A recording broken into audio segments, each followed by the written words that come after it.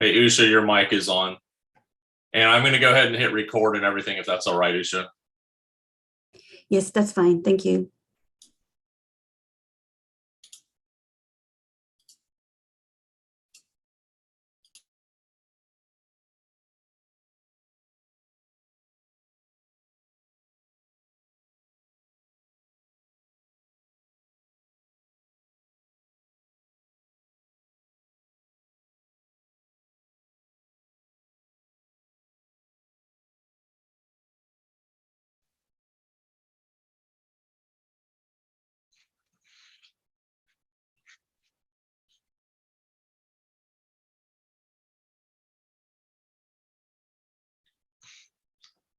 Good morning, everyone, and welcome.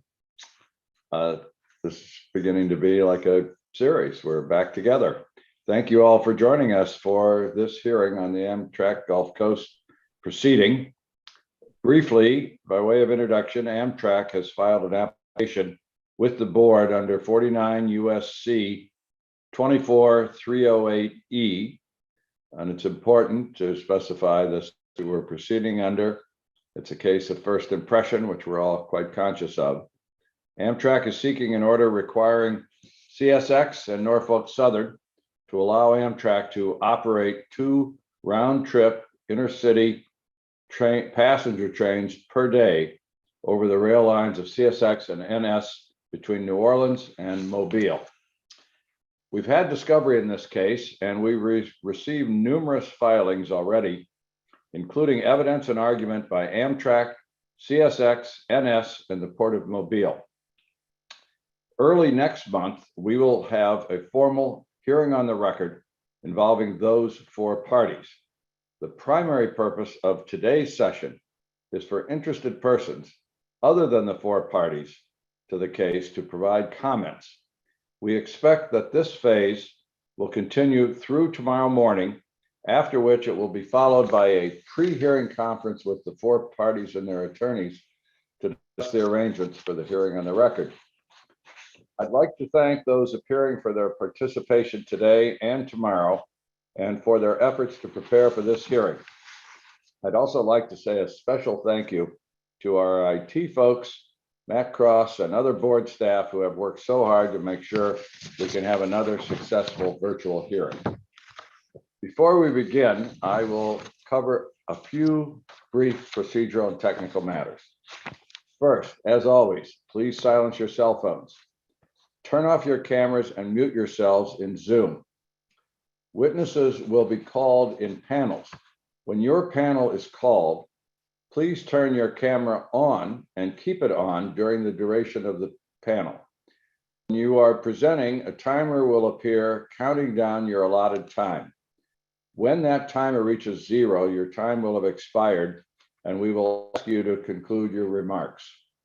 If the board members have questions while you're presenting, be aware that they might ask those questions before your presentation is over. Panelists, you have access to the chat function in Zoom, but please only use this for technical questions. If you become disconnected from the hearing and are not able to reconnect via Zoom, there is a phone number you may use to call in, included in the hearing information you were provided, and hopefully we can correct that problem. You can also refer to the frequently asked questions on the board's website for any further troubleshooting or contact information. This hearing is also being streamed on YouTube, and the link is available on the board's website. A transcript of the entire hearing will be placed on the board's website after the close of the hearing, and a recording will be available as well. For the benefit of the court reporters, please speak clearly into your microphone and minimize background noise. The court reporters are welcome to interject if they can't hear. We will take a 30-minute break for lunch today at 12:30, from 12:30 to 1 Eastern. We will also take several short breaks throughout the day as needed.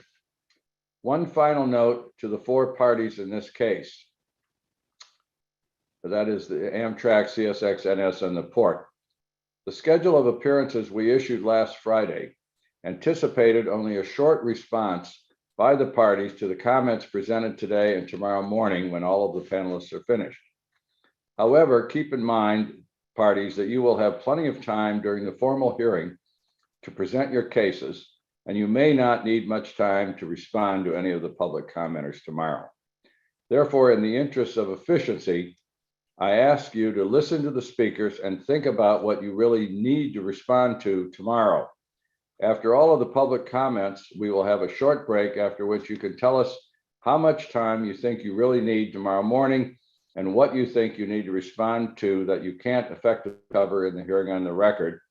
And we'll then set more specific times for each of you at that time, keeping in mind that we would like to finish covering all of the pre-hearing discussions before the end of the session tomorrow.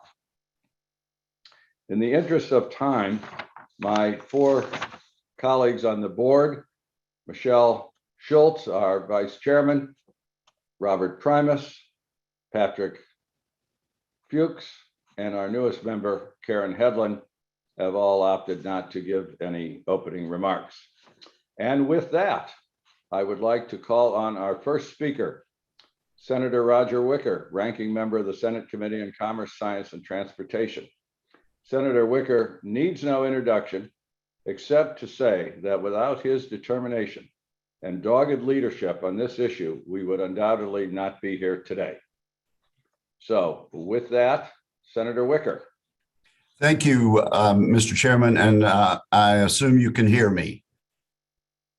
I can, loud and clear. So I'm going to proceed. Thank you, Chairman Oberman and other distinguished members of the board. I appreciate you giving me this opportunity to speak at this hearing in support of Amtrak's application to restore passenger rail service between New Orleans and Mobile. Restoration of this vital service is long overdue. I appreciate the board's attention to this issue and the dedication all of you have shown in engaging through this process, but doing so on an expeditious basis. The impact of Hurricane Katrina is still being felt. Of course, it devastated the Gulf Coast in 2005. The disaster killed 238 Mississippians, displaced 66,000 more Americans, and caused total economic losses in excess of $100 billion. The storm also wreaked havoc on infrastructure across the region, not just in the states of Alabama, Mississippi, and Louisiana. But one of the victims that remains is passenger rail service along the Gulf Coast. It was just one of the many harms that resulted, but it has proven difficult to set right. And I'm hoping that we are at a moment of fruition in that regard. Resumption of the service after more than 16 years would mark the completion of a long recovery from one of the strongest storms on record. It would also support future economic growth. Indeed, the cities along Mississippi Gulf Coast have already recovered in many other metrics. Since 2010, the population has steadily increased, increasing demand for transportation options. As a matter of fact, because of the increased population, passenger rail service would be even more beneficial than ever, serving workers, residents, and tourists traveling to Bay St. Louis, Gulfport, Biloxi, and Pascagoula, and all points in the three Gulf Coast counties of Mississippi, as well as Alabama and Louisiana. Now, I know that some parties have raised concerns about freight rail movement. I am very supportive of freight rail and increasing our capacity for freight rail. Mississippians are experiencing the same inflation and supply chain challenges as our fellow Americans. Nevertheless, I see restoration of a rail transportation option as an improvement, not an impairment. I'm confident that the Gulf Coast Rail Corridor can accommodate passenger rail service. Clearly, it ran before Hurricane Katrina. And I appreciate the existing rail infrastructure may impose certain limitations, but I want to emphasize that this endeavor is not a zero-sum game. Mississippians can and should have access to efficient freight movement and effective means of passenger travel also. As with so many topics, discussion about passenger rail can be contentious, and some stakeholders with interest far from the Gulf Coast are invested in the outcome of this matter. For the Mississippians who lost a transportation option, along with so much else, to Hurricane Katrina, this case is not an abstract policy question. It's about continuing and completing the recovery some 16 years later. Freight and passenger railroads must work together to achieve benefits for both elements of rail transportation along the Gulf Coast.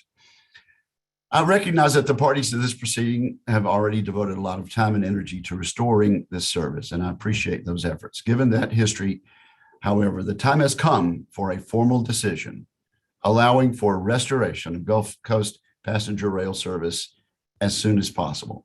Surface Transportation Board has the authority under the law and the expertise to consider any challenges and chart an effective path forward. So I want to thank the board members again for their attention to this important matter, to thank all of the witnesses who were lined up to speak on our behalf.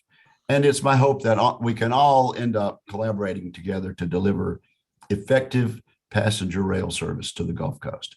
Thank you very much. Senator, thank you. And I think we're all honored by the fact that you've taken some time out of your day to address us across the hill, the other side. I'd like to ask you if I could, I know we don't want to keep you too long, but I'm wondering if you could give us your view of the role of the recently passed Bipartisan Infrastructure Bill, the role that those resources might play in the future of this particular line. Very much so, and it's an excellent point. Of course, our position is that the law favors this petition, regardless of what else might have been passed. But the happy and positive answer to your question is that the Bipartisan Infrastructure Law, which has been passed by both houses and signed into law by President Biden, includes historic levels of federal funding that can be used to benefit both freight rail and passenger rail. And in addition, there are a number of investments for freight movement in and around ports, supporting another vital element of the supply chain. So it's a vast and complicated and all-encompassing infrastructure bill, 95% of which I would contend is actually hard infrastructure. And passenger rail, freight rail, and seaports are very much mentioned and financed in this legislation. So thank you for allowing me to make that point, sir. Yeah, thank you, Senator. I think that's very helpful for all of us to keep in mind. Are there any other board members who have any inquiries for Senator Wicker before we let him get back to Senator? Marty, I'll take a question. Ranking Member Wicker, many thanks for being here and offering your remarks on this important matter. You mentioned that the passenger train service would support economic growth. And I was wondering if you could elaborate on the vision for economic development in the region and how the service might fit within that. Yes, of course, our casino industry on the Gulf Coast is a vital important part of our tourism industry. It was devastated by Hurricane Katrina. Actually, it has come back stronger, and the tourism aspect of it has now gone much broader than simply organized casino activity. Their children's activities, their parks, and so in the sense that this would facilitate our tourism industry as well as the tourism industry of Mobile and certainly New Orleans, this would be a huge help. Our biggest manufacturer in the state, with some 11,300 employees at the facility alone. Is Huntington Ingalls, the shipyard. Again, this would be a wonderful way to get passengers off the interstate who come from as far as Louisiana and Alabama to work at that manufacturing plant. And that statement could be made several fold with regard to our other manufacturing. So in those senses, we are ready for the additional economic boost that this would bring. Thank you. Thank you, Senator. Any other board members have any inquiry for Senator Wicker? I just have one, Mr. Chairman. Senator Wicker, it's good to see you again. And I just have a quick question. You know, the main complaint from the other side is that this passenger rail service would hurt freight rail. I know you talked about it a little bit, but can you give, your assessment, as a senator of Mississippi of a vital part of this line, why it would not? Well, first of all, I don't think it would hurt, because freight rail and passenger rail have coexisted since the beginning of the Amtrak experiment decades and decades ago. And so to the extent that it has worked elsewhere in the country, it will work again on the Gulf Coast, although restored 16 years later than we wanted it to be. In addition, as I pointed out to Chairman Oberman, there are funds available to accommodate this. And as a matter of fact, I think there's some relocation plans already in the works in the state of Alabama that would actually work hand in glove with increased freight capacity, as well as a restoration of passenger rail. It works nationwide, and it can work. And I'm a huge supporter of our freight rail service, as my friends in freight rail know. We just happen to disagree on this one issue. I think in the end, it can be and will be a win-win for both industries. Thank you. All right, Karen, Michelle, Karen? Yes, Senator, I just want to thank you for your strong interest in this project and the importance to all sides of the issue here. And I also wanted to just thank you for the courtesies that you extended to me in my recent hearing. So thank you very much. Good to see you again. Thank you very much. It's been a pleasure to appear before you today. It's happy to have the table. Sometimes it's fun to have the tables turn, Senator. So we are delighted, really delighted you were able to take time to be with us and lead off this very, very important matter in front of the board. So if there are no other questions, we will let you go and thank you, sir. Move on. Take care. Thank you so much. You're welcome. All right. Our next witness is the Honorable Amit Bose. Chairman Oberman and members of the board. All right. Amit is, as I think we all know, FRA administrator and here is part of the Department of Transportation. I'm sorry, Amit, go ahead.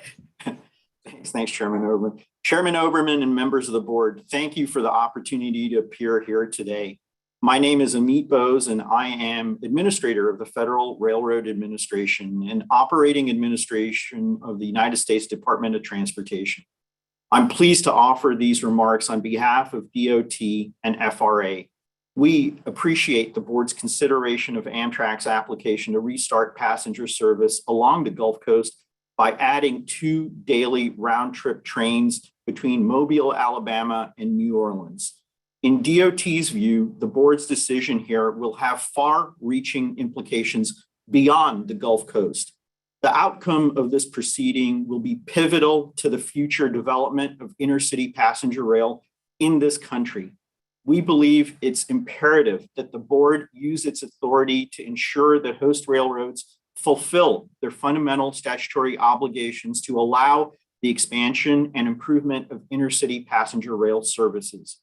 As the board knows, these statutory obligations are at the core of the balance that Congress struck when over 50 years ago, it created Amtrak and relieved railroads of their common carrier obligation to provide intercity passenger rail service.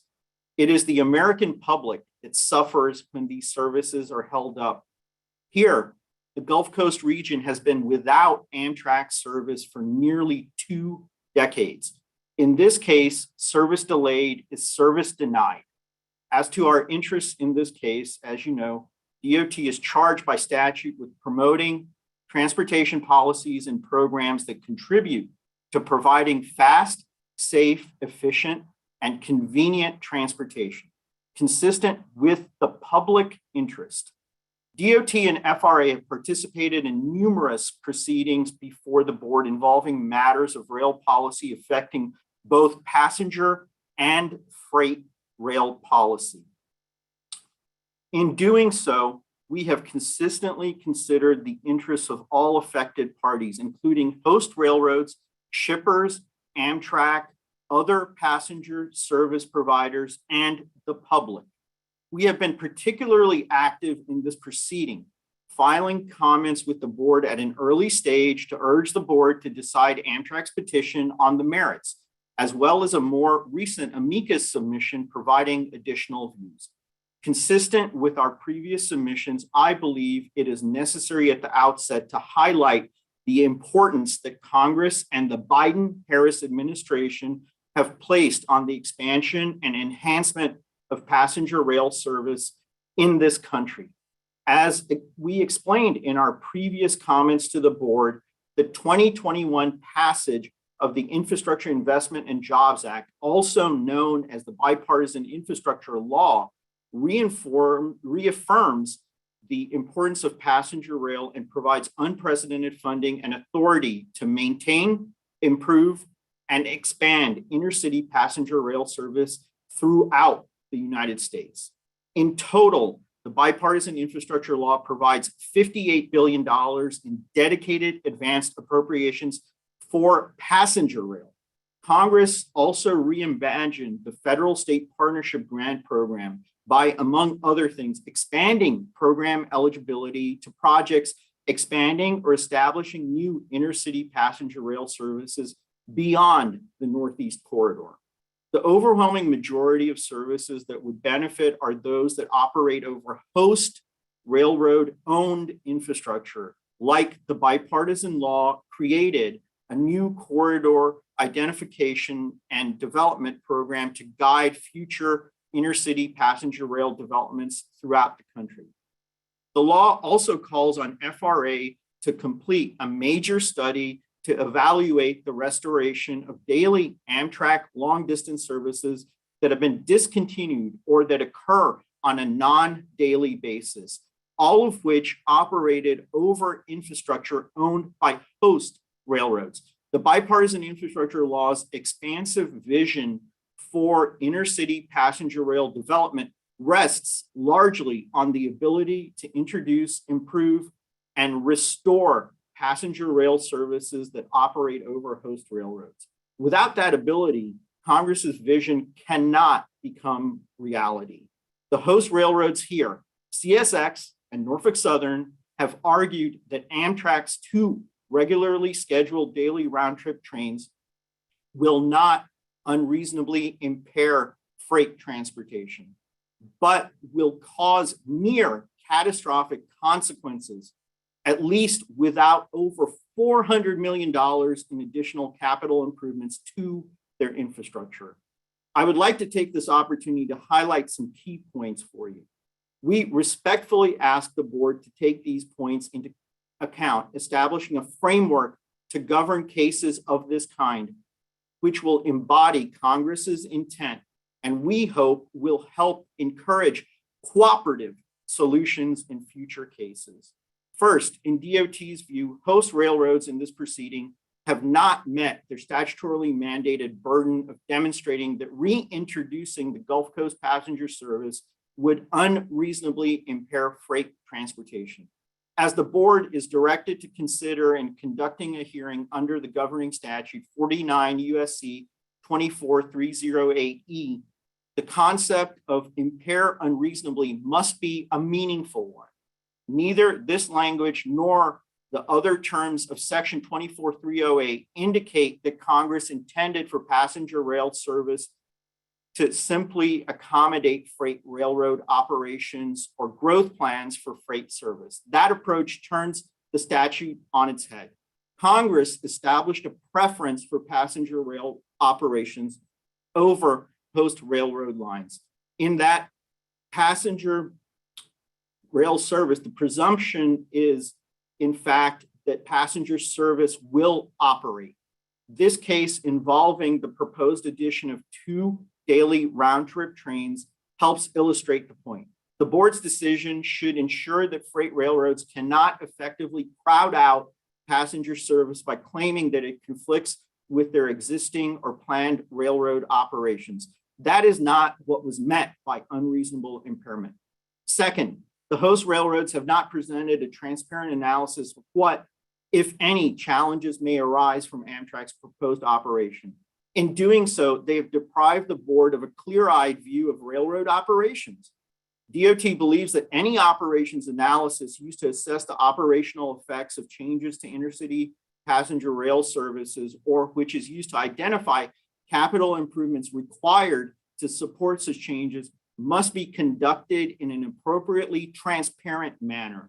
Transparency is a basic prerequisite to meaningful collaboration between Amtrak and host railroads. Transparency is also essential given that host railroads here have called for costly capital improvements as a prerequisite to adding Amtrak trains, and such improvements would likely be publicly funded.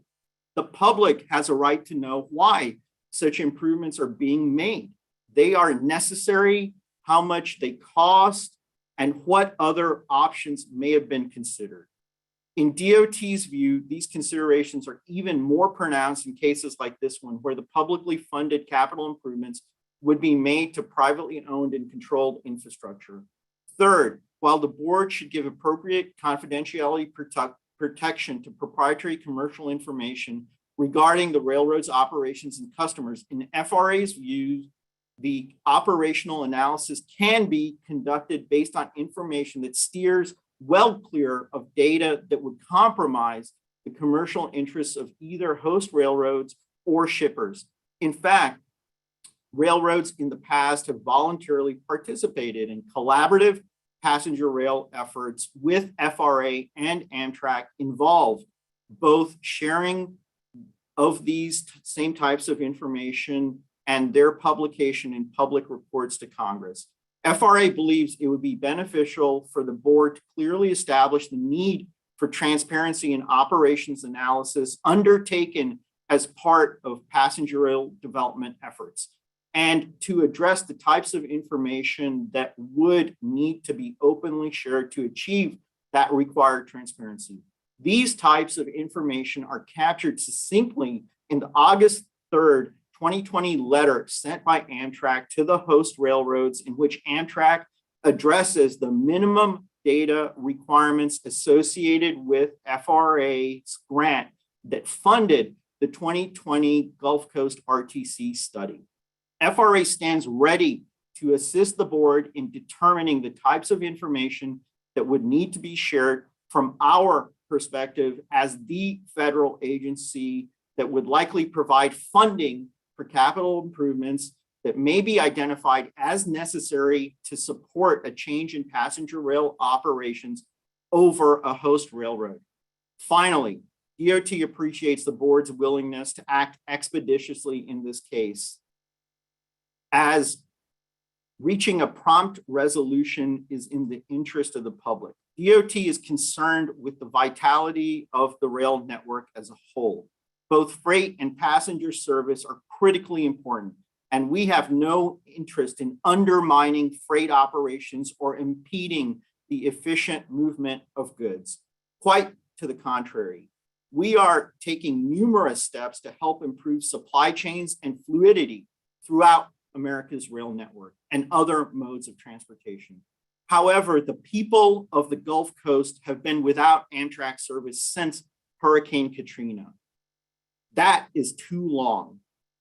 Should the board grant Amtrak's application, DOT and FRA remain committed to assisting the board and the parties to make the requested passenger service a reality.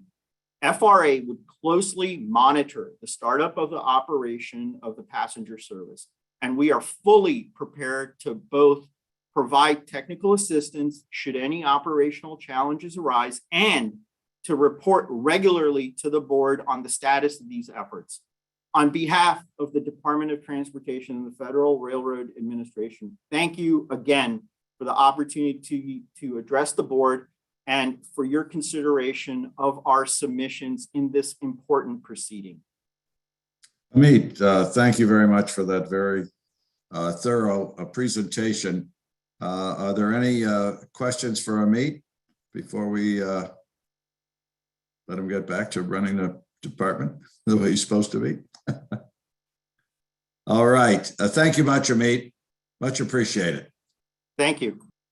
All right. At this point, I am going to call up panel 1, which consists of the Honorable Mccutcheon,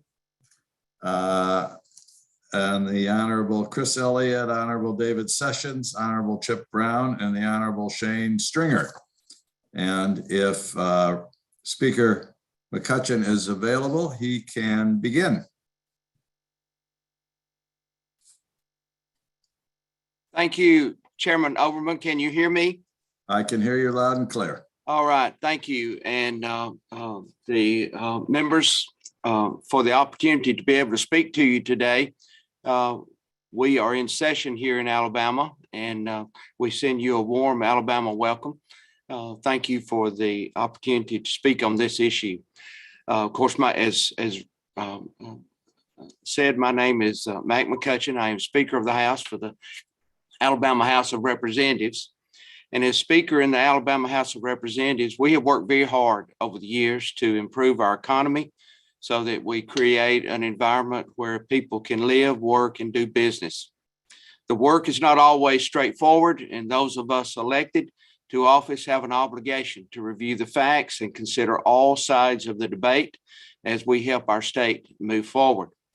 An issue today is Amtrak's effort to add passenger rail between Mobile and New Orleans.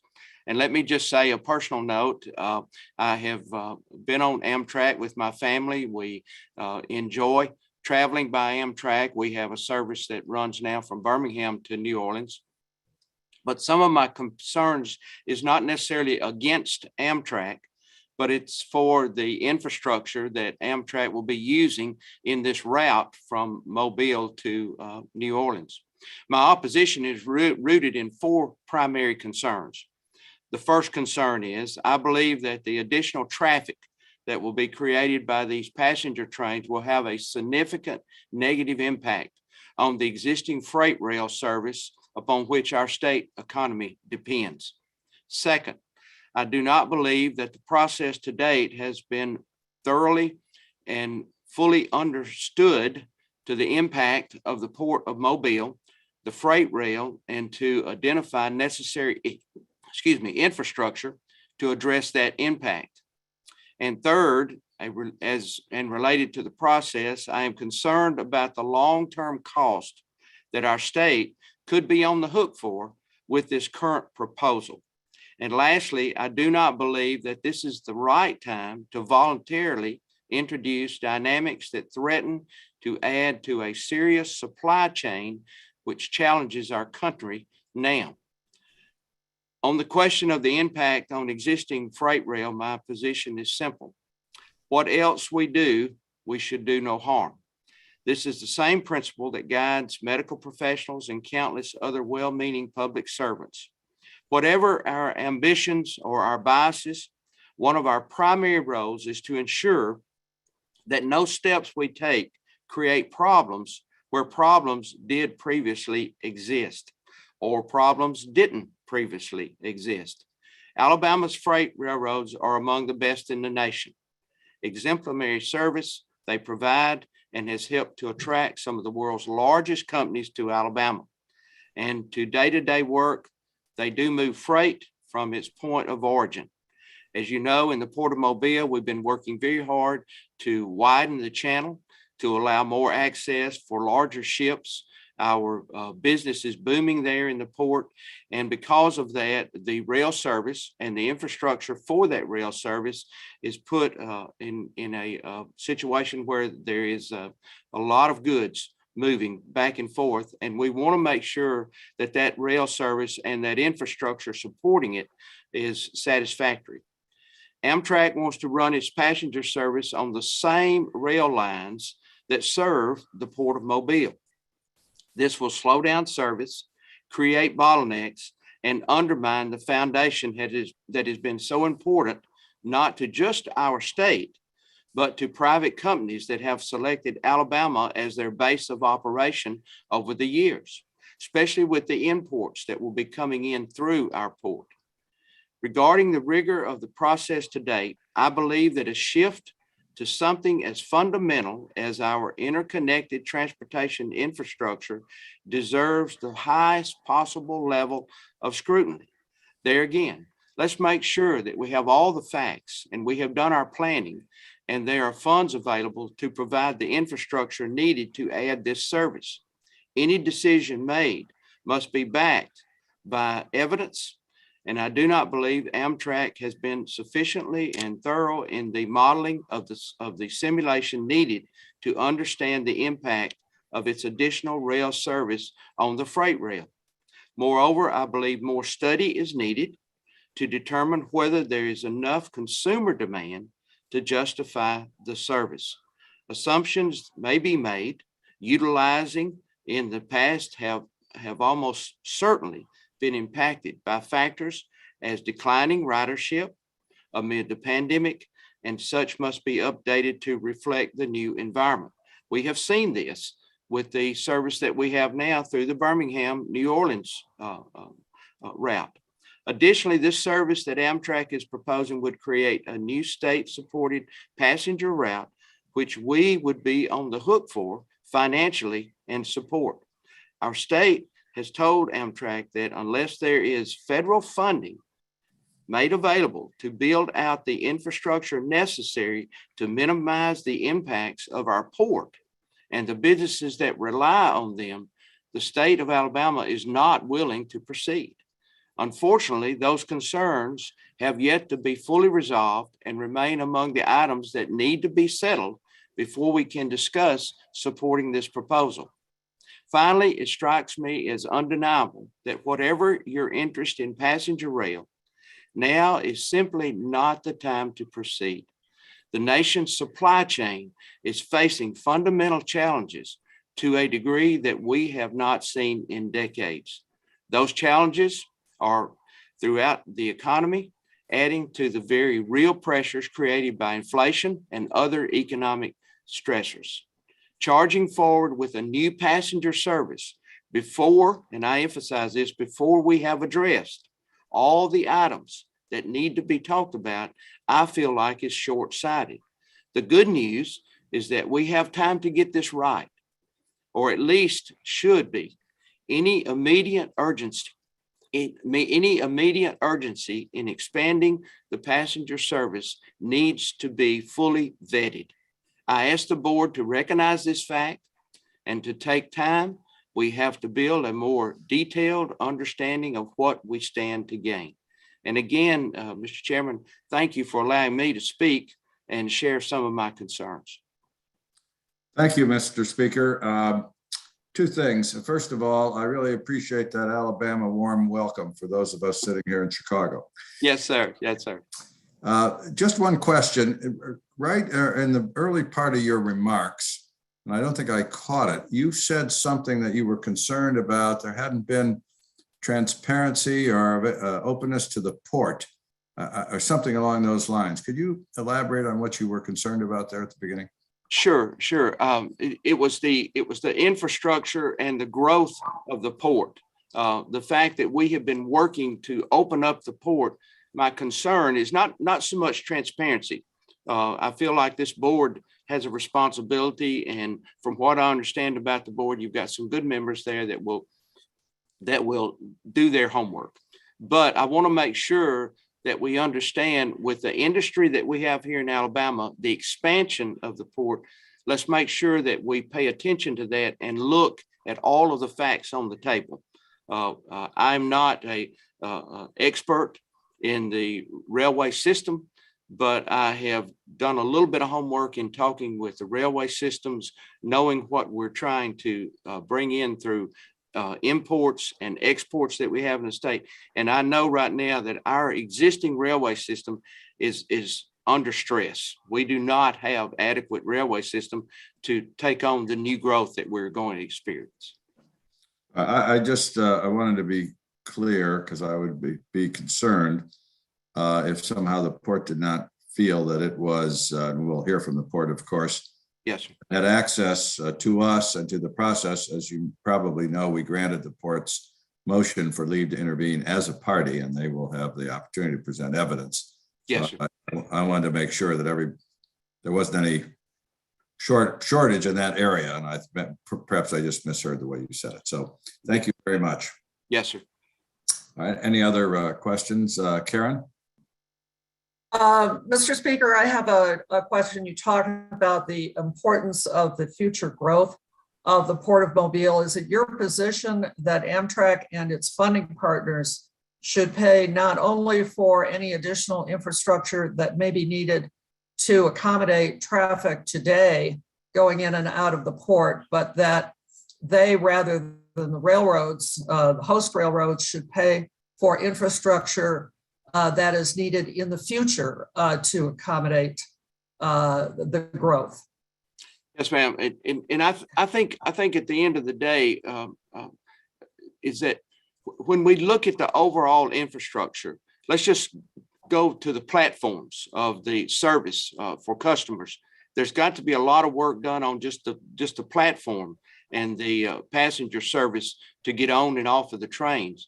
Plus the fact that when it comes to the funding, I want to make sure that this board has looked at all areas of funding, and that it doesn't fall on the shoulders of either the state or the railroads and or Amtrak, to include Amtrak, but we have taken a deep dive in that funding and make sure that we're not just trying to push something through that's not adequately funded from all levels.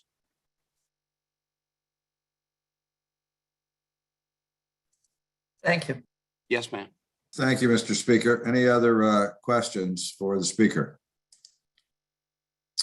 All right, sir. Thank you much for taking the time to talk to us and share your views. Keep tuned. All right. Thank y'all so much. And if you get too cold up there, just come on down to Alabama. We'd be glad to have you. I'm on my way. Thank you. All right, Senator Elliott. Good morning, Mr. Chairman. Thank you, Chairman Overman and members of the board, for allowing me to appear before you today. I will also extend the Speaker's warm Alabama welcome to you and the board from the Gulf Coast of Alabama. As you mentioned, my name is Chris Elliott, and I am proud to represent the people of Baldwin County in the Alabama State Senate. Before serving in my current position, I was the chairman of the Baldwin County Commission and the chairman of the Eastern Shore Metropolitan Planning Organization, representing the fastest growing county in the state of Alabama. My service requires continued attention to transportation issues affecting mobility for my constituents, and I am a proud lifelong resident of the area, having been born and raised in both Mobile and Baldwin County. It is my role as both an elected official and longtime resident of the region that I am here today to voice my concerns about Amtrak's proposal to return passenger rail service to the Gulf Coast. I take seriously my responsibility to do what is best for my community. This includes taking a stand against those who may threaten the future and prosperity of Baldwin County and communities across the state. In the midst of pandemic recovery and the ongoing supply chain concerns resulting from it, we cannot afford to let this proposal, as currently situated, with no additional infrastructure updates proposed, to move forward. To do so would be, in my opinion, short-sighted and reckless. It is crucial that the state of Alabama, in concert with our federal partners, undertake public works projects that will have a positive and balanced impact on Alabama residents, not projects that pick certain economic sectors of the state to reap supposed benefits while wreaking havoc on other sectors.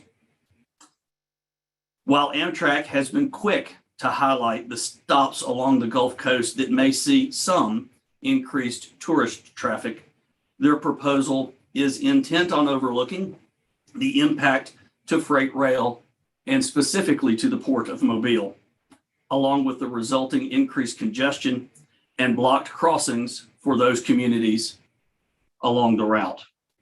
We must take into consideration the negative long-term impact this proposed new service will have on millions of Alabama and Gulf Coast citizens, more than Amtrak's estimated 38,000 riders annually.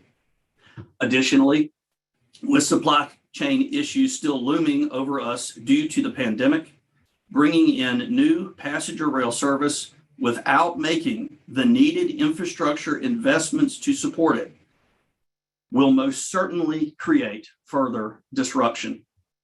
We cannot just ignore those whose lives and livelihood will be affected by this development. Front and center for those that would likely be adversely impacted by this passenger rail proposal are the companies and industries that rely on rail networks and the Port of Mobile. Increasing congestion in and around the port, which serves as a significant economic driver for our region, in the name of providing Amtrak service for a small number of passengers, is a very clear example of the costs not aligning with the expected benefits. Further, it isn't just the short-term costs that need to be examined, but I echo the public comments of Mobile City Councilman Joel Daves, who has pointed out the unknown costs for local governments and the state when the initial federal grants for passenger rail expire. Current federal cost-sharing models and the passenger rail experience elsewhere in the country point to the reality that the taxpayers are looking at a sizable bill down the line for passenger rail. We've been told that there is a federal funding stream for the first 3 years, but there are no federal funds that have been committed after that. Going forward, our state and local governments, no doubt, will be on the hook for millions just to keep the service operated. And as the speaker just indicated, both the city of Mobile and the state of Alabama have not committed funding for this service. As a public servant, I will always prioritize the wise use of taxpayers' dollars. The questions I continue to ask myself are, is this beneficial enough as a whole to Alabama? After the grant money for this project is drained, what are the financial commitments Alabama is going to be on the hook to cover? Is it critical, or it is critical rather, that we consider the notion that there are other areas where taxpayer dollars would be better spent, where communities would actually reap consistent and balanced benefits? In speaking with you today, I hope that you understand that I have the state in which I was raised, the people with which I grew up, in my best interest. After connecting with and listening to my constituents as well as experts on this issue, I am confident that my sentiments expressed here today reflect what is best for Baldwin County, our region, and the state of Alabama. I appreciate, Mr. Chairman, the time to speak with you and the opportunity to speak with you and share my perspective on this matter.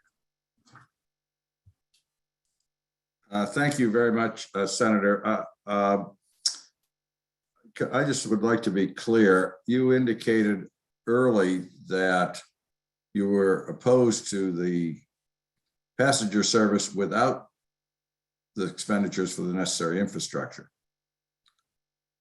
If that infrastructure were to be funded, if whatever amount is needed, would that satisfy your concerns? It would allay some of my concerns, but I'll go back to some of the questions and comments you had to earlier panelists, and that is to make sure that we are discussing not only the infrastructure for Amtrak that may be required, but also for the negative impacts that may be visited on both freight, rail, and also the Port of Mobile.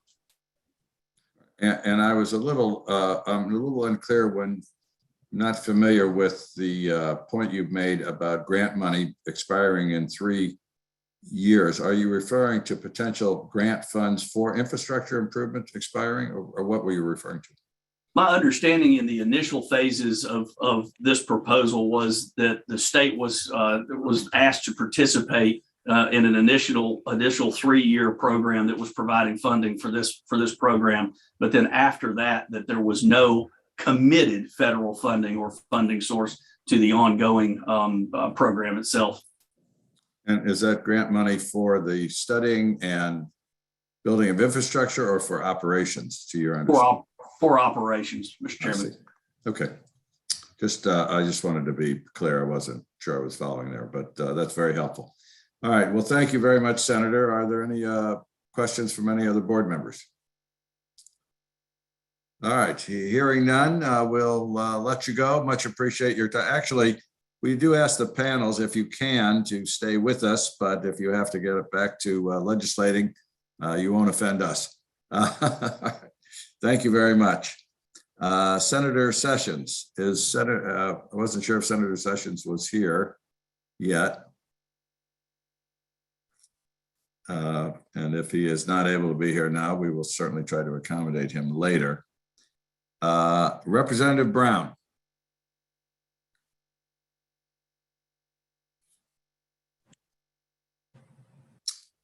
All right, there we go. There you are, sir. Okay, welcome. Thank you, Chairman Oberman, members of the board.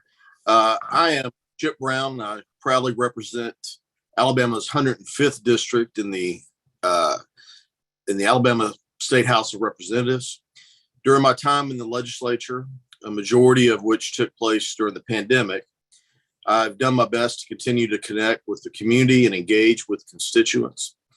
During this time, I've seen the impact the pandemic has had on the physical and financial health of the community, and in particular, how many of our local business owners continue to struggle because of the pandemic with the supply chain concerns that have resulted due to the global disruption.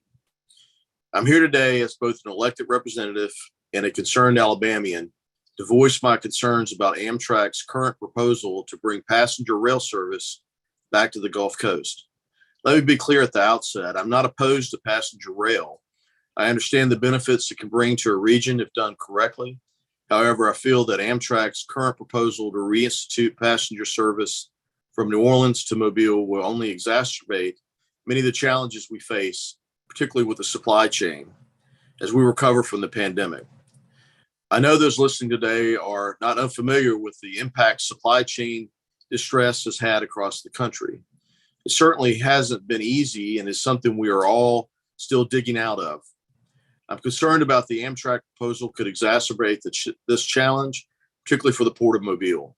The port plays an integral part in Alabama's economic growth, contributing more than 160,000 jobs and $25 billion to the local economy. Similar to other ports across the country, the Port of Mobile is dealing with amped up congestion and other challenges that jeopardize its role as one of the most impactful and fastest growing ports. If Amtrak's service line is approved as proposed, shipping challenges already occurring at the port will worsen. When shippers' livelihoods are threatened by Amtrak's likely disruptions to the port, I'm concerned that in today's highly competitive global marketplace, they may look at taking their business to competing ports, stifling economic growth in our region, and Alabama cannot afford to lose jobs, especially as we push through the beginning stages of pandemic recovery. I, along with many of my constituents in House District 105, don't see any reason to rush into a service project of this scale. especially when the degree of disruption and financial burden required from the state remains unknown. The passenger rail service should be planned and constructed in a way that doesn't disrupt Alabama's recovering economy. However, in the proposal to date, it seems that Amtrak has unfortunately not yet proven that this is possible. Because I'm a supporter of passenger rail, it's disappointing to me that Amtrak does not seem to appreciate the effect the proposal could have on shippers, the Port of Mobile, and ultimately the surrounding region. I would not be doing my job if I did not call on you today to consider the impacts of Amtrak's proposal from my perspective. Alabama residents, employers such as the port should not be forced to deal with the negative impacts of Amtrak's current proposal. I'm hopeful that Amtrak will come around and realize that more needs to be done to make this proposal workable for all parties. As I said, I'm a fan of Amtrak. I've ridden Amtrak multiple times.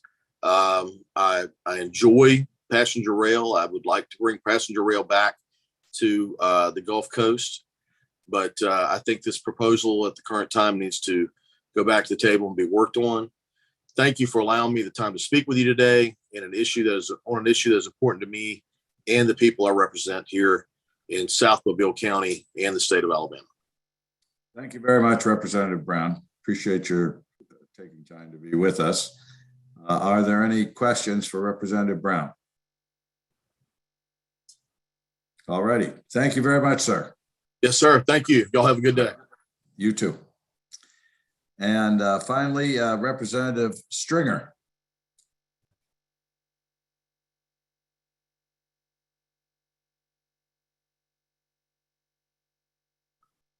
Is Representative Stringer with us? All right. Let me ask again if Senator Marty, he appears to be there, but I think his I don't know if his sound. I can see him. You're better at figuring this out than I am, Robert. Representative Stringer, are you trying to join here? I see him shaking his head. There must be some audio issues. All right. I can't see him on my screen. I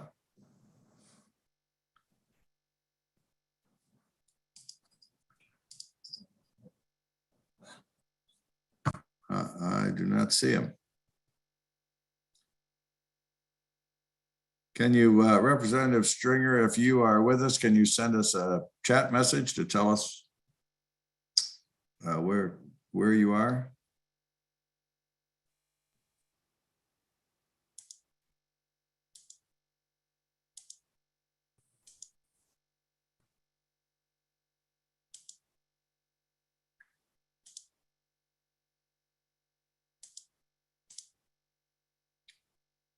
Okay.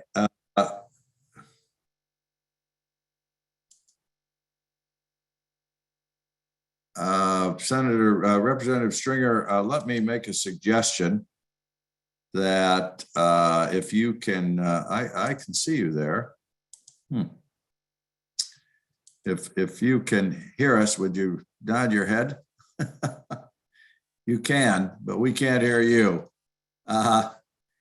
Let me make a suggestion to you, Representative, that if you could figure out how to get your audio going and let us know, then we'll call you when you're available, because I'd certainly like to give you the opportunity to be heard. Is that okay? All right, and that will allow us to move on. I'm going to ask one more time to see if Senator Sessions has been able to join us. And I don't hear anything in that regard. So I'm going to terminate or temporarily suspend this panel till we can get Representative Stringer back. And we're going to move on to the panel number 2, which is a number of local elected officials in the area. And that consists of Jimmy Rafferty, Mayor of Pass Christian, City Councilman Kyle Lewis from Bay St. Louis. I have always a fondness in my heart for City Councilman. Paige Cognetti, the Mayor of Scranton, Pennsylvania. Linda Pitt, Mayor of Village of Crestline, and Satya Rhodes Conway, Mayor of Madison, Wisconsin. With that panel, if that panel is ready, we will start with Mayor Rafferty from Pass Christian.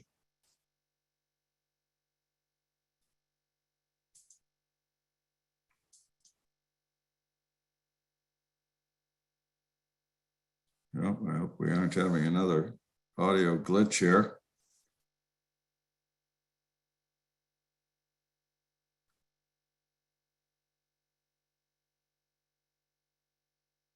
Mayor Rafferty, are you there?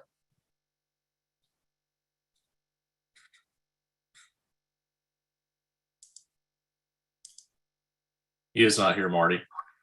He is not here. All right. Can we then move on to Kyle Lewis from the city of Bay St. Louis?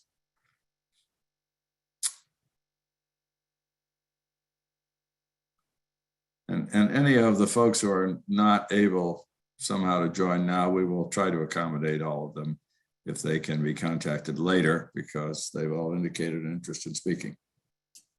Marty, the next one that's here is Paige. All right, then we'll move to Scranton, Pennsylvania. There she is. All right. Good morning. We are certainly honored that you came all the way from Scranton to Mississippi to talk to us virtually. You know, it was great. It was a short flight. All right. Thank you, Mayor. Thank you. Yeah. Yes, so nice to be with all of you. I am Paige Cognetti. I'm the mayor of Scranton, Pennsylvania. Scranton was built on rail in the 19th century. We manufactured T-rails for America's railroads and powered the nation by shipping anthracite coal on those rail networks.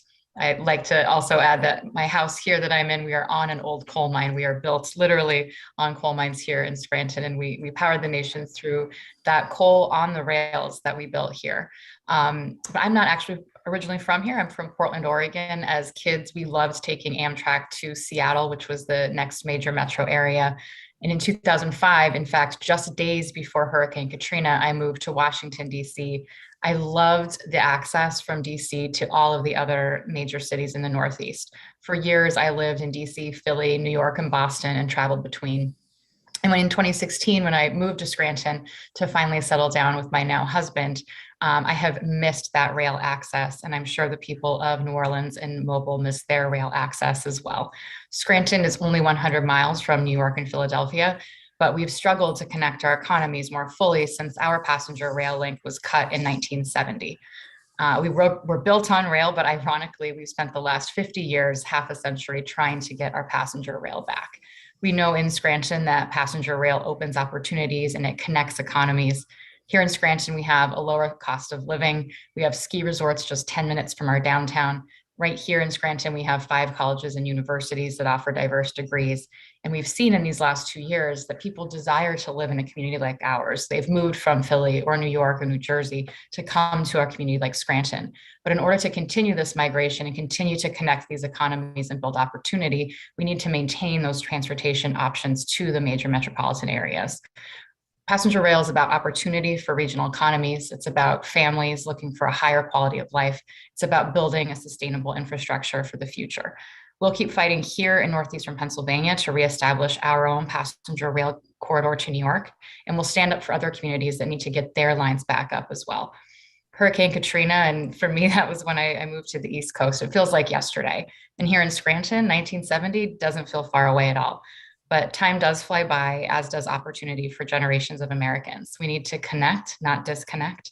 And I urge the restoration of passenger rail service to the Gulf Coast now so that those communities aren't fighting for a half a century to get their economies and their opportunity back up and running. Thank you for having me. Thank you very much, Madam Mayor. Appreciate you taking the time. Thank you. And I understand that Mayor Pitt may not have been able to be with us yet. Is Mayor Pitt here? No, she isn't. No. All right. And finally, Mayor Rhodes Conway from Madison, Wisconsin, a city near and dear to my heart since I once went to law school there. Is Mayor Rhodes Conway there?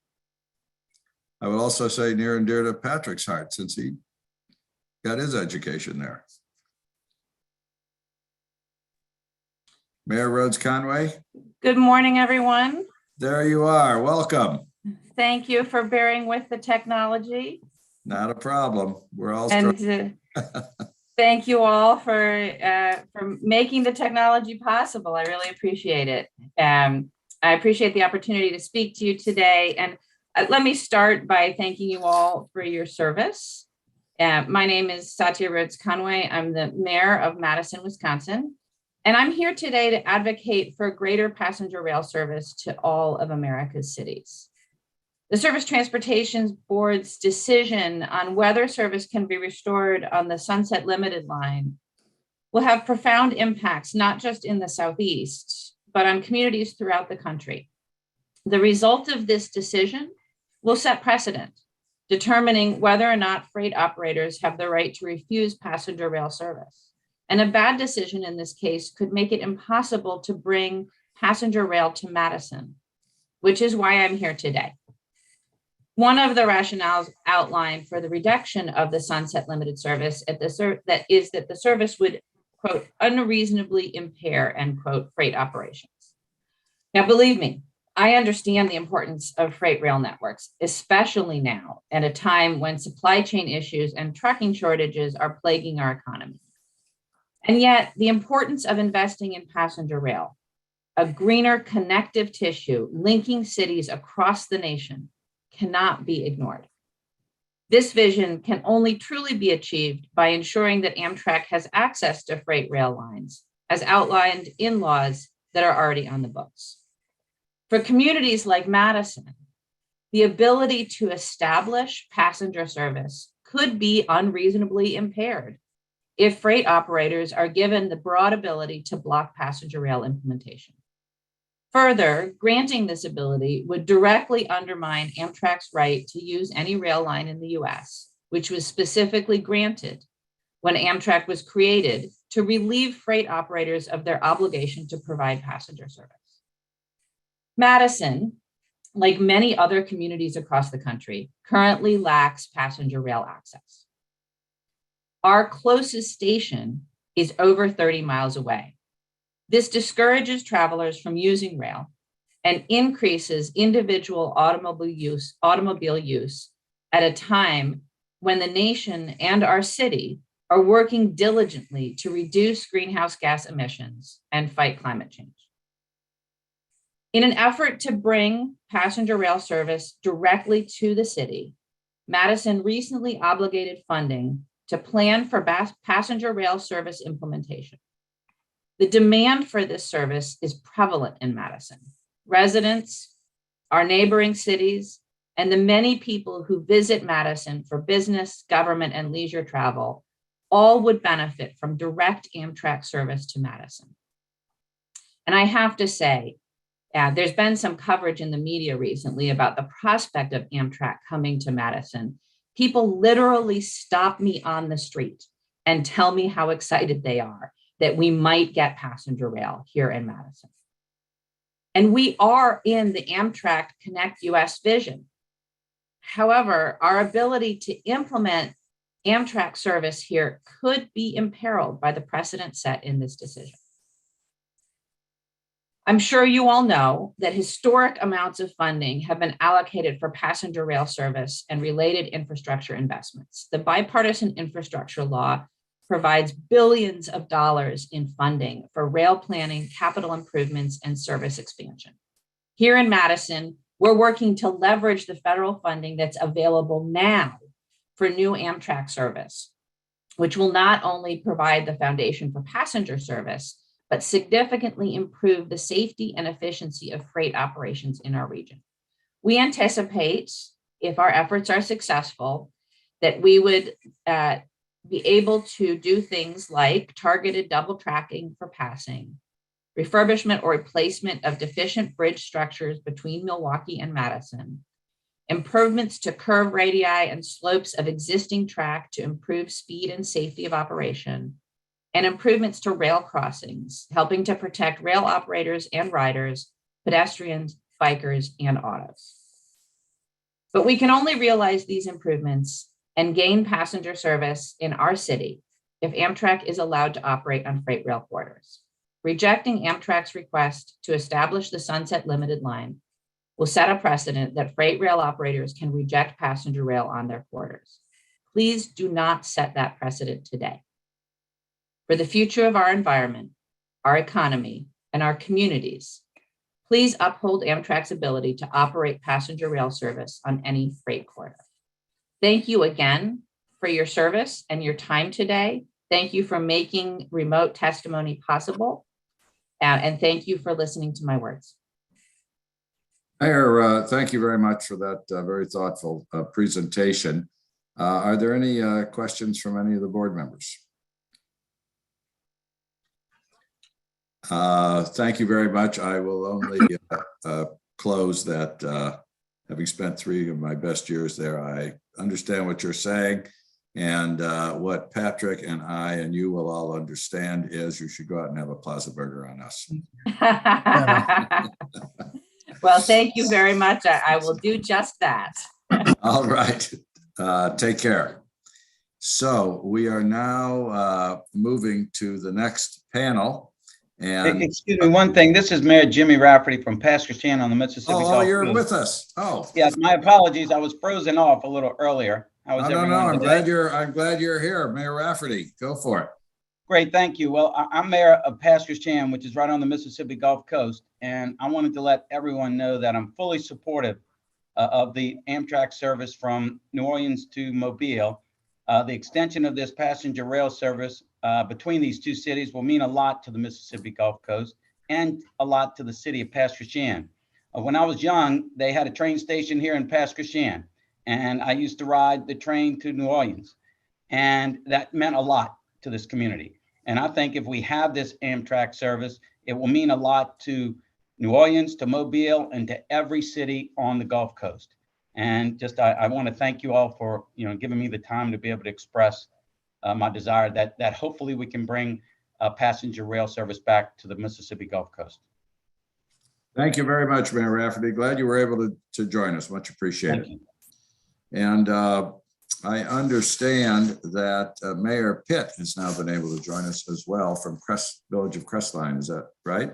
Yes, that is correct. Well, thank you so much. Welcome. Welcome. Hey, I'm here just to talk about the support for Amtrak between Mobile and New Orleans, and also for my little village in Crestline, Ohio, because mainly the railroad built our town. I mean, our town would not exist if we did not have the railroad. So, we're very supportive of CSX, Norfolk Southern, everything, but we had Amtrak at one time. We were an Amtrak station, and then they had to move, and now they want to come back to Crestline. And I got to tell you, my citizens are ecstatic. They want Amtrak back. It will help. Number one, it'll help us move all over the country.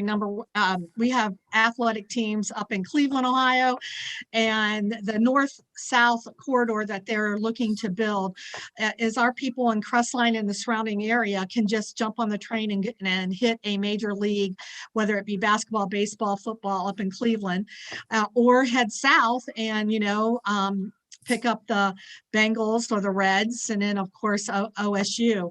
And I've talked with people, they're telling me that if the train is going from Cleveland down to Cincinnati, parents can pop their kids on the train to college, and then that'll save them time and effort.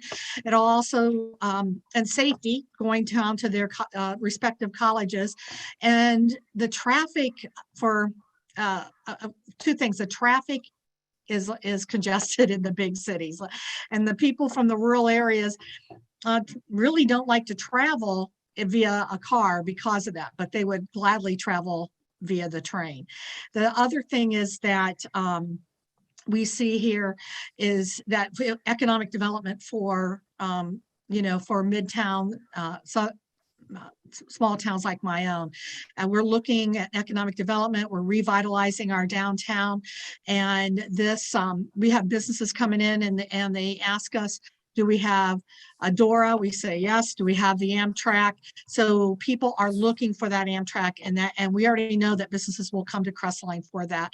And that'll just make our region all the more stronger with the economic development. And so, you know, I'm just here to share that we need Amtrak in our little town as well as in the region.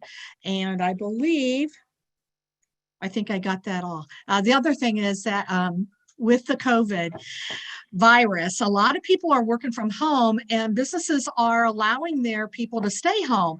And because of that, if they have to go into the office a couple times a week, they can literally board the Amtrak and go to Cleveland or Columbus for that. And that's another big plus for our small town in Ohio. And that's what I have for you today. Thank you. Mayor, thank you very much. Could you tell us a little more specifically where Crestline is on the map? Okay, and Crestline is right in between Cleveland and Columbus, really halfway. And according to the proposed route, it'll go from Cleveland, and Cleveland has two stops. One being, of course, near all the professional arenas.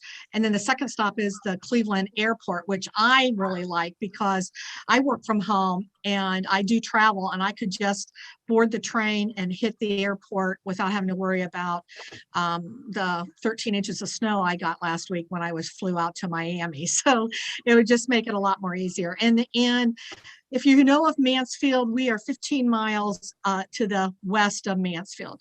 And literally back in 1850, the cities around us did not want the intersection of the north, south, east, west railroads. And so the railroad took up the land and they built Crestline. And so we have a rich railroad history here. Right. Did that help? That helps very much. Thank you so much. Are there any other board members who have any questions for the mayor? Okay, Mayor Pitt, thank you so much for being with us this morning. Much appreciated. Thank you for having me. All right, and before we move on to the next panel, I'm wondering if Councilman Lewis has been able to join us. Not yet. Okay, we will then move on to panel 3, which is Mayor Sandy Simpson and Councilman Joel Daves. Mayor Simpson, I see that you're there. You're on. Yeah. Good morning, Mr. Chairman. Good morning. As you stated, I'm Sandy Simpson, and I am the mayor of the city of Mobile. And I thank you for allowing me to testify this morning. As the city of Mobile's mayor, my administration is focused on creating one Mobile, a safer, more business and family-friendly city. Amtrak's proposed expansion of passenger rail service on the Gulf Coast has the potential to advance that mission, but only if it's pursued with total transparency, a close examination of the potential impacts to freight infrastructure, and the impact to the crucial facilities like the Port of Mobile. First and foremost, it's essential that any plan pursued by Amtrak avoid negative impacts to the Port of Mobile.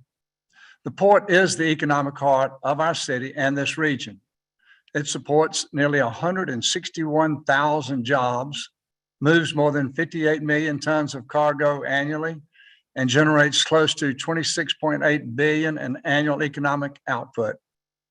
But beyond the economic impacts, the port is also a vital conduit to our global supply chain, playing an incredibly important role in ensuring that both imported and exported goods move smoothly from their point of origin to their destination. Any action that stands in the way of the continued efficient and productive operation of the Port of Mobile must be treated with microscopic scrutiny. The Port of Mobile is simply too important to our city, the state of Alabama, and the Gulf Coast region. Today, the Port of Mobile is not the same port it was in 2005 when Amtrak last operated in Mobile. Since then, the Alabama State Port Authority, the state of Alabama, private investors, and the federal government have collectively invested over $1.4 billion in infrastructure improvements to support growth at the Port of Mobile. In late 2008, the container terminal opened and has posted double-digit growth year over year, except during the recession. In 2020 alone, the marine terminal posted a 21% growth, the coal cargo growth grew by 50%, and the container rail posted 139% growth. Today, the port handles over 5 million tons of carbon or stainless steel products. Now, by comparison, in 2005, that number was less than 500,000 tons. These numbers represent incredible growth over the last 15 years, but pale in comparison to the potential growth over the next 25, as long as that growth is not impeded by rail congestion. Simply put, today's Port of Mobile's operations are not the same as those of 2005. Unfortunately, Amtrak's current proposal appears to disregard these facts. Plans suggest that Amtrak would move at least 4 passenger trains per day onto main lines servicing the Port of Mobile. Those 4 trains would be added to an extraordinary complex and tightly managed schedule of existing freight and rail traffic. Not only would that lead to more congestion and delay during regular operations, but freight traffic would also be required by federal law to yield to passenger traffic. This adds up to the potential for significant material impacts to the day-to-day workings of the port, potentially impacting the bottom line for many, many companies and customers that depend on reliable scheduling to and from the port. The impact of Amtrak's current proposal must be modeled and understood in exacting detail to ensure that infrastructure that's currently in place can support this expansion. Additionally, since it is expected that the existing privately owned rail infrastructure will need additional investments to accommodate the new passenger service, the board should be clear in ensuring that all stakeholders, including Amtrak, are on the same page about who will bear the brunt of these costs, both today and in the future. Beyond the cost for Amtrak's proposal and the likely negative impact it will have on our port, I would also like to stress the importance of Amtrak's coordination with the City of Mobile in locating a passenger station. The Mobile Port Authority has included dedicated space for a new passenger rail station at our Brooklyn Aeroplex.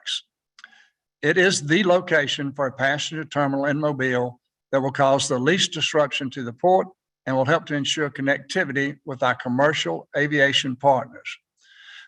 Not locating a passenger terminal at the Brooklyn facility near downtown in favor of the older legacy platform would not only be a missed opportunity, it would be a mistake. The city would also like to see Amtrak invest in the rail infrastructure to ensure that our port and our rail cargoes are not adversely affected. This is a common practice of Amtrak's when accessing host rail in other parts of the country. Our port supports 8 national and regional railroads that cross or access the CSX main line to deliver freight and intermodal cargoes to our seaport. The City of Mobile thinks there's much more work to be done to realize passenger rail in our community. Many of our businesses and stakeholders think it's premature for this board to grant the Amtrak petition at this time. As with any major project, the key to success is open and honest collaboration like we're having today. We are proud to progress as we are proud of the progress we've made in Mobile and committed to maintaining our future as a safer, more business and family-friendly city. I look forward to engaging with Amtrak, with the Surface Transportation Board, and other stakeholders to ensure we arrive at an outcome that will benefit all. Thank you, Mr. Chairman, for allowing me to speak today. Thank you. Thank you, Mr. Mayor.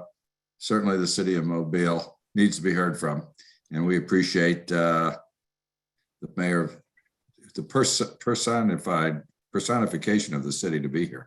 Thank you. Thank you, sir. Are there any questions for Mayor Simpson? All right. Thank you so much. I have one. I'm sorry, Karen. Karen, go ahead.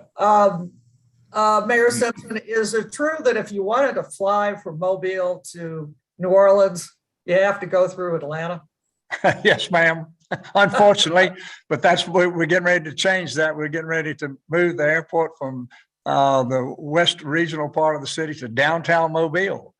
And when we do that, we'll expand our air transportation. Thank you. Thank you, ma'am. Thank you, Mr. Mayor. All right, a couple of points to be made. I understand Councilman Daves so far has not been able to join us. Let me remind everyone that if for some reason you are having sound issues, you can still join us by telephone. That will at least allow us to hear you. And if you are otherwise having technical problems, if you would email us at hearings@stb.gov, then our IT folks may be able to help you solve the problem, or at least we'll make a stab at it. So because we do really want to hear from everyone who has asked to be heard. So we are running a little bit ahead of our schedule. Which is good because we've got a lot of people to hear from. I would like to call up the next panel, 4, after which I think we'll take a quick break. So that panel is John Robert Smith, and then 3 representatives from the Southern Rail Commission, Greg White, Knox Ross, and John Spain, and Jim Matthews, also on that panel. So if we can proceed, John Robert, are you with us? Yes, sir, I am. All right, go for it. Good morning, Chairman Oberman, members of the Surface Transportation Board and staff. Thank you for allowing me time to share my concerns with you today. I'm John Robert Smith. I served 20 years in local government, 16 years as the mayor of my hometown of Meridian, Mississippi, where we built the South's first multimodal transportation center, which you see behind me. I know full well the positive impact that passenger rail can bring to a mayor's downtown. I also served as chairman of Amtrak's board of directors, and I currently chair Transportation for America. It is in that capacity that I provide policy advice to the Southern Rail Commission. I've been a part of each meeting, conversation, and step taken over the past 5 years to restore passenger rail service to our Gulf states between New Orleans and Mobile, and servicing my native Mississippi. The Southern Rail Commission has tirelessly sought to understand the issues presented to them and to work to achieve agreement that would allow both passenger rail and freight service to enjoy a healthy coexistence. I take no pleasure in telling you that throughout the effort to restore passenger rail service, CSX Railroad has been neither transparent nor completely honest in dealing with the Southern Rail Commission, Amtrak, or as you heard, with the Federal Railroad Administration. CSX has withheld even the most basic information about their operations from FRA and the other partners. CSX has misrepresented the information that they did provide, and they have blamed others for their own predicted failures, including the United States Coast Guard. They have misplaced bridge tender logs, only producing them when compelled to do so, which undercut their bridge arguments. And by the way, those bridges are being fully automated today.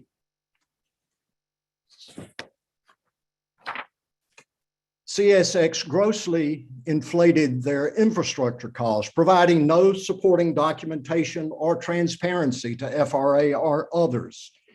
And as the lack of facts and misrepresentation failed them, CSX has resorted to intimidation and fear to ports and shippers alike, some of which you're hearing today.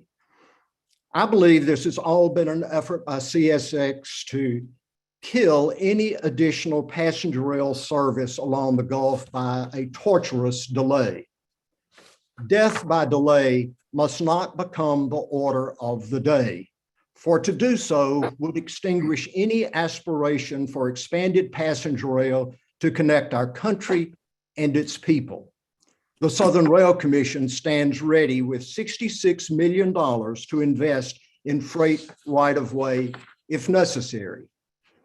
I ask you that as you examine the evidence before you, that you send a strong message that it is time that passenger rail become an important part of America's future, that it is time to reconnect our cities along the Gulf with passenger rail and the opportunities that it will bring, that it is time that CSX obey the law and the will of the people as Congress has expressed it and allow Amtrak access to freight right-of-way, to give passenger rail preference because human beings are important, and to run passenger rail on time.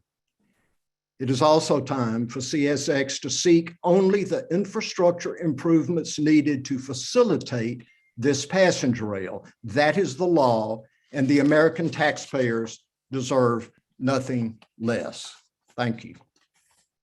John Robert, given your lengthy history, I would have expected nothing less than that eloquent statement about passenger rail. I have one question because I have not heard this before. You suggested that the bridges, you stated the bridges are in the process of being automated. Could you, so does this mean that no human being, a bridge operator, will need to be present to work those bridges? That's correct. One of the issues CSX raised was, oh, well, we have to take a bridge tender out to the bridge to operate that bridge. And then they lost the logs from those bridge tenders, which they subsequently found. Well, once the bridges are fully automated, and that is underway today, and they will be fully automated, all the bridges along the Gulf, once that's done, there will be no effort to take a bridge tender out to the bridge. And of course, to hold the position that the Coast Guard cannot manage the operation of the bridges for both boat traffic and rail traffic, it simply does not stand a test of reality. You could not possibly run the Northeast Corridor over the many bridges there if the Coast Guard couldn't make that happen. And they do all along the borders of the country.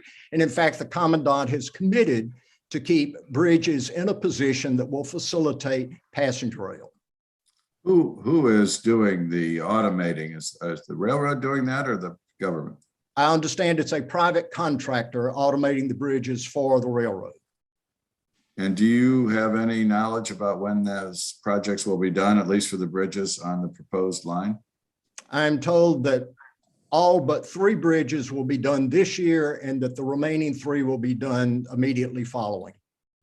And then how will they be operated? By a signal tripping the bridge or by human beings in a remote location? Do you understand how that will work? No, sir, I'm sorry. I don't have that information. Well, it's information maybe we can get that from the parties, but I appreciate your adding that because in everything I have read, I had not heard that at this point. I might pass that along to the city of Chicago. By the way, I used to employ bridge tenders on the Chicago River in the middle of the winter when the river was frozen.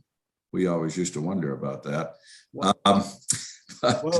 Chairman, one of the issues CSX brought forward was, well, one of the bridges is always open for boat traffic, something like 20 out of 24 hours a day.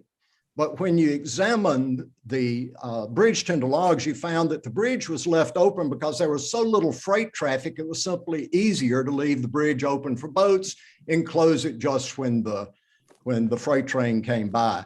Also, some of the tripping devices for the bridges, signaling that the bridge needed to open for freight traffic, were located at the throat of the yard so that when CSX would assemble trains and move back and forth within the yard, it would trip that device and send false signals that there was a train coming for the bridge. So those are issues. And in fact, the Coast Guard said it is not passenger trains that are the problem. It's freight trains that are the problem. Passenger trains move very quickly over the bridge. They can accommodate that movement very easily. All right. Well, thank you much, John Robert. I appreciate that. Are there any other questions for John Robert?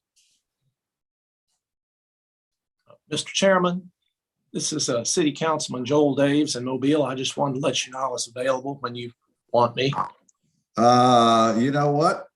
You were already due, so I'm going to call on you right now as long as you were able to join us. That would be just to make sure, Councilman, that none of my board members had any question for John Robert Smith, so he can finish. And then we'll come back to you promptly. Thank you for letting me know you were here. Appreciate it. Thank you all. All right. Thank you very much, John Robert. We will look forward to hearing from you further, I'm sure. Councilman Daves. Thank you very much, Mr. Chairman. I appreciate the opportunity the Surface Transportation Board has given me to speak to you today. I'm trying to move between a city council meeting and this board meeting, and it's proved a little bit difficult. I apologize for not being here when you called me up. Well, I have a great deal of respect for city councilmen attending city council meetings. Thank you, sir. 12 years, so don't apologize. Go right ahead. 2 years ago, the idea of passenger rail service being implemented between Mobile and New Orleans was brought to the city of Mobile. And after much discussion and fact finding, the city council approved a resolution endorsing passenger rail service from Mobile to New Orleans. The resolution was, however, conditioned upon a commitment to provide, it was a conditional commitment to provide an operating subsidy of $3 million a year for the first 3 years of that service. The city's $3 million commitment was conditioned upon two things. First was the Southern Rail Commission, or Amtrak, procuring funds from other sources to construct a passenger rail station and to undertake the necessary capital improvements to the rail corridor in order to successfully accommodate both freight and rail service. The city's support was also contingent upon completion of a freight rail study, assessing the full impact that passenger rail service would have on freight activity and the city's determination that the impact could be mitigated. The study was required to include an evaluation of the impact on freight movement within the Port of Mobile and was required to factor in the planned growth of the port, including the impact of the widening and deepening of the Mobile Ship Channel. Neither of these two preconditions have been met. I'd like to make it absolutely clear that the Port of Mobile is the primary driver of the economy for the city of Mobile and one of the primary drivers for the state of Alabama. According to an economic impact study from the University of Alabama's Center for Business and Economic Research, which was conducted several years ago, the port is responsible for 134,608 direct and indirect jobs in the state, with a direct tax impact of $487 million. To date, $1.3 billion has been invested in the port, and another $715 million in state and federally funded improvements are underway. We have one of the fastest growing container facilities in the country and new intermodal and railroad facilities, all built with the expectation of safe, reliable freight service upon the very tracks on which Amtrak proposes to operate. The fact remains, however, that we can have the finest port in the world, but if shippers cannot move their goods in and out of the port on a timely basis, they'll simply go elsewhere. We must understand how the proposed passenger rail service will impact freight traffic through the port, and then identify the infrastructure enhancements that can mitigate those impacts. But let's leave aside for a moment the impact to the port and who's going to pay for the necessary infrastructure improvements, and consider whether it would make sense even if the two preconditions were met. The proposal is only for service which would run from Mobile to New Orleans and back, 2 round trips a day. Amtrak's estimate 2 years ago of the annual operating expense was $7.7 million. Amtrak estimated at that time 38,000 riders per year at $18.33 per rider, or $696,540 in ticket revenue. Amtrak's estimates are based on the same methodology they use to estimate ridership and passenger generated revenue for similar lines and has been developed over decades of experience managing thousands of miles of passenger rail lines. Therefore, the net annual operating deficit on this line, according to their numbers, was $7 million to be divided equally between the three states. Now, our portion would be about $2.3 million annually. For every dollar the riders pay, the taxpayer would pay $10. When the Amtrak representatives were here 2 years ago, I asked whether a 10-to-1 subsidy was common on other similar rail lines. The Amtrak representatives could not point me to one other domestic rail line where the subsidy was anywhere close to 10-to-1. Now, I understand Amtrak would cover the operating deficit in the first 3 years and that federal grants might help out in the following 3 years. But after the first 3 years, there might be no federal operating subsidy, and our share of the operating deficit would be ours alone. All of this does not consider the capital cost involved in restoring passenger rail service and who will pay those costs. Now, it's been argued that this would provide a viable transportation alternative for those with moderate means. It's not a transportation alternative. It has been correctly described as a travel adventure. If you want to get from Mobile to New Orleans, you're going to take your own car, which is more convenient, cheaper, and takes less time. If you don't have a car, you're going to take the bus, which is more convenient, cheaper, and takes less time. Proponents have argued that citizens with moderate means will use it to travel across the country by taking the train in New Orleans and then changing trains. I took the time to look into that. Chicago was mentioned as a possible destination. Let's say you wanted to travel from Mobile to Chicago. I looked for the cheapest fares, both plane and train. You can fly from Mobile to Chicago on March 15th of this year for about $144. The flight takes 5 hours because of stops. In the alternative, you could, assuming the rail service between Mobile and New Orleans existed, take the train in New Orleans and then transfer. The total fare, assuming a $20 ride for $20 for a ride in New Orleans, would be about $130, a savings of $14, but you would be on the train or in the station at New Orleans for over 24 hours. How about Los Angeles? Well, again, traveling on March 15, the airfare is $178 and the flight takes 8 hours after you stop in Fort Worth. On Amtrak, the fare is $320 and it will take about 50 hours. So let's put aside the argument that this is a viable transportation alternative for those with limited means. This is a bad idea. It's a bad idea from an economic perspective, but the economic infirmities pale in comparison to the threat to the economy of the city of Mobile and the state of Alabama if authorization to implement this service over these tracks is granted in the absence of a freight rail study and infrastructure improvements necessary to mitigate any impact to port operations. Thank you very much. Thank you very much, Mr. Chairman. I appreciate this opportunity. Thank you much, Councilman. I much appreciate your thoughtful remarks. Are there any questions from board members for Councilman Daves? All right, sir. Thank you. Thank you very much. Mr. Chairman. Wait a minute. I'm sorry. Karen has a Just a question. clarification.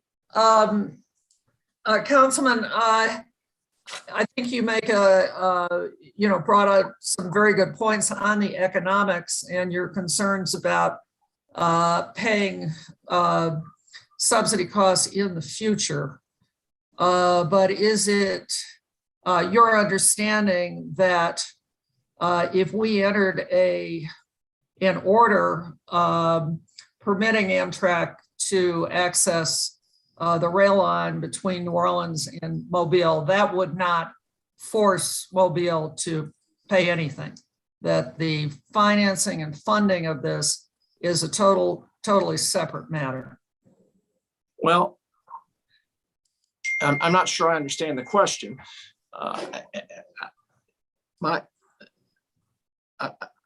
In other words, I understand what I've been told is that there would be a 100%, the Amtrak would pay 100% of the annual operating deficit for the first 3 years, and that there might be some kind of federal assistance. It might be some kind of federal assistance with respect to the operating deficit in the next 3 years. But I don't know what happens beyond 6 years. I really don't know what happens beyond 3 years. What I'm afraid of is that there's going to be some kind of unfunded mandate to the city or to the state of Alabama in order to fund an operating deficit which is greater than any operating deficit of any rail line that that I know of and that AmSouth could advise me of.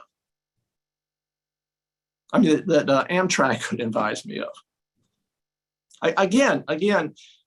When they were here 2 years ago, we went through all these numbers, and there were several Amtrak representatives here. And I pointed out the size of the deficit, that the riders would pay 10% and the taxpayers would pay the rest. And I asked them if there was any rail line operating that they were aware of where that kind of subsidy, where that large a subsidy was in effect, and they could not point me to one. My point was just to clarify that our decision in this case does not implicate who's going to pay for it in the future. Thank you. Thank you. Thank you, Councilman. Are there any other questions for Councilman Daves? All right, sir. Much appreciate your being. Thank you very much. I appreciate it. Thank you. All right. So again, if the others who haven't been able to be with us are able to join, we will do our best to accommodate them. I'm going to go back now to panel 4. We heard from John Robert Smith, and I understand that 2 of the 3 members of the Southern Rail Commission are with us, but I'm not sure which 2. Is Greg White here? I am. Yes, sir. You have the microphone. Thank you, Mr. Chairman. I appreciate so much the opportunity to join y'all today. I was appointed to the Southern Rail Commission. Mr. White, if you have video, I can't see it. If not, we're happy to hear the audio. Well, let me see. I do have video, and it was up until I probably touched the wrong button. Hold on. That's all right. I'd like to see your smiling face. There you are. Yeah. Right, sir. Sorry to disappoint you, sir. No, it's okay. Very handsome. Thank you. I was appointed to the Southern Rail Commission by Alabama Governor Bob Riley and later reappointed by Governor Robert Bentley. I served for 8 years representing my state on this 3-state compact. 6 of those years I served on the executive committee, and 2 of those 6 years I served as chairman of the SRC. Our mission is to promote safe, reliable, and efficient movement of people and goods across our region. I took this mission very seriously. It's been 17 years since the Gulf Coast has had passenger rail service. But in an effort to address that, Congress created the Gulf Coast Working Group in 2015. In my capacity as a member of the SRC Executive Committee, I was appointed by FRA Administrator Sarah Feinberg to serve on the Gulf Coast Working Group. So I was privileged to have firsthand knowledge of all of its work and progress. I participated in the series of monthly meetings that the working group held along the Gulf Coast. And then as it began to shape the information gathered from those meetings in order to accomplish the task at hand, which was to return passenger rail, I was at the table, often in Washington, D.C. Also at the table were officials from Amtrak, FRA, and CSX.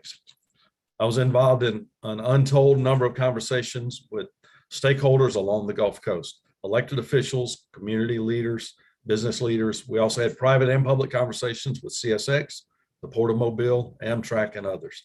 I can tell you for a fact that the SRC always stressed the importance of working closely with freight rail in general and with the Port of Mobile specifically to ensure that passenger rail didn't adversely affect the movement of freight or port operations.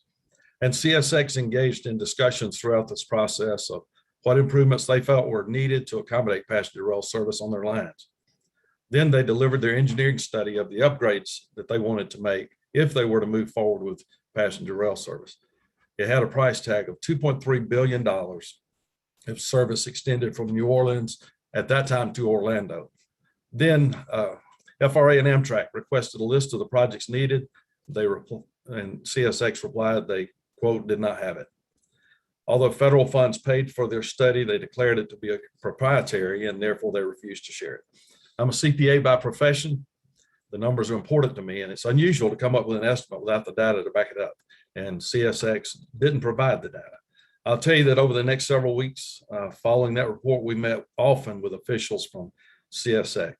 The engineers from CSX, Amtrak, and FRA were talking through the entire route of the Gulf Coast service mile by mile, reaching an agreement on what would be needed for passenger service to resume. And although not a final answer, the cost had dropped after several meetings to something like $275 million. But then at a final meeting at FRA headquarters, the new CSX representative, who had not made a meeting previously, abruptly took that number off the table, declared that they were going back to the $2.3 billion number that they started with. And they promptly walked out of the FRA hosted meeting. Because of the significant concerns expressed and the pushback from the Port of Mobile, SRC and Amtrak changed our goal to simply bring passenger rail service from New Orleans to Mobile, not on through to Jacksonville and Orlando. Although I understood in a face-to-face meeting with Jimmy Lyons that the port would not oppose passenger rail returning to the Gulf Coast, it was our belief, my belief specifically, that the port's concerns were valid and needed to be addressed with studies and much needed improvements to the rail yard. Grant funding was offered to undertake the initial study for the port. So we worked closely with Mobile and Amtrak officials, and we established an endpoint of this route that would not enter the Mobile Port rail yard.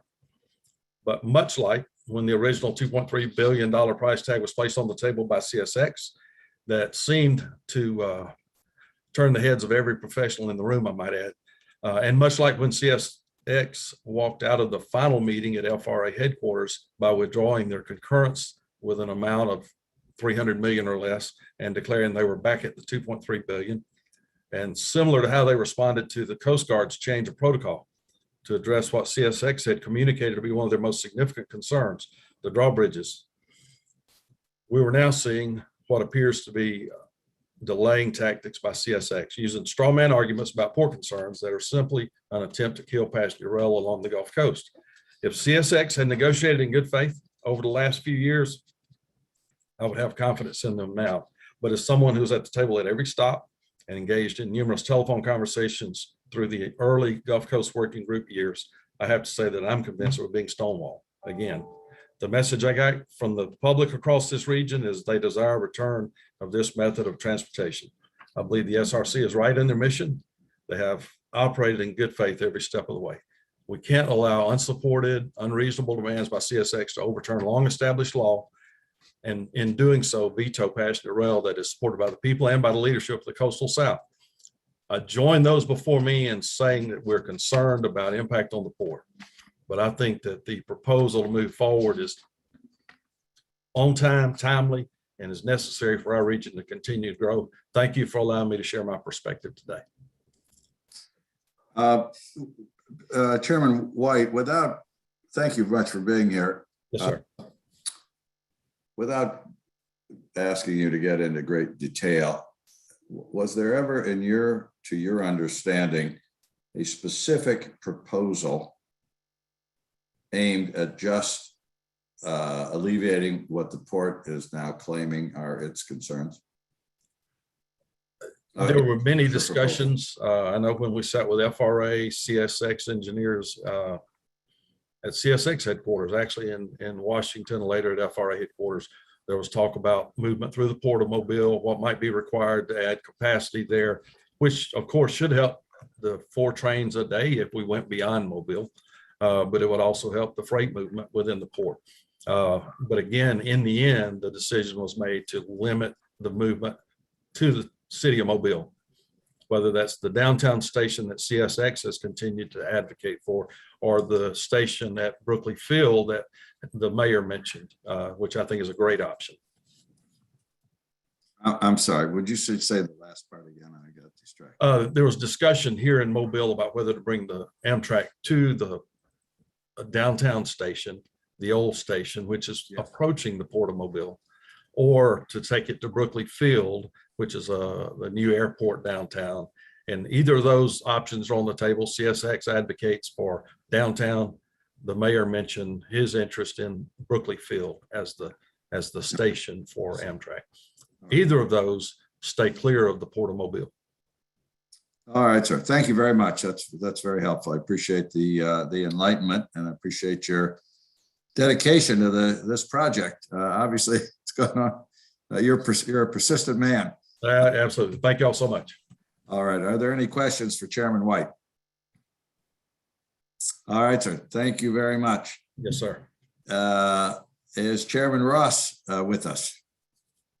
Yes, sir, Mr. Chairman, I'm here. All right, you're on. Thank you, sir.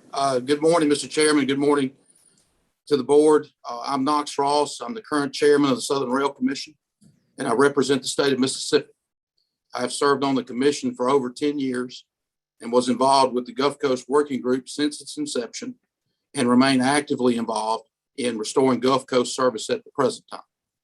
I was present for each and every meeting of the working group and have firsthand knowledge of the working group's processes, conversations, and meetings, as well as the positions taken by all parties involved in this group along the way. It's now been 17 years since Hurricane Katrina devastated our Gulf Coast, specifically Mississippi, and took passenger rail service with it. The SRC has been leading the charge to bring passenger rail back at the behest of our local, state, and federal elected officials and our business community for the better part of 10 years. Each of our cities has invested millions of dollars in infrastructure, not only to rebuild, but improve their downtowns and beachfront areas to create a more attractive, resilient future for our coast. All of these improvements are centered on a common conveyance to move citizens, visitors, and workers between our coastal communities, the passenger train. Our coast is built for it. Our state, Mississippi, has suffered a decline in population over the past 10 years. We recognize as a state that we must reverse this if we are to thrive. One of the principal areas that has reversed this trend is the Mississippi Gulf Coast. We recognize that we must invest in this part of the state to encourage even more people in business to locate here. Having passenger rail as a cornerstone of a safe, efficient movement of people is critical to our future as a state and region. And this drives our continued work to make this train a reality. In our work over the past 10 years, I have had innumerable conversations with stakeholders, local business leaders, rail customers, and numerous conversations with representatives of CSX, the Alabama State Docks, Amtrak, the ports along the Mississippi portion of the route, and many others. Many of our discussions focused on specific issues faced by the operation of this train and how it can be overcome. The SRC has done an immense amount of work to attempt to solve them, and I'll share just a few examples with you. At a conference in Cincinnati in 2016, I was asked by a CSX senior official if we could stop the train in Mobile. If we could, in his words, we can make it work. Based on this conversation and numerous conversations with the Federal Railroad Administration, we went to work to change the concept from a long-distance train with a state-supported second frequency to 2 state-supported frequencies that would terminate in downtown Mobile. At the same meeting, I was told by the same person that drawbridges would no longer be an issue in the operation of the train. We were asked by port officials here in Mobile to consider stopping the train at a proposed Brookley Field stop, with the comment that there would be no problem with the service if we did that. We immediately went to work in coordination with Amtrak and the city to determine the station site, and that process continues. We work closely with the Jackson County Port Authority over in Pascagoula, Mississippi, to secure funding for track realignment that will greatly improve traffic flows to and from their port, allow for numerous grade crossing closures, and increase capacity for the passenger train. This is being successfully implemented as we speak. We have offered to work with others to secure similar funding, but have so far been rebuffed. And there are many more examples, too numerous to mention here. We have, from the beginning, understood we must protect the interests of the traveling public and the freight ship. Both of these are integral to the economic success of our region. I believe we have demonstrated our willingness to compromise, negotiate, and find solutions to the issues that are presented by the service. However, we do not seem to get that in return. Our cities have waited patiently for this service. They have committed, as has our state, significant funds for stationary improvements, grade crossing safety improvements, and also $66 million for capacity improvements in our 3 states. Our communities stand ready to use this service to help our state grow and prosper. We are ready to make the investments to make this service successful. I believe is very telling, Mr. Chairman, as to the support for this service and the lack of concern about the degradation of freight service, that we don't see any port or customer on the Mississippi portion of the route, to my knowledge, voicing any concern to the STB today. And note that the Mississippi portion is by far the largest portion of the route between Louisiana and Alabama. It's been 17 years. It's time to stop stalling. It's time to move this project forward. Thank you, Mr. Chairman, for your time. Thank you, sir. Much appreciated. I have Yes, sir. clarify something because you were so fulsome in your facts there. I missed one point. When you said you were at a meeting and you were told the bridges would no longer be an issue, or words to that effect, I think you said. Yes, sir, I did. I just wanted to be specific. When was that meeting? That was a meeting in 2016 that was hosted by the Cincinnati Chamber of Commerce regarding moving the Cardinal to 7 days. It was hosted by Amtrak and various business interests in Cincinnati, and I was invited to talk about the concept of the Southern Rail Commission. And there were CSX representatives there, and we had offline discussions. There were some Amtrak representatives there too, and Mr. Chairman, I'd be happy to share with you offline exactly who those individuals were that we talked to. But they both told us, suggested we could stop the train in Mobile, which I think is very important to point out. Where the train stops is before it enters the property of the port, and it stays completely on CSX right of way. And we do not enter the yard, Cybert yard, or any facility past the station. And we think that was important because it was pointed out to us that that's an issue, and we agree. And so that's why we stopped the train there. And we also worked on the Brookley Field deal. And that's where we talked about the drawbridge. Specifically, what was offered to us, which never really happened, was that the RTC model that was run between Jacksonville and New Orleans would be rerun without the effect of the drawbridges. And that really never happened, but that was the offer at the time. But that was from the Cincinnati 2016 meeting.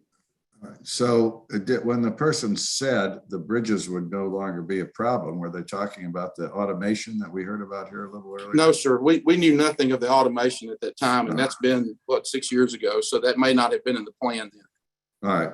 That's what I was sort of curious about. And without asking you, apparently it was an off the record conversation. Was the person who told you about the bridges not being a problem, where did that emanate from? Was that a CSX representative? Yes, sir. That was there at that point in time. He was head of their passenger operation. All right.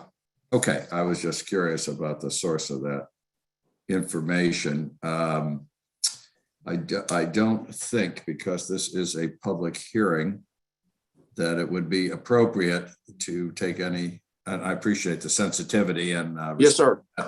But I don't think it would be appropriate for us to hear any testimony of either the sworn testimony or even hear from the public session offline, so to speak. Yes, sir. We perhaps can ask questions about that. So thank you very much. I much appreciate your dedication and your work. Are there any questions from board members for Chairman Ross?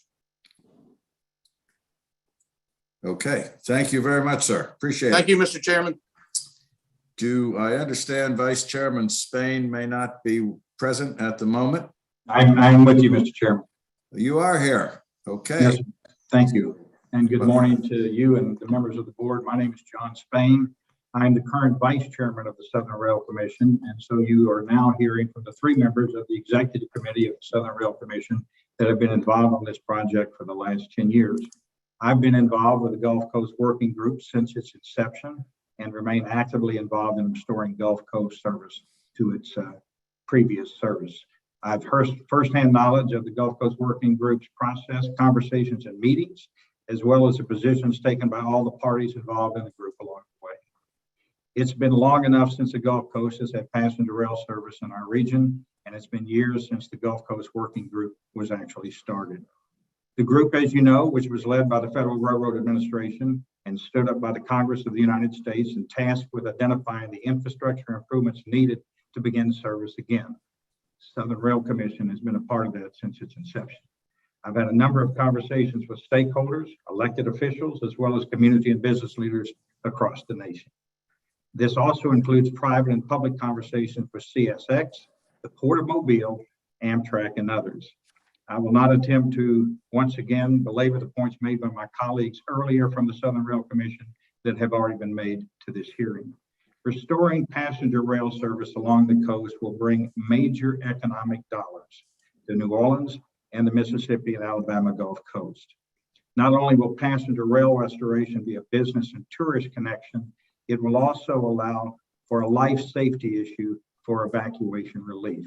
I live in Baton Rouge, Louisiana, and I want to make the point, Mr. Chairman, to members of the board, we lost this passenger service during Hurricane Katrina, 2005. That's 17 years ago, and we still do not have it back. The city of New Orleans and the state of Louisiana incurred billions of dollars of damage during that historic storm, and it still impacts our daily life every day. We have waited long enough. Our region continues to get hit by major storms year after year and pose many safety risks for our communities along the Gulf Coast who cannot evacuate in time.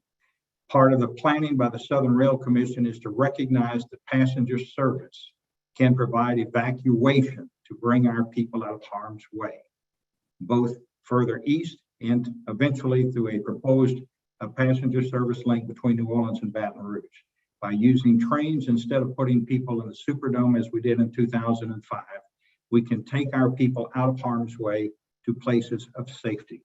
It is extraordinarily important to the state of Louisiana.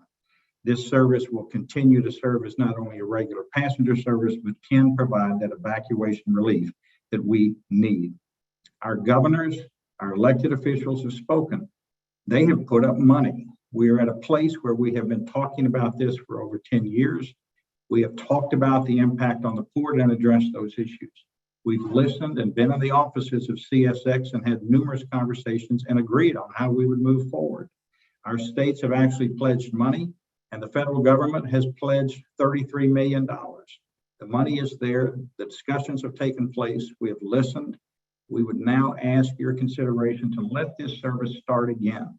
It's extraordinarily important to our people from an economic standpoint, but also from a safety standpoint. We thank you for your time. We appreciate your having this hearing today so we would have the opportunity to talk about this very important project. And good morning to you. Vice Chairman Spain, thank you very, very much. Are there any questions for Mr. Spain from the board members? Okay, thank you, sir. So at this point, we've been going about 2 hours, and I think a break would be in order. And given the pace at which we are moving, which is very efficient, I'll let everybody know in the planet, including the private industry sector, just how efficient the Surface Transportation Board is. I'm going to suggest the following. I understand that Senator Sessions Yes, Mr. Chairman, is now available. What I'd like to do is call you as the first person after we take a 10-minute break. And then we will hear from Jim Matthews. And then, because we seem to be ahead of schedule, we will hear from Ian Jeffries, and if there's time before lunch, Chuck Baker, and we will break for lunch approximately 12:30 and reconvene promptly at 1. Senator Sessions, can you be with us in 10 minutes? I think people need a break here. Yes, sir. Can you hear me okay? I can hear you perfectly. Okay, well, I will be here and be ready to be on in 10 minutes. All right, it's 11:38.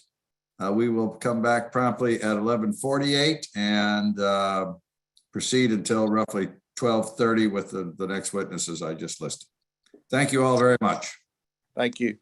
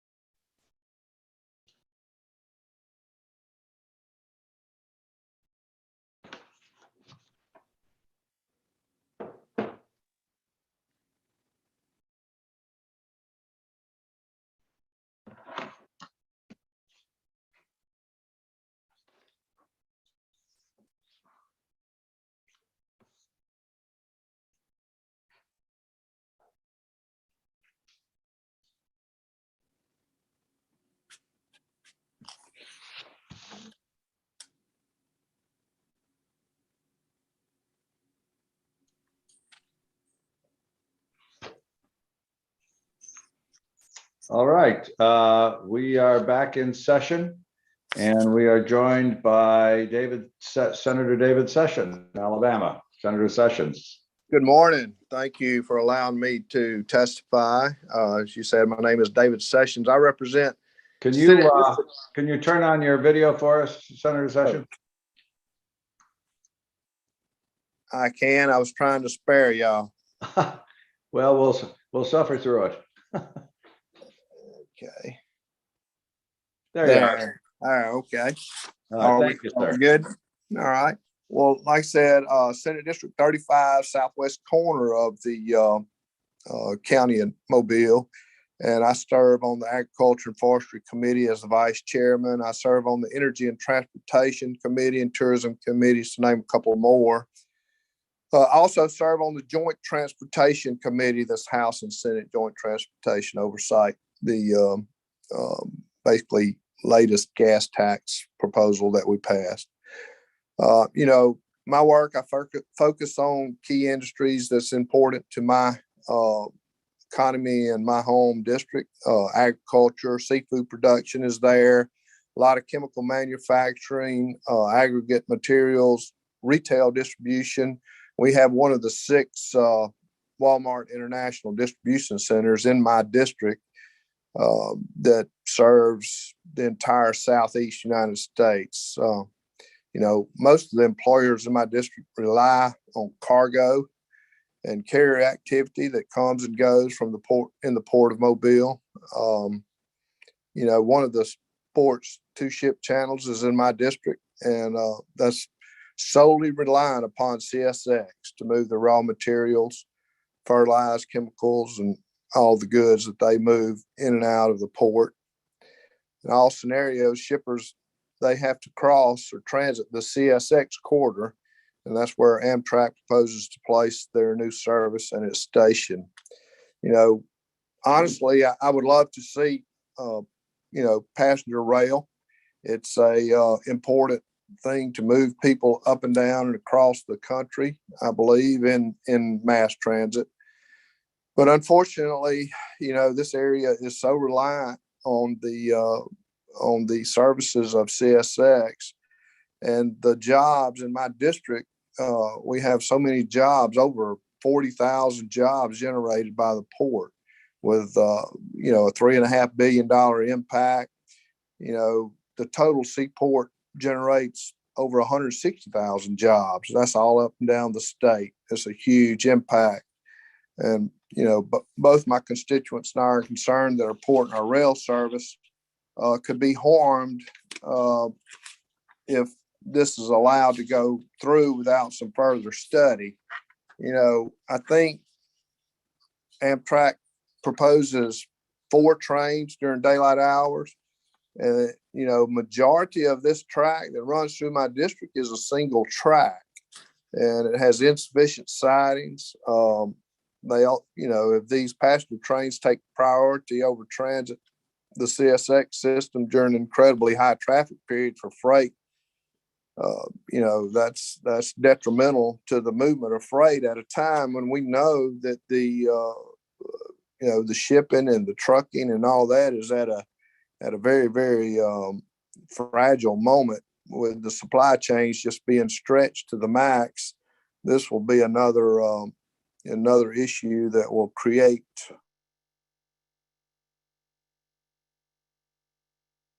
getting products. Passenger rail proponents, they took the 17 Gulf Coast Working Group report to Congress, and that report only addressed 2 of the 5 options identified in the Amtrak 15 report. They also built upon Amtrak's 2015 analysis to estimate annual operating needs for these services. Same report was recognized for capacity and infrastructure challenges in that, like I said, that single, I travel that corridor from Mobile to the Mississippi state line every day, and it's mostly a single track corridor. We don't have the sidings. There's 7 movable bridges from Mobile to New Orleans that also will be have to cross over these. It's just like I said, it's a difficult time. We all want passenger rail, but there again, it'd be a difficult time to force this upon CSX when they're already having shipping issues.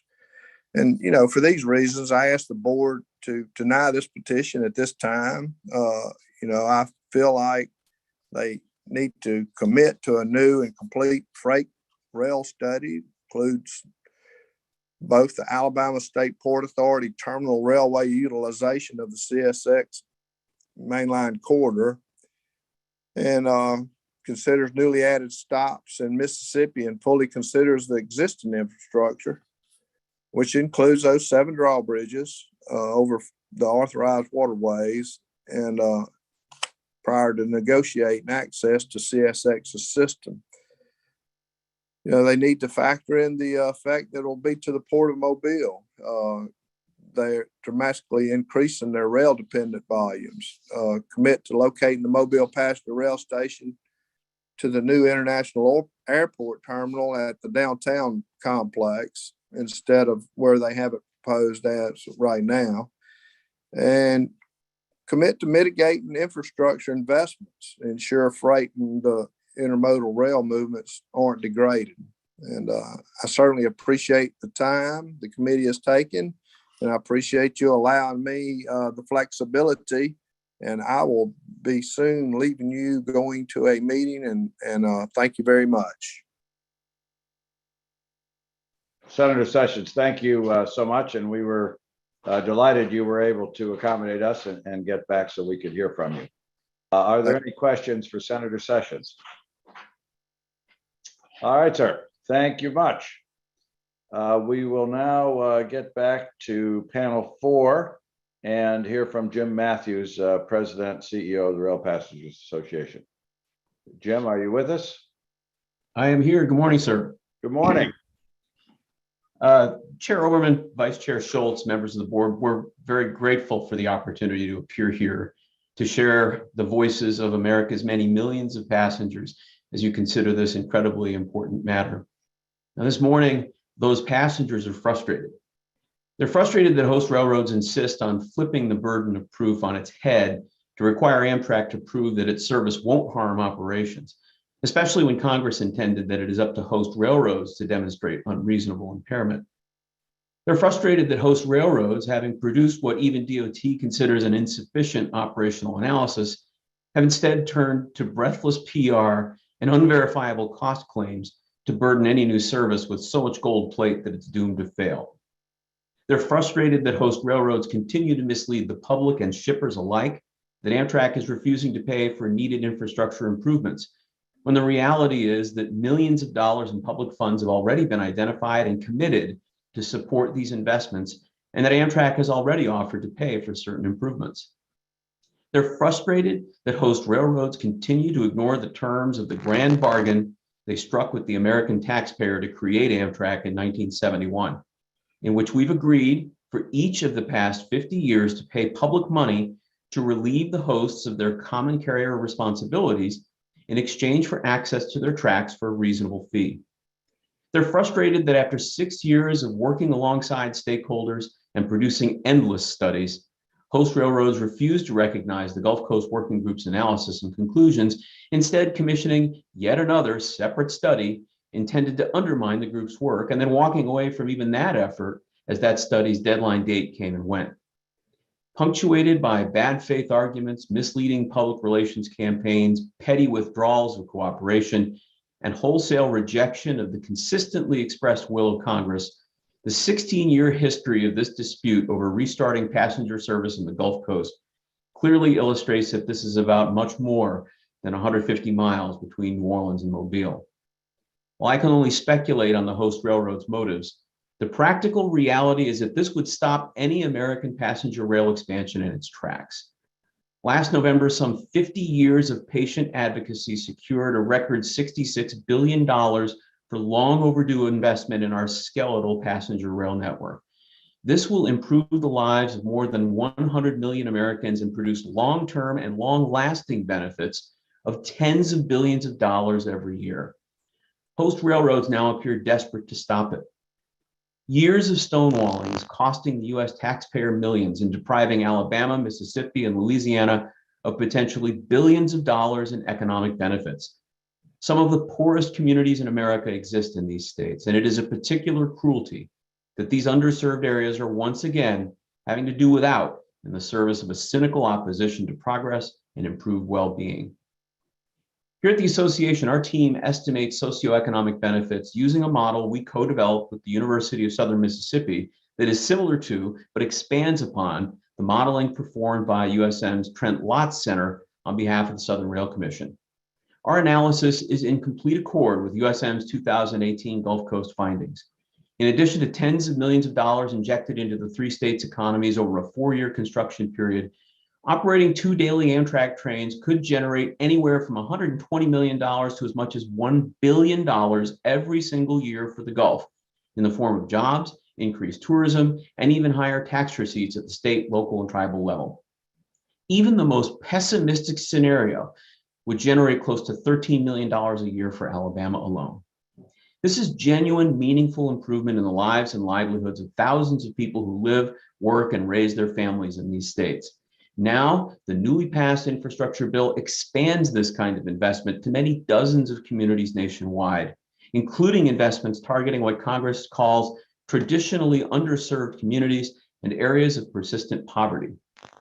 It is hard to overstate how vitally important it will be for the Surface Transportation Board to vindicate Congress' intent regarding railroads' obligations to host passenger rail service, an intent reinforced through 25 successive Congresses under both Republican and Democratic leadership, and given particular force in the Bipartisan Infrastructure Law signed in November.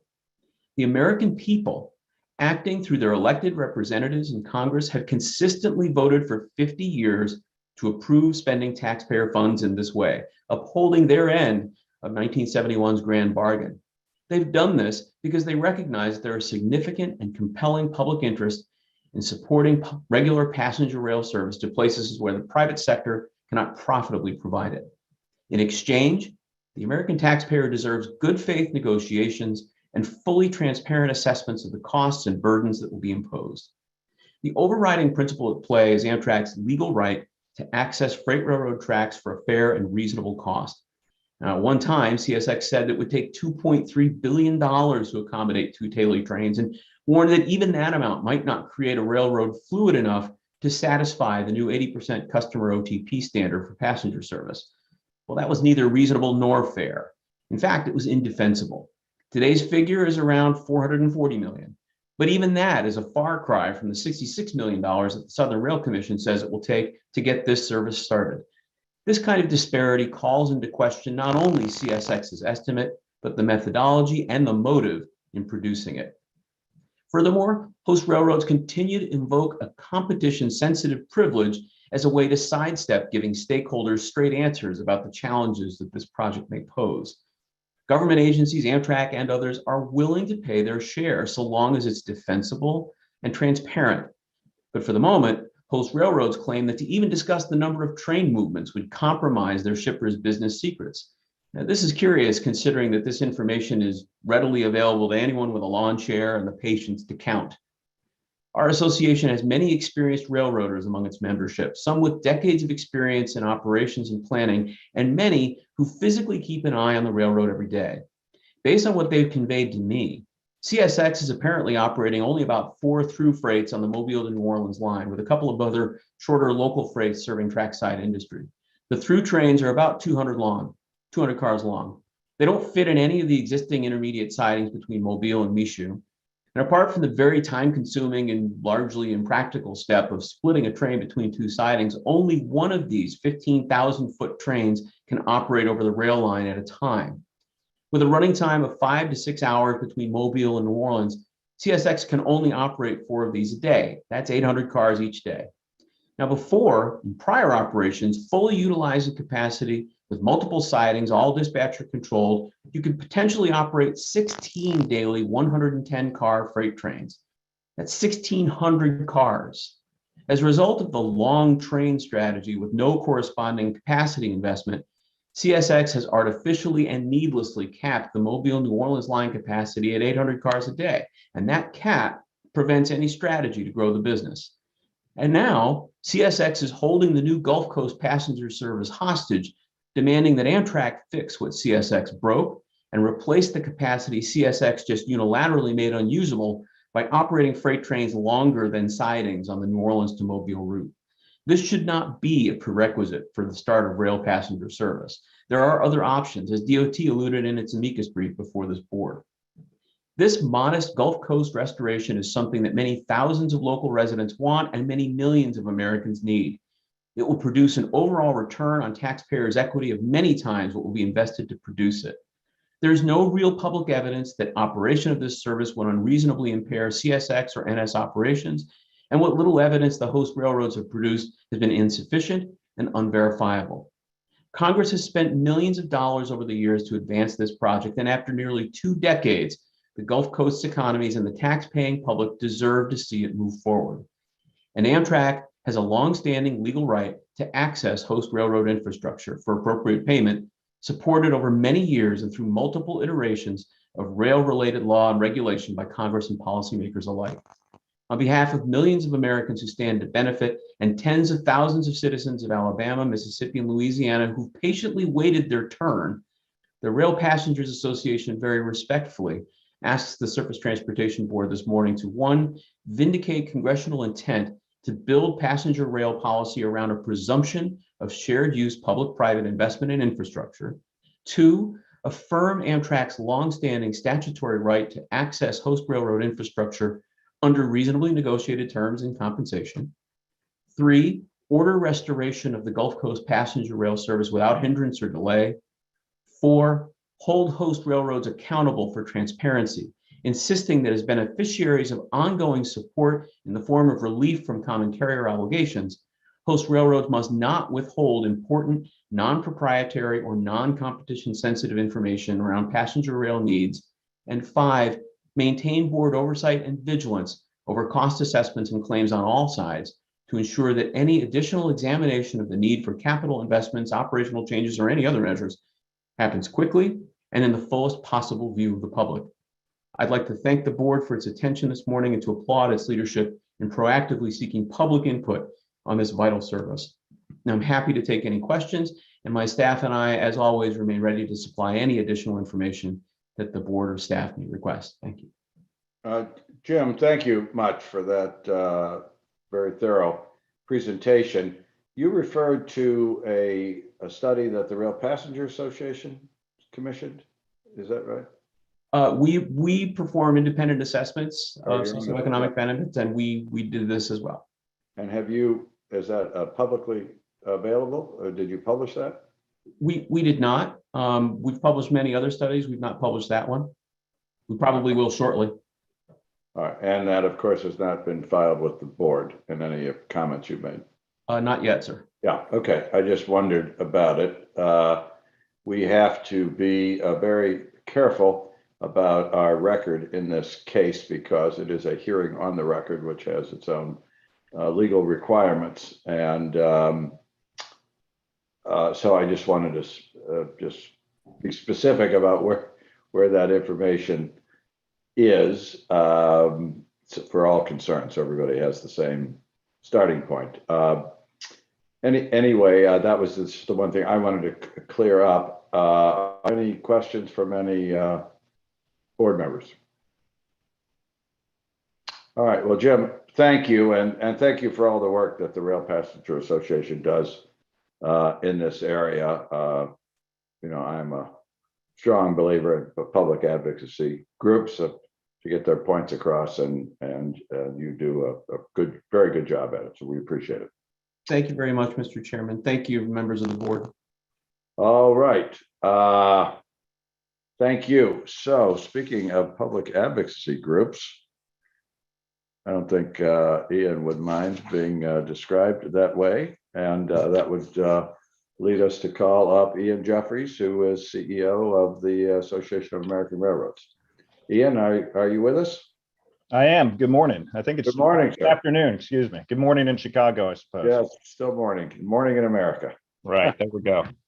Well, Thank you, by the way, Ian, for accommodating our schedule because we got to you early and appreciate it.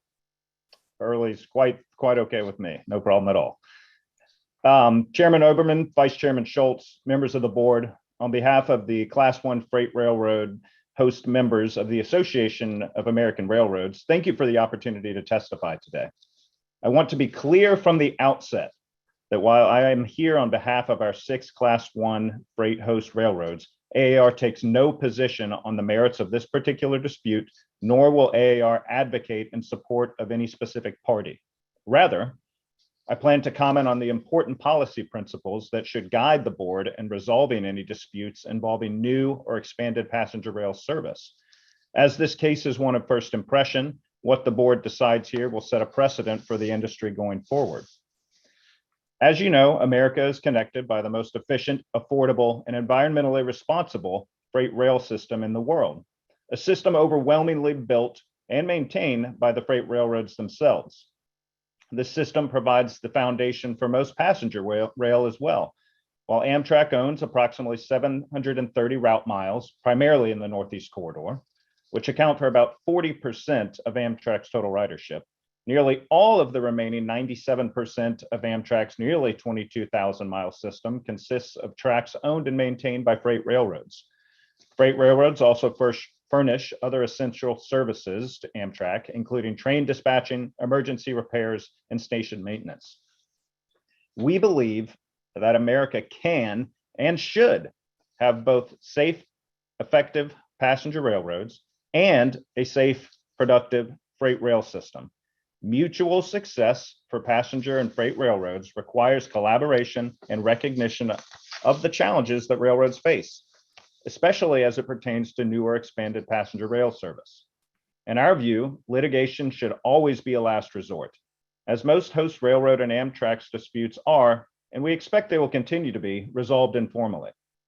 Therefore, we strongly believe that early coordination and cooperation between the host railroads and passenger railroads can lead to better outcomes for all involved. And as I'll explain in a minute, we believe the board can facilitate that cooperation. I think I speak for everyone in the rail industry when I say that there's no higher priority than safety. Railroads are an extremely safe way to move both people and freight. The statistics bear it out. Since the year 2000, freight and passenger rail accident rates are down 30%.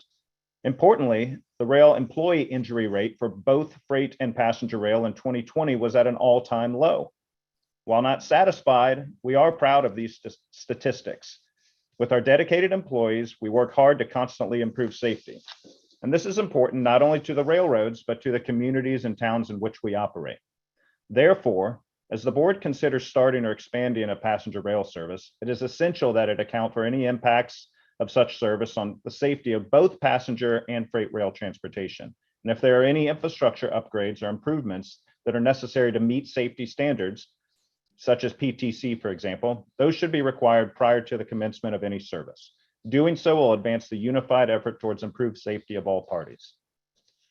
Another key principle to take into account when evaluating proposed new or expanded passenger rail service is that current and future capacity needs of both the freight and passenger railroads must be properly considered. Today, freight railroads carry far more freight than they did when Amtrak was created, and this volume is only expected to grow. According to the Department of Transportation, freight activity is projected to increase by 50% by the year 2050. And the ability to accommodate freight growth has been made possible by huge amounts of capital, averaging $25 billion annually in recent years, that freight railroads have poured back into their networks. Freight railroads must maintain the capacity to meet existing and future demand.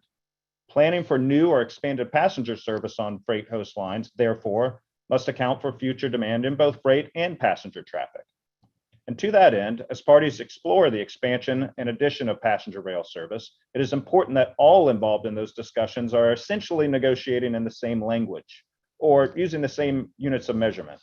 For example, rail traffic controller, RTC, modeling is a thoroughly validated tool known to the board in the rate dispute context, but also utilized by all Class 1 railroads and Amtrak as well to determine network fluidity under different scenarios. While everyone is expected to negotiate and agree on the inputs and key assumptions for use with the model in a particular case, establishing RTC as the standard modeling tool will at least ensure that any disputes must be presented to the board are as narrow as they can be. As we consider the impacts of new service, unreasonable impairment lies at the heart of the matter from a legal and policy perspective. The board must carefully weigh the impacts of new or expanded service on all aspects of freight service and reliability. The statute requires that expanded or new passenger rail service not unreasonably impair freight traffic. The issue of how much impairment is reasonable as a matter of law is a question for the lawyers, but the closely tied policy question is squarely before the board here. Obviously, in determining whether freight traffic will be unreasonably impaired by addition of particular train or trains, it is critical to project the freight delays on specific lines directly impacted. But it is also important to recognize how freight delays can affect the fluidity of the entire railroad network, which impacts rail customers and communities alike. We are witnessing this firsthand right now. Current supply chain disruptions exemplify how one delay or backup can have ripple effects throughout the supply chain and ultimately have impacts on the national economy. As the board noted in 2014, even before the current crisis we're experiencing, the United States rail system is an interconnected network, and one carrier's service problems can affect the performance of other carriers. Therefore, it is essential when considering whether freight traffic is unreasonably impaired that the board can carefully weigh not only local delays, but potentially broader impacts. This responsibility to protect fluidity of both local and national freight traffic is one the board has been vigilant in discharging in other contexts. The board recognizes the railroad's role in the supply chain and the widespread impacts disruptions in freight rail service can have on all rail customers and the broader economy. The board or the chairman has publicly expressed concern when freight traffic has been delayed, even temporarily. In such instances, the board has sought information regarding operational impacts, including whether more crews or locomotives are needed, as availability of those resources can directly impact service levels. This is common sense in railroading, and the board should find its prior efforts and concerns instructive here. As one example, in the summer of 2020, the board, jointly with the administrator of the FRA, wrote a letter to each Class 1 railroad expressing concerns over service issues, including late or annulled trains, and noted the agency's expectations that Class 1 railroads would improve employee and equipment resource availability to resolve those issues and prevent them from becoming widespread. Again, in a letter last May, noting concerns about service issues such as prolonged dwell times and delayed train arrivals, all Class 1 railroads were asked to report on their preparations to meet future demand, including the availability of employees and equipment because, quote, the interconnected nature of our rail system. These board inquiries and actions were driven by concern that reported delays and congestion in one area could metastasize into a greater network impact. The concern is no less valid when the board weighs possible impacts of new or expanded passenger rail service. On the funding front, as AAR has repeatedly pointed out, it is unreasonable to expect Amtrak to plan, build, and maintain an adequate network when it faces uncertainty regarding its funding from one year to the next. Thankfully, the Infrastructure Investment and Jobs Act will go a long way towards addressing this issue, while also allowing for expansion opportunities where appropriate. And it is crucial that this funding be spent where it has the largest positive impact, and freight railroads are committed to working with Amtrak, government officials, and others to help make sure this happens. To be clear, if additional or upgraded infrastructure is necessary to avoid unreasonable impairment of freight or other existing traffic, funding for such improvements should be made by Amtrak or the project sponsor, and those improvements should be completed prior to the initiation of passenger rail service. Any other approach simply ignores the board's obligation to prevent unreasonable impairment of freight traffic. Establishing new passenger service on existing freight lines without necessary infrastructure upgrades to maintain capacity is a recipe for failure.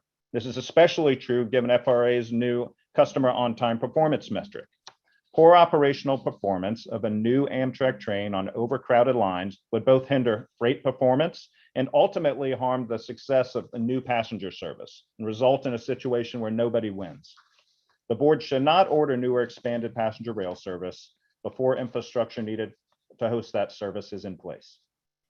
In closing, America cannot prosper in an increasingly competitive global marketplace without a best-in-world freight rail system. Freight and passenger railroads play a key role in alleviating highway and airport congestion, decreasing dependence on foreign oil, reducing pollution, and enhancing mobility. We can achieve these goals together. All of us want a passenger rail system that is safe, efficient, and responsive to the traveling needs of the public, while also preserving our best-in-class freight railroad network. Thank you for your time today, and I'm happy to answer any questions. Thank you much, Ian. As usual, a very thorough and thoughtful presentation.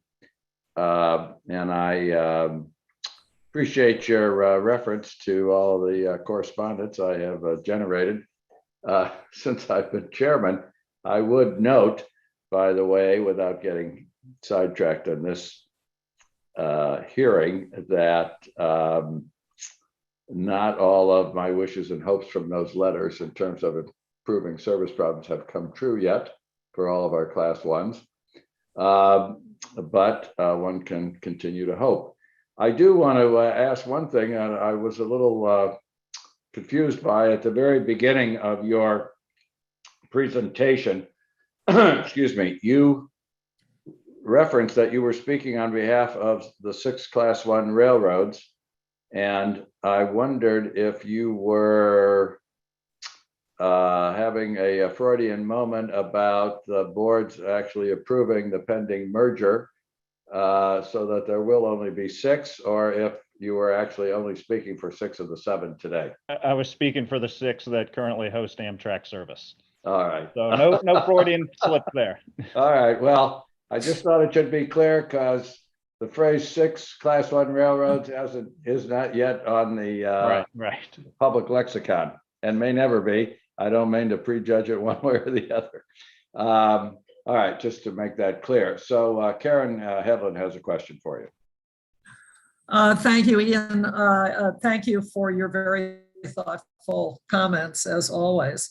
I want to go back to something I understood you to say about permitting Amtrak on the freight railroads needs to accommodate future growth of the freights. And I want to ask you a hypothetical question to see if we can get at this issue a little bit more clearly.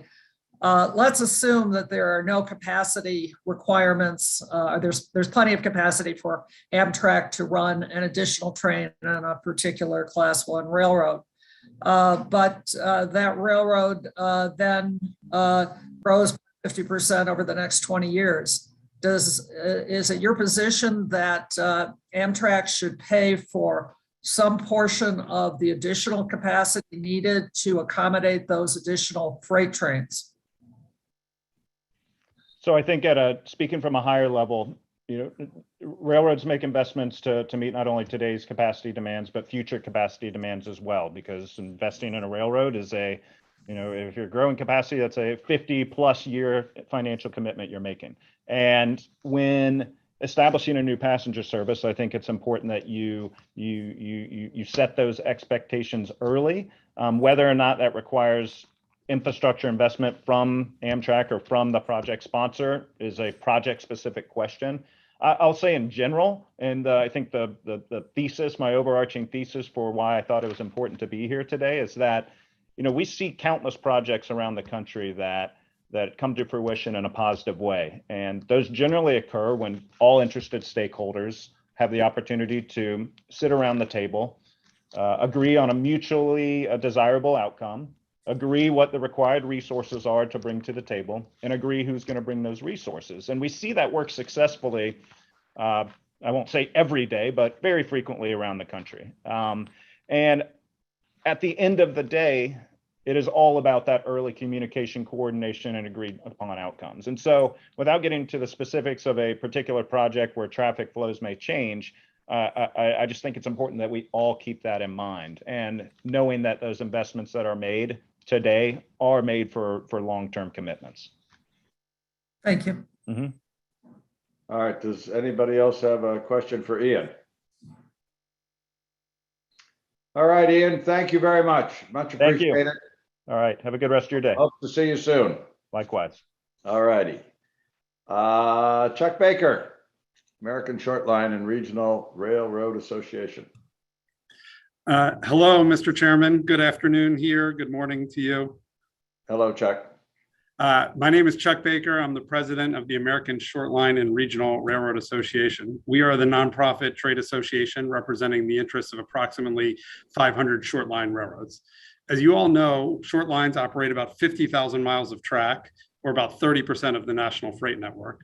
And we connect thousands of manufacturers, farmers, and other businesses in small town and rural communities to larger markets, urban centers, and ports. Approximately 478,000 employees nationwide rely on short line services.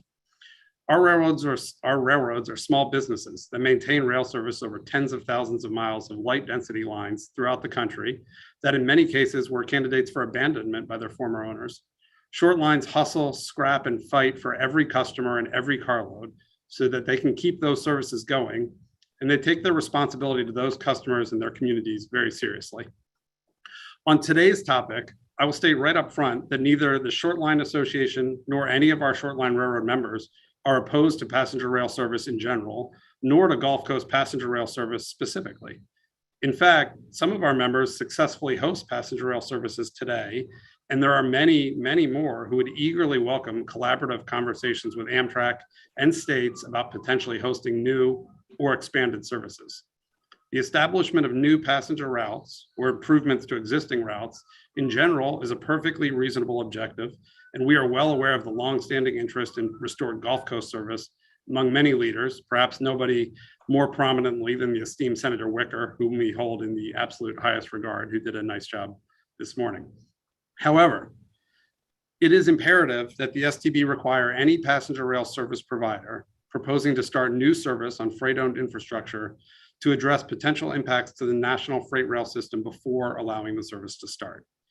We are concerned that the STB could set a bad precedent in this case that would allow a passenger rail service provider to come onto a host freight railroad, take up limited capacity, and negatively impact the delivery of freight service, all without injecting the amount of infrastructure investment needed to avoid harm to current and future customers. It is our understanding that there are independent and credible studies in this case that demonstrate that there would be meaningful harm to freight railroad operations should Amtrak be allowed to operate as proposed without offsetting investment. The STB should review the reasonable set of infrastructure projects the host freight railroads have proposed to protect the quality of freight service on which we all rely. Freight rail operations should not be negatively impacted by the reestablishment of Gulf Coast passenger service, nor should a precedent be set that would result in freight rail operations being harmed in other places throughout the country as passenger rail inevitably grows over the next decade and beyond. If the precedent is set that passenger rail service can be expanded without thoroughly assessing and managing the impacts to host freight railroads, the fluidity and efficiency of our national freight rail system will be harmed. Short lines would be harmed directly in instances where that service is on short lines, and harmed indirectly in instances where that service is on class ones that short lines rely on to provide fluid and efficient service to our customers. If freight rail service is harmed for the benefit of passenger rail, it would be counterproductive and a net negative for our country. The widespread benefits of rail, safety, environmental sustainability, congestion reduction, and economic development come just as much, if not more, from efficient and robust freight rail service as they do from passenger rail service. Let's not rob Peter to pay Paul. I urge the board to exercise caution in elevating passenger over freight to the detriment of the network. As you are well aware, the recently passed Bipartisan Infrastructure Law provides a massive amount of funding for passenger rail, a minimum of $58 billion in guaranteed funding over the next 5 years, and likely many billions more in discretionary annual appropriations beyond that. This investment allows for passenger rail expansion to be done the right way, in a way that protects the critical freight rail services already being provided, and also creates new passenger rail services that the country can be proud of. We are sincerely hopeful that the STB rulings in this case will create a helpful precedent going forward to allow for the mutual success of freight and passenger rail, and also to create a clear and transparent and timely process for how new or expanded passenger rail services can be introduced on host freight rail infrastructure. Finally, for the benefit of the board and our short line railroads, the ASLRRA has put together a short list of suggested principles that should be considered when evaluating potential new or expanded passenger rail operations on host short lines. The principles are written out in full in our written testimony, and I'll do a very, very short summary here, recognizing that we were about to have lunch and everybody wants to do that instead of listening to me. But 1, safety must come first. 2, regarding access and capacity, a third-party study should analyze current and projected freight volumes and consider any needed infrastructure improvements. 3, full compensation for the use of the infrastructure and the increased liability should be provided by the passenger rail operator or sponsor, negotiated in advance. Freight railroads should not be expected to subsidize passenger rail. Freight hosts must evaluate all additional capital and ongoing expenses that would be incurred for the new service, including grade crossing improvements, PTC, track investment, upgrade class of track, dispatching needs, additional facilities, and additional insurance needs. And 4, each project involving passenger rail on freight-owned corridors is unique. And so unfortunately, a one-size-fits-all approach will not be possible. Thank you all. I really appreciate the opportunity to present the short line perspective today. And I'd be very pleased to address any comments or questions you might have either now or if you want to take 31 minutes of lunch to think about it, I could hang out for after that too. We love you very much, Chuck, but we have to move our schedule along. But thank you for that very, as usual, thorough, thoughtful presentation. Are there any questions from the board for Chuck? All right. Thank you much, Chuck. You know, we will always think of things to ask you and we can reach out at some future date. Hope to talk with you soon as well. With that, we're going to adjourn. Oh my God, we are exactly on time here. It's 12:30 Eastern. We're going to adjourn and resume promptly at 1 o'clock Eastern. So thank you all. And I would say before we ring off that because we are a little bit ahead of schedule, if the folks in panel 6, beginning with McCanfield from the Alabama Department of Commerce can, and all the others who are on the list, can be available, we will get to you sooner than anticipated on the written schedule because we're a little bit ahead. So thank you all. See you at 1 o'clock promptly.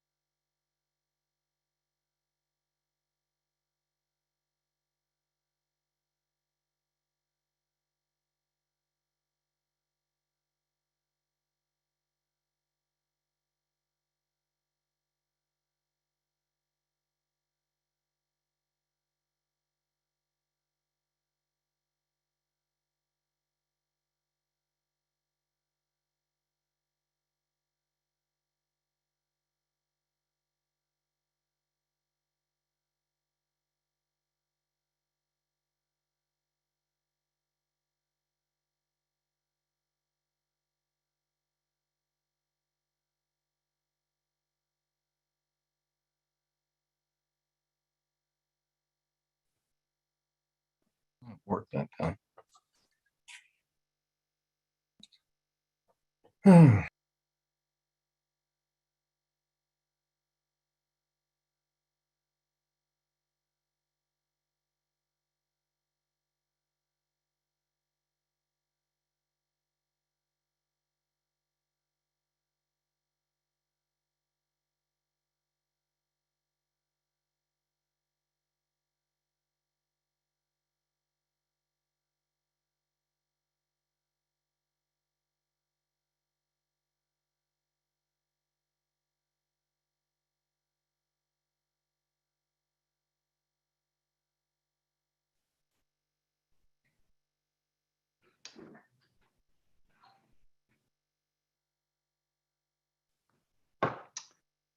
Good afternoon, everyone, and welcome back. We are back on the record.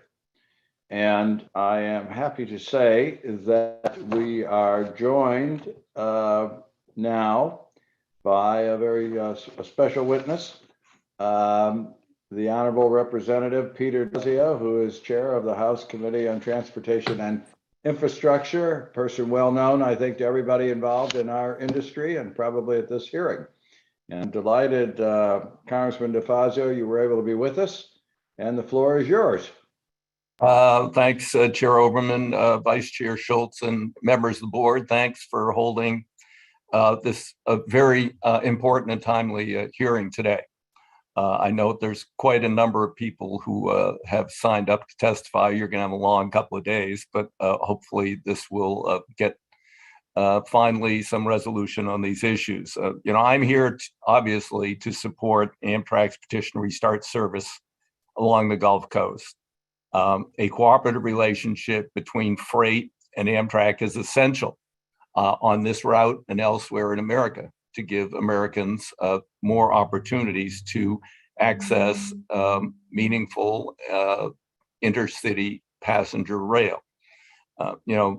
You obviously are quite familiar, and I won't go over all of the history, but this Congress has been very, very outspoken on this right since the original creation of Amtrak.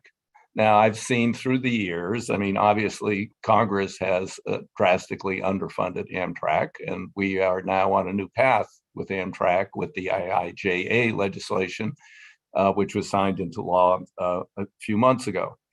And, but now the biggest barrier is getting enforcement of their statutory rights so they can add service in parts of the country. This is not the only route that they're looking at putting additional service on, but the precedents established at this hearing will be very applicable to those future ones. We need reasonable cooperation. I've tried to talk to the freights about this. I believe we have the greatest freight rail system in the world, and we want to keep that. But I think there are places and ways by just showing a little flexibility that we can also have a great freight rail system, and we can have a much better passenger rail system in this country. Freight railroads have, I think, the ability to do that. And notably, they also have a very strong legal mandate to provide Amtrak with that level of service, access, and preference. The Passenger Service Act of 70, the board shall require a railroad to make immediately available tracks on the facilities. Codified in 49 USC. Amtrak may make an agreement with rail carrier to use facilities and have services provided by the carrier. Then we went on to define the role of this board in ordering access. Again, 49 USC, the board shall order that the facilities be made available, services provided Amtrak prescribe reasonable terms and compensation for using the facilities and providing the service. Those are two key things: shall order and reasonable terms. And this is where the board has to exert its authority. You know, in 1980, Congress determined freight railroads were asking for inordinate investments, and they established the board's right to requirement to give an expedited remedy. There's been no gray area here. There has been a lot of pushback that I've heard from the freight side, but no, this is unambiguous. There's nothing in the statute that would justify these extraordinary delays, gross overcharges to access existing rail lines, which has unfortunately characterized the attempts by Amtrak to restore service on this route. This was a route until Hurricane Katrina, and for years now, Amtrak has been attempting to restore it. The DOT formed a working group, and that included the freight railroads to estimate needed costs, and they came up with a figure of $120 million. But since then, CSX came up with a $2.3 billion number, which was then lowered by the CSX NS November 3rd filing to $400 million. I don't know exactly what the right number is. It may well be in the vicinity of the DOT number. It may be a bit higher. But the point is a determination has to be made on what's reasonable. And it doesn't seem that this is going to be impinging upon service. I was very disturbed to see the email that was sent out by one of the CEOs trying to panic the customers. So let's see, CSX can't handle more than 2 more trains a day on a route which they now run 12 trains a day. I find that hard to believe. And I hope that the customers understand that they're being used in this case. I think that, we've got to come to a number.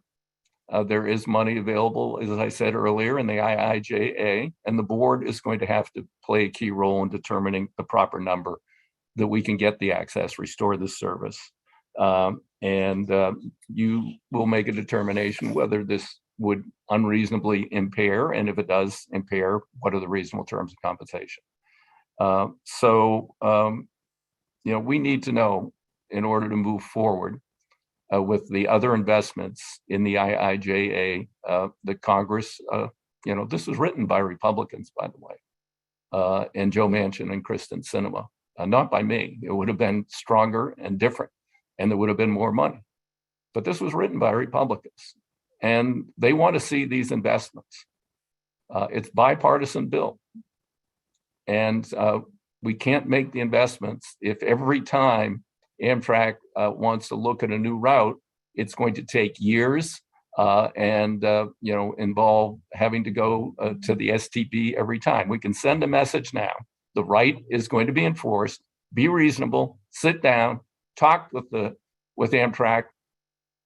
They want to talk, and they want to work these things out to the benefit of freight and passenger rail.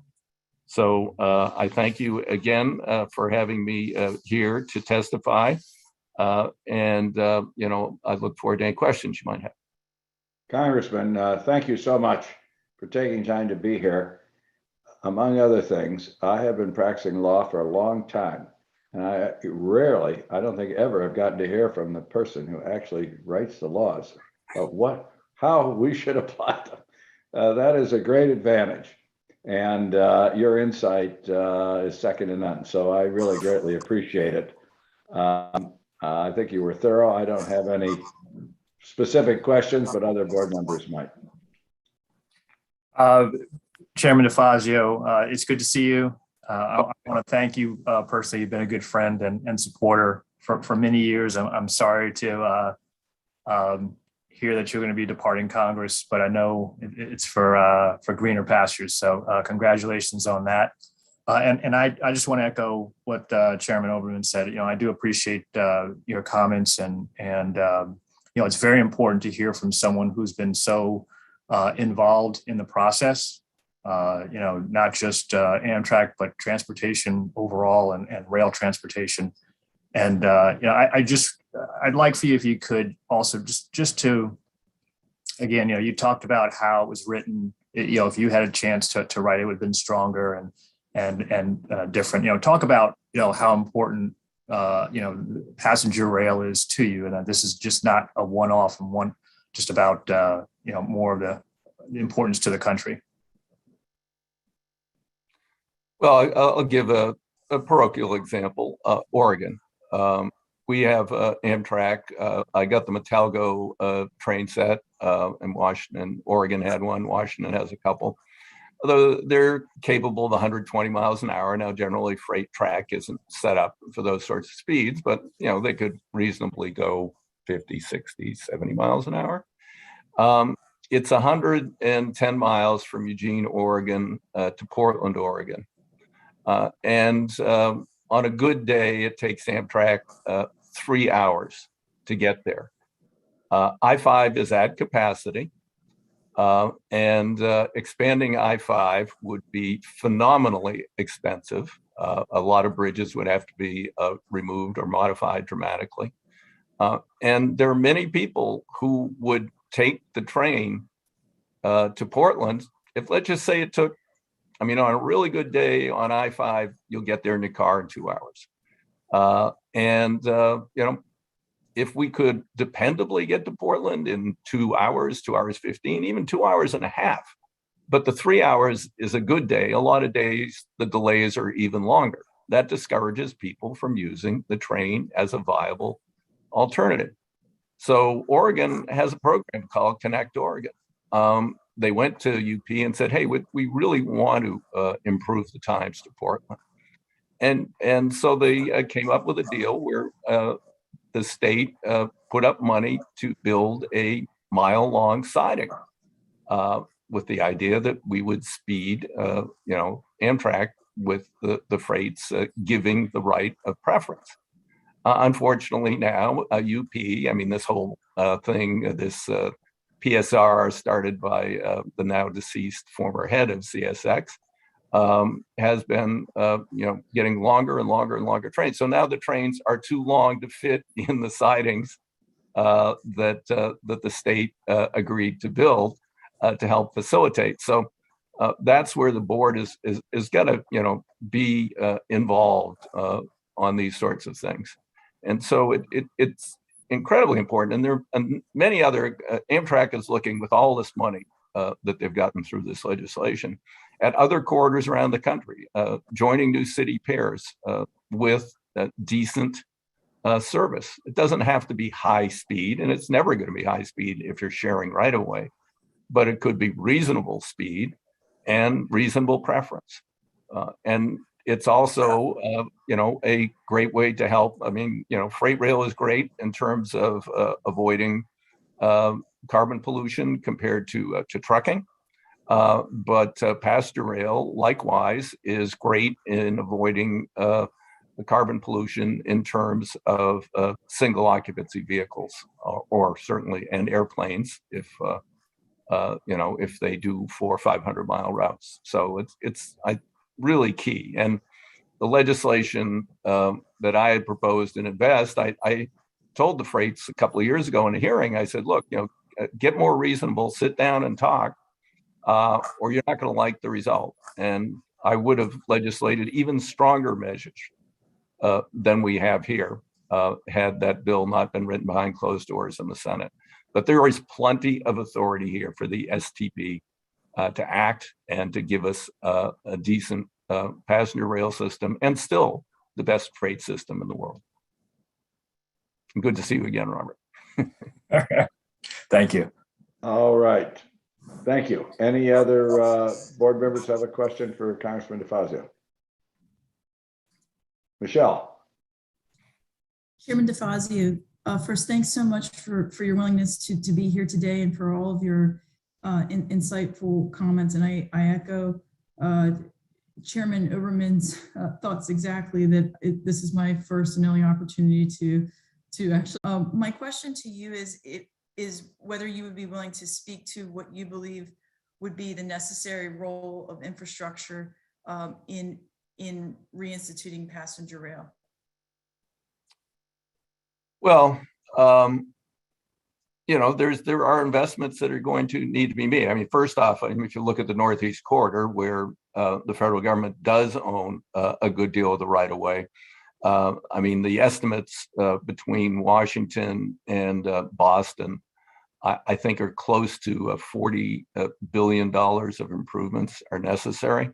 I took the committee on a tour just from DC to New York to see some of the best engineering work of the 1800s. The tunnel under Baltimore, built 1872, it's brick. And by the way, it's pouring rain inside because the water mains are leaking. It's not going to last forever. There's also a sharp turn to access that tunnel. If that tunnel goes, then we will tie up the whole East Coast and just incredibly. Then you get to the Portal Bridge, which finally is funded and is going to begin construction. The Portal Bridge, when opened for ship traffic, they have to get a crew of 10 people out there and one big guy with a sledgehammer to get it to fully close again. That project, and we now have approval for the new tunnels under the Hudson. Again, these investments, I mean, those are well done. They got a major upgrade in the Great Depression when they put in the knee walls and they put in the 12,000 volt continuous cable, which is now the concrete spalling because of saltwater intrusion during the hurricane. And every once in a while the cable shorts out, and it's very difficult to access and fix because it is a continuous cable as opposed to something more modern and segmented that would be. So we've got to build those new tunnels and then rehab the old tunnels, and then we will have more than doubled our capacity. So and the list goes on as you work your way up the East Coast. And then in other parts of the country, Amtrak will have money available now to go to and do reasonable measures to accommodate freight's reasonable concerns on some of these other city pairs that they're looking at. And so that, again, the money there is critical because, yes, there will be some costs, and maybe we're going to have to build 2-mile long sidings. I don't know how we're going to do this, but one way or another, we need to facilitate more passenger rail in this country. It's a part of the solution on climate change.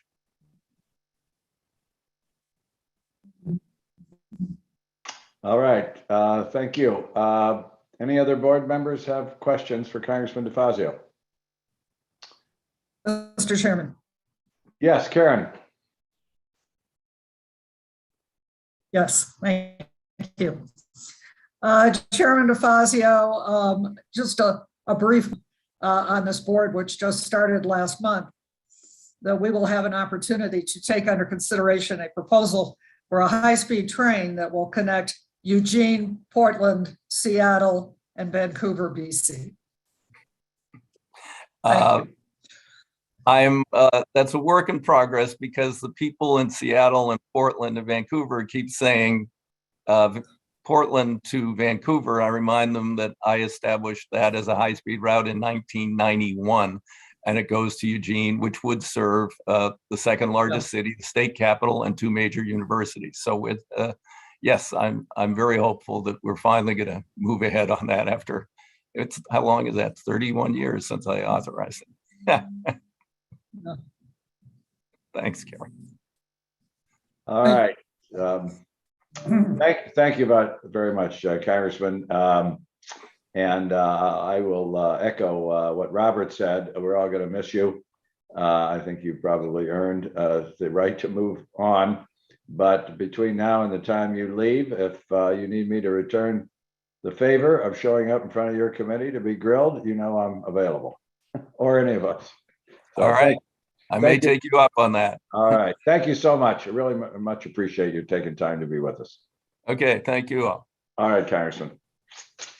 Okay, we are going to move to panel 6. And it is a long panel, but I'm going to read all the names just to alert people who I hope are tuned in that they are up next. So I'm just going to read names quickly. Greg Canfield, Jim Searcy, Ellen McNair, Chris Curry, Brian Harold, Michael Lee, Kelly Hope, Matthew, I'm sure I'm going to butcher this, Matthew Nisad, and Eric Peterson. So Mr. Canfield, Secretary of the Alabama Department of Commerce, you are up. Thank you very much. I hope you can hear me loud and clear. Very clearly. Thank you, sir. Very good. Thank you. Thank you for the opportunity to visit with you today and share some of the concerns. Amtrak's effort to add new passenger service to the existing freight rail infrastructure in Alabama and elsewhere on the Gulf Coast has certainly generated a good bit of attention in recent months. I listened a little bit this morning to some of the comments that were being made in today's public hearing. And I think while it appears much of what's been focused on pertains to the carriers and perhaps CSX in particular, perhaps this is a strategy to kind of deflect some of the broader issues which I'd like to address today. And those are economic issues that are tied to this decision. As Alabama's Secretary of Commerce, I've got a responsibility, of course, to kind of add my voice to this debate in hopes of expressing some of those serious issues that need to be analyzed as part of this Amtrak proposal. One of those issues is certainly the long-term impact and the costs that are expected to be shouldered by the state of Alabama as an item for review and consideration. Amtrak's proposal that's before you would be a new state-supported passenger route. I know I've heard it said today that this would be a restart of an older route, but in effect, it's been gone long enough that this is in effect, from a cost perspective, a new route, particularly as it relates to a state bearing some of that financial burden for this. And as one of those sponsors, the state of Alabama has told Amtrak that among other concerns we have, we're not really interested in proceeding unless federal funds are made available to build enough new infrastructure to protect Alabama businesses, large and small. And those businesses certainly rely on freight rail and that network, and yet we're here today. We've raised those concerns in part because Alabama's ports are an important issue for us. They're absolutely essential to both the free flow of commerce and to our state's broader economic health, including the Alabama jobs that are supported in our state's economy.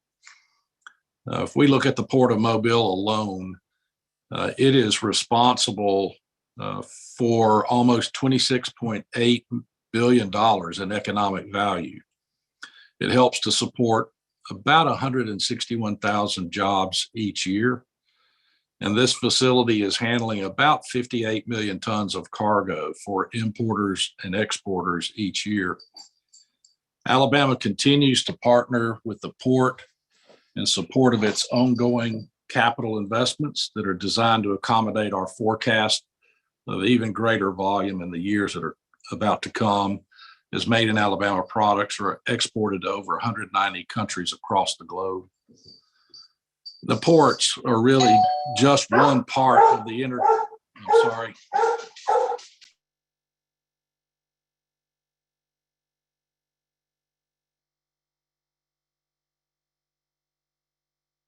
such as the danger of talking live on Zoom. It's a dog-friendly hearing. Apologize for that interruption. But the ports are just. I'll just say this.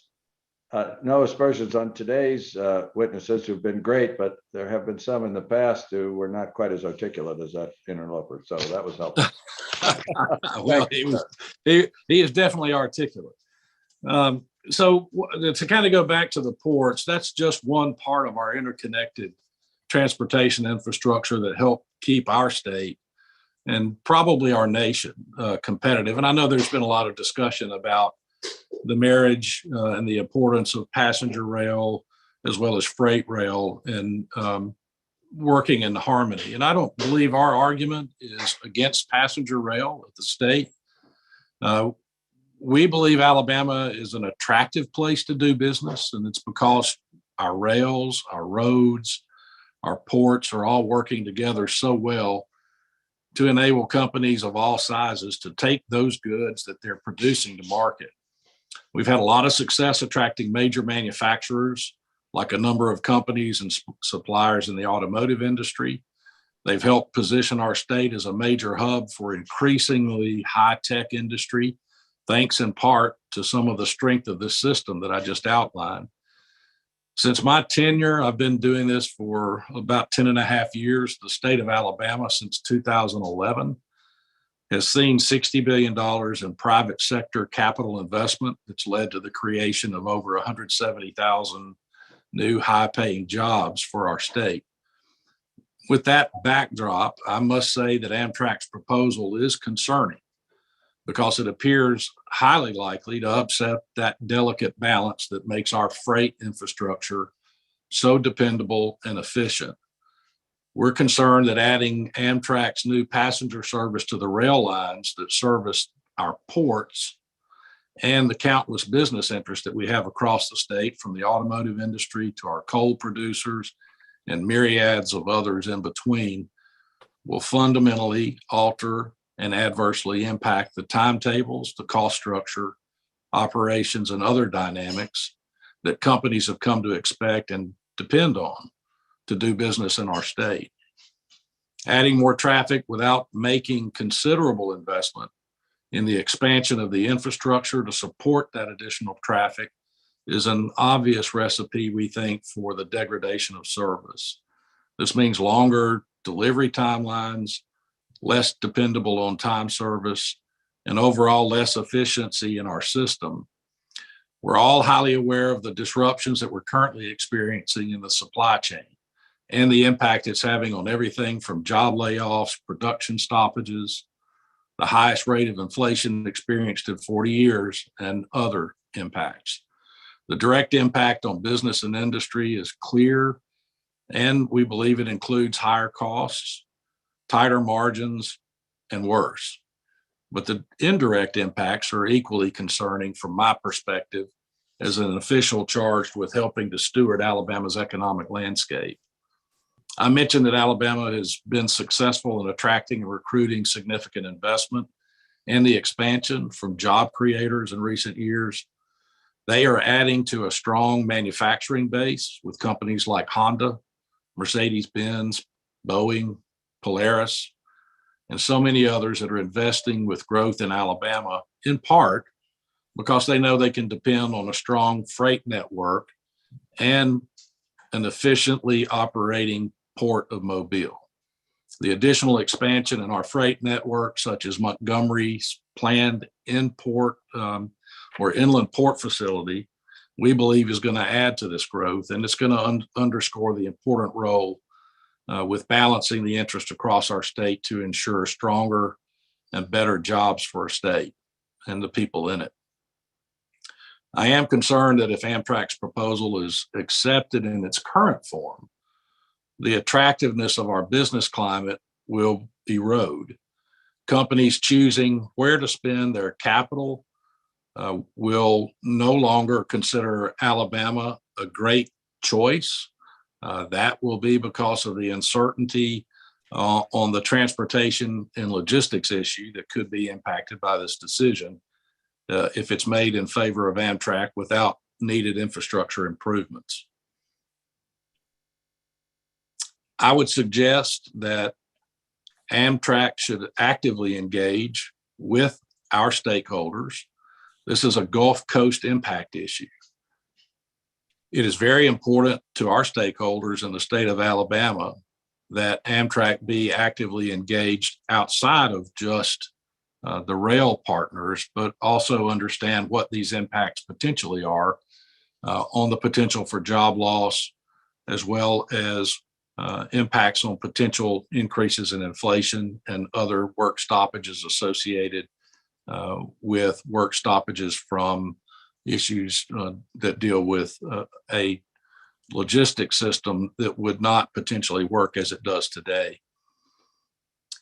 I also suggest and am concerned that if Amtrak moves forward with the current proposal as it is, this will set a new precedent.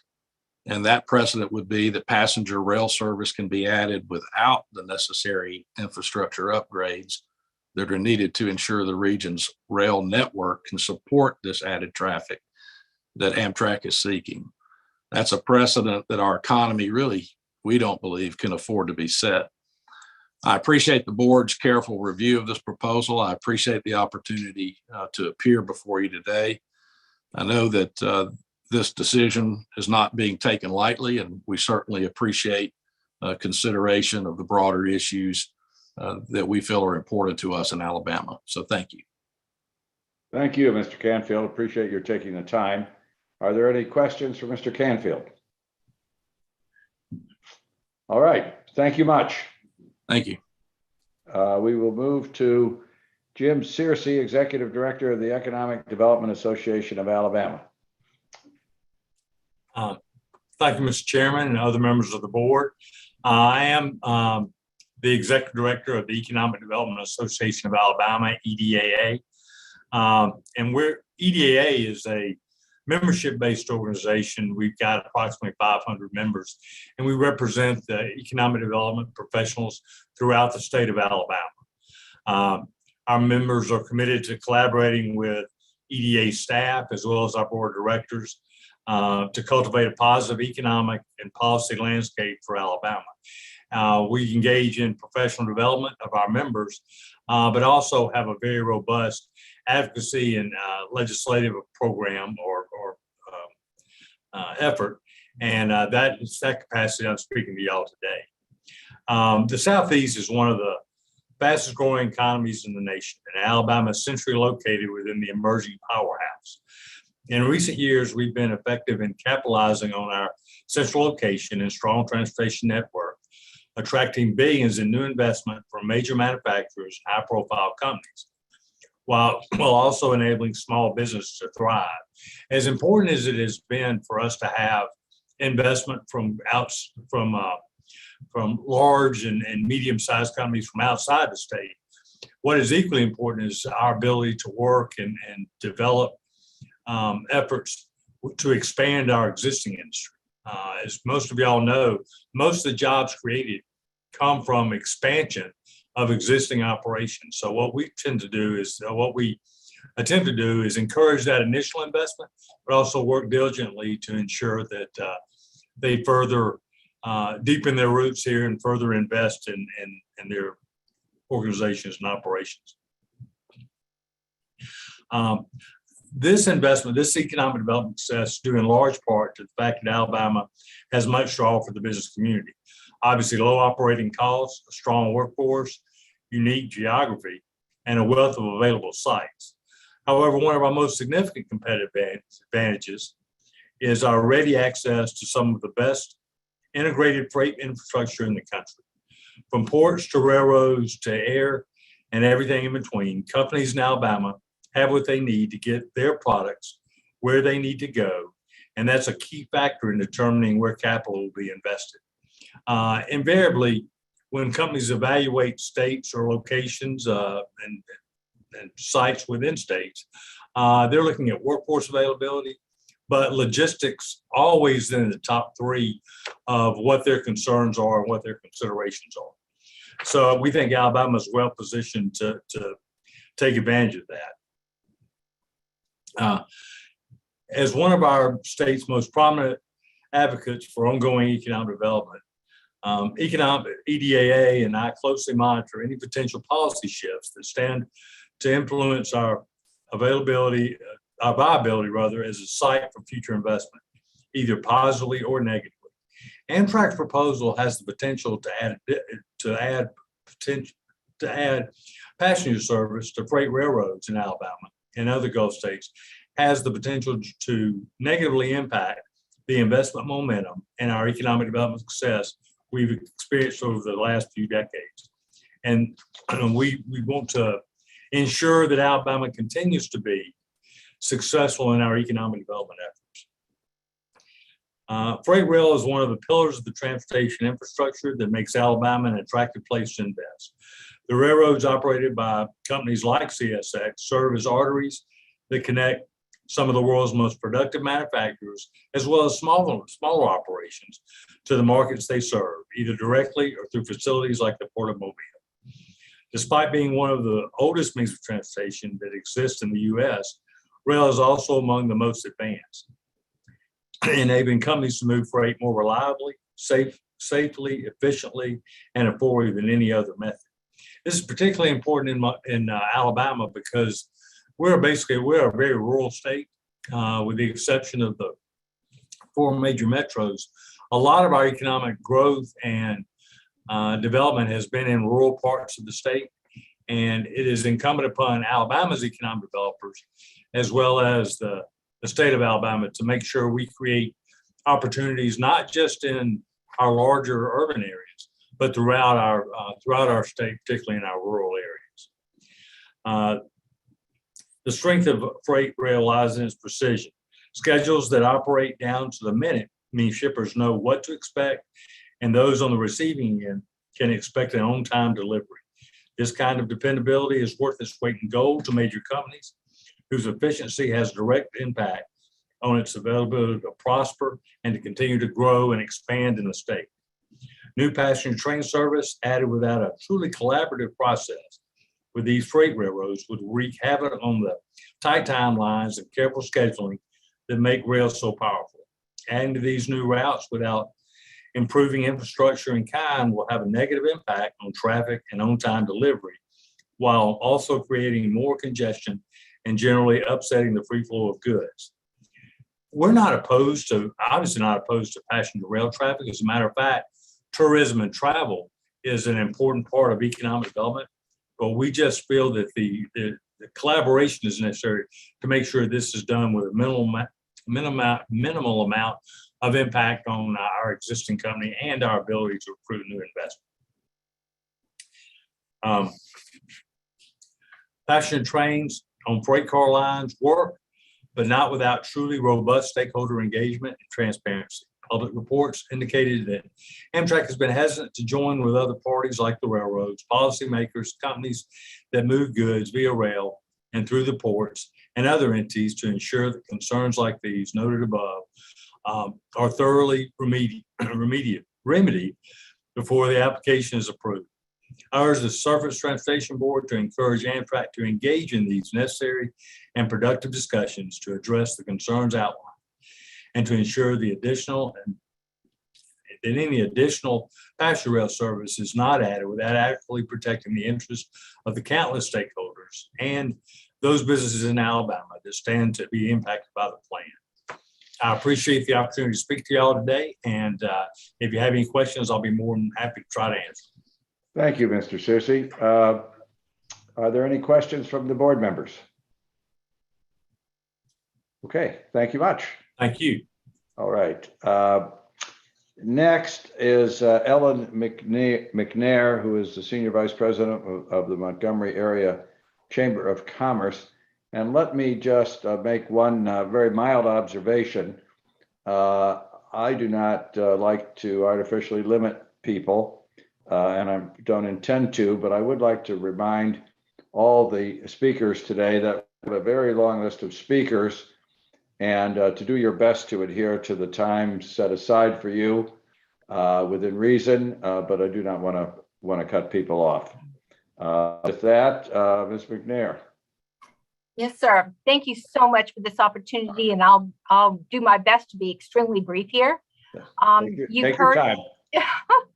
Well, you've heard both Secretary Campfield and Mr. Searcy speak from an economic development statewide perspective. I'd like to speak on behalf of the Montgomery Area Chamber of Commerce and the local economic developers about our concern regarding the impact that Amtrak's proposed Gulf Coast passenger service could have on the freight rail service for businesses, specifically in Central Alabama. As the economic development organization for our area, we have been highly successful in the recruitment, expansion, and the retention of our manufacturing community. In just Montgomery County, the auto industry in the past 20 years has invested over $5 billion into our county, our chamber, our city, and our county leadership work every day to support these companies who provide over 15,000 very well-paying jobs with an economic impact of almost $5 billion annually. Part of our support includes work with the Alabama State Port Authority on the future development of an inland container port facility here in Montgomery that Secretary Campfield referred to earlier in the remarks. We're deeply concerned about the impact that adding the passenger train service over a largely single track Gulf Coast connector. We're especially concerned given the prospect that the passenger rail service may commence without additional infrastructure.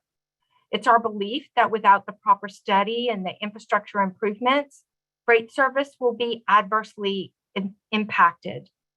Reoccurring freight train delays, decreased train speeds are certain to create additional problems in the supply chain and further hamper an already difficult situation. We request that the board require Amtrak to fund and facilitate the construction of our infrastructure projects to avoid any harm that might come to the freight service. And that's the conclusion of my remarks. I'm finished early. You're very fast. Just for my clarification, when you say infrastructure projects, did you have any specific ones you were referring to? Well, in just the impact that it's already, there's already obviously a great deal of stress on our supply chain, especially in the automotive sector, where the Port of Mobile is hugely assistance our automotive industry. So to put additional strain on that particular segment, we really are concerned about the impact that this additional passenger service would have on that already really delicate situation there. So we really would ask that additional infrastructure be provided so that not to in any way hamper the freight situation in that area. So I take it your statement is one of support generally for infrastructure without, you're not specifying the particular projects, you just think some are needed. Absolutely, absolutely. And the impact that this would have, a careful study of the impact that this would have on this very quickly growing automotive sector in Central Alabama. As I said, we've already had about $5 billion invested just in our community in the last 18 years, almost 20 years, with the opportunity for significantly more investment. And as I said, we get up every day to support and encourage that investment in our community. All right. Thank you very much. Thank you. Any other questions for Ms. McNair? Okay. Thank you, Ms. McNair. Thank you. The Chris Curry, President of the Mobile Airport Authority. Thank you, Chairman Oberman and members of the board. Thanks for allowing me to testify in this hearing. Can you hear me? Yes, can hear you well. All right. My name is Chris Curry, President of Mobile Airport Authority. The Surface Transportation Board has a strong record of working collaboratively with a diverse set of stakeholders to shape the future of the nation's transportation sector in a positive and productive manner. As the president of the Mobile Airport Authority, I'm appreciative of those efforts because I understand how deeply connected our various transportation sectors are to one another. From air to rail to sea, No mode of transportation can operate at its highest potential without close coordination amongst all modes of transportation. Regulators like the STB play a vital role in facilitating this kind of cooperation. As you evaluate Amtrak's proposal for passenger rail service on the Gulf Coast, it is essential that you insist upon an increased level of collaboration and transparency among all interested parties, including the Mobile Airport Authority. As you may be aware, we're in the midst of a $250 million project to create a new international airport terminal complex that will shift commercial aviation services from the Mobile Regional Airport located at the western edge of the city to the Mobile Downtown Airport near downtown. As you contemplate Amtrak's proposal, I would underscore the importance of locating the passenger station at the Mobile Aeroplex.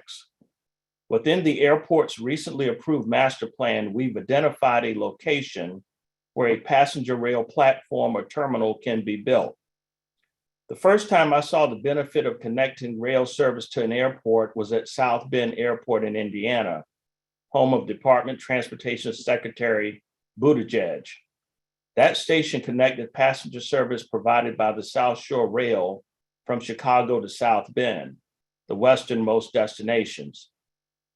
As all commercial traffic transitions to the new international airport terminal at Mobile Downtown Airport, our community will benefit significantly from, and in fact is counting on, a new passenger rail station as part of that development. The overall downtown airport expansion plan includes dedicated space for a new passenger rail station. In addition to helping to drive the connectivity and integration that is so important to a functioning transportation sector, the station could also accommodate a layover facility if the location becomes the terminus of Amtrak service in Mobile.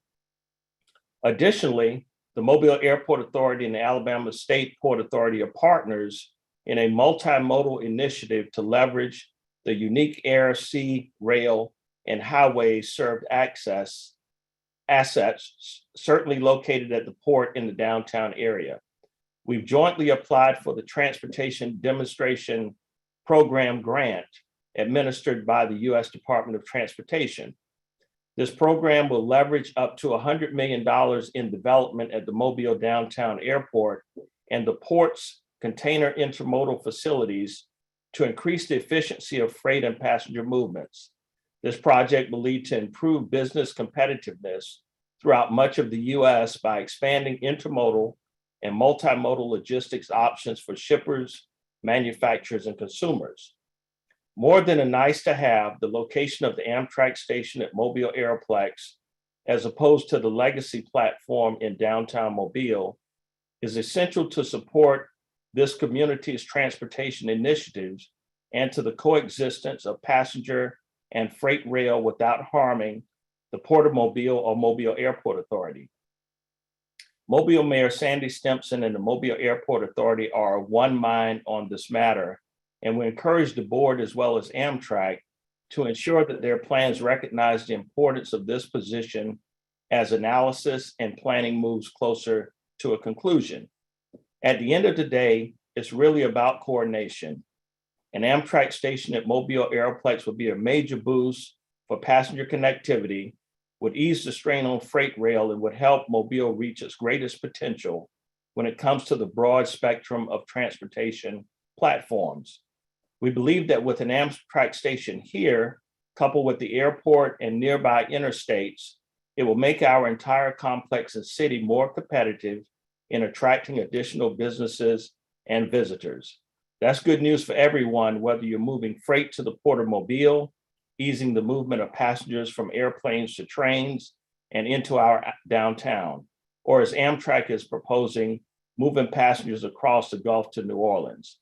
Thank you for the opportunity to weigh in on this matter, and I'm happy to answer any questions you may have. Thank you, Mr. Curry.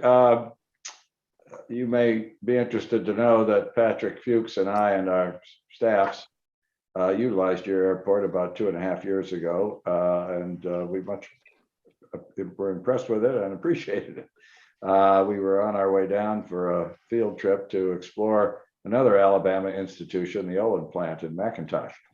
The question I have is, what is the timing roughly of the time you expect the new international terminal to be open and up and operating?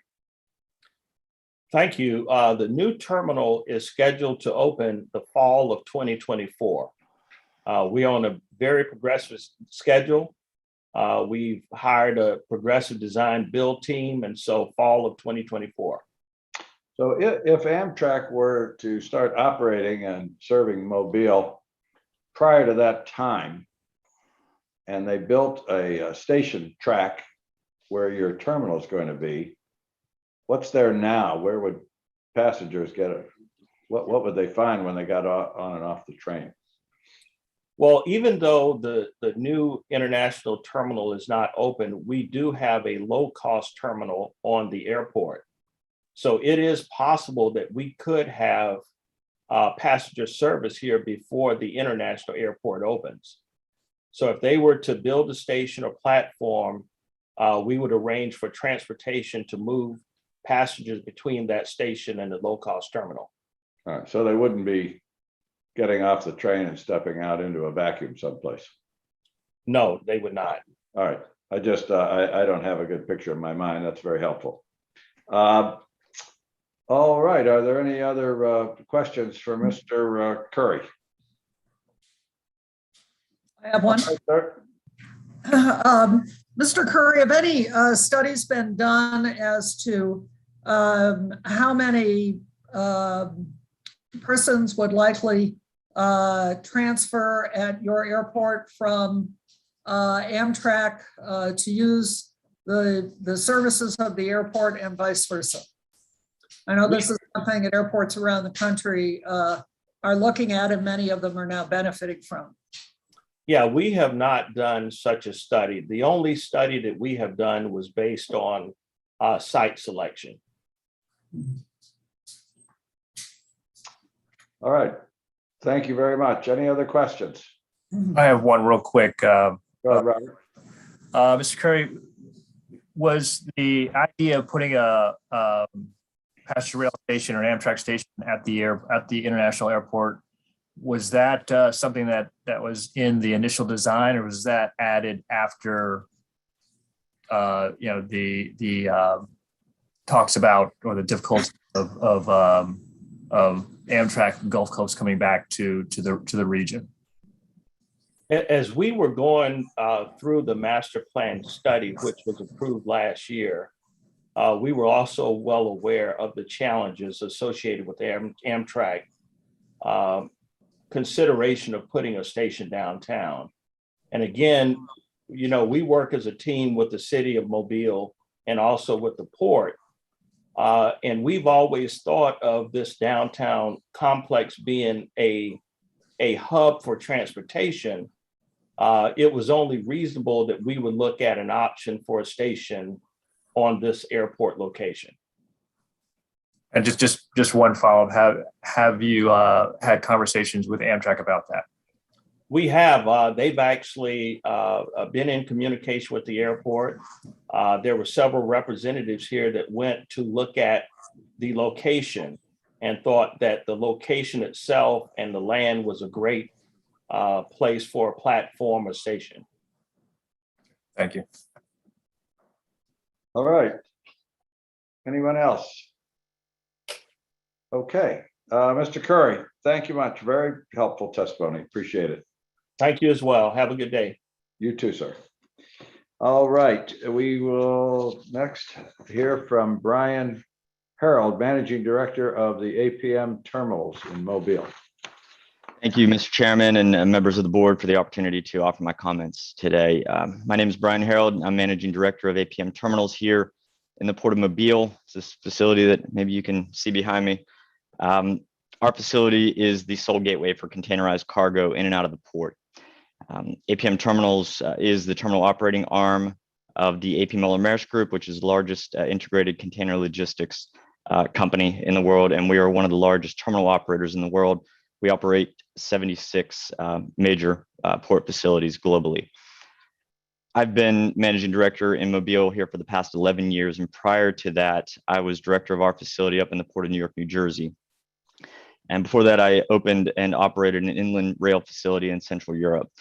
My responsibility currently in Mobile has been to operate, manage, and grow the container business and intermodal assets here.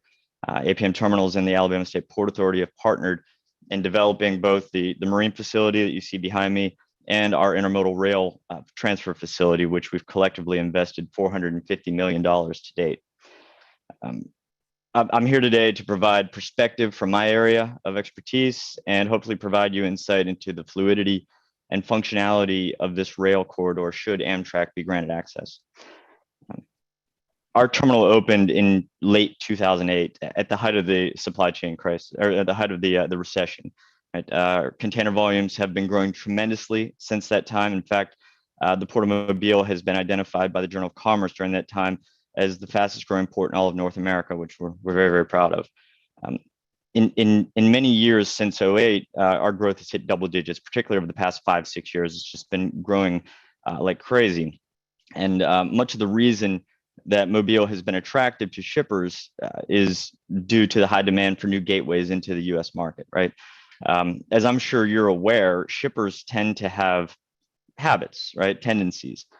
They have preferences for certain ports, railroads, steamship lines, trucking companies, et cetera.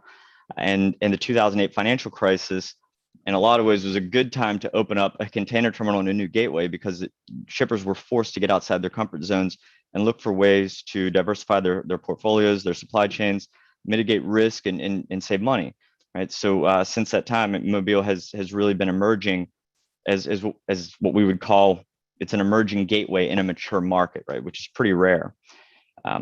Considering today's supply chain crisis, the demand for Mobile has never been higher.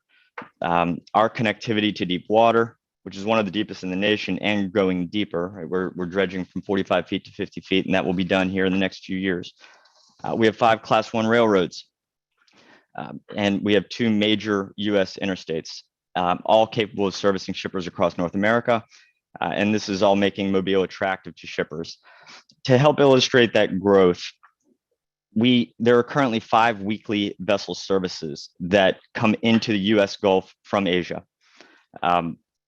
Now, all 5 of those vessels call Mobile. All 5 of them call Port of Houston. 3 of them call New Orleans. 2 of them call Tampa, right? So the Gulf has been a solid gateway and a growing gateway, especially for cargo coming from the Far East for a number of years.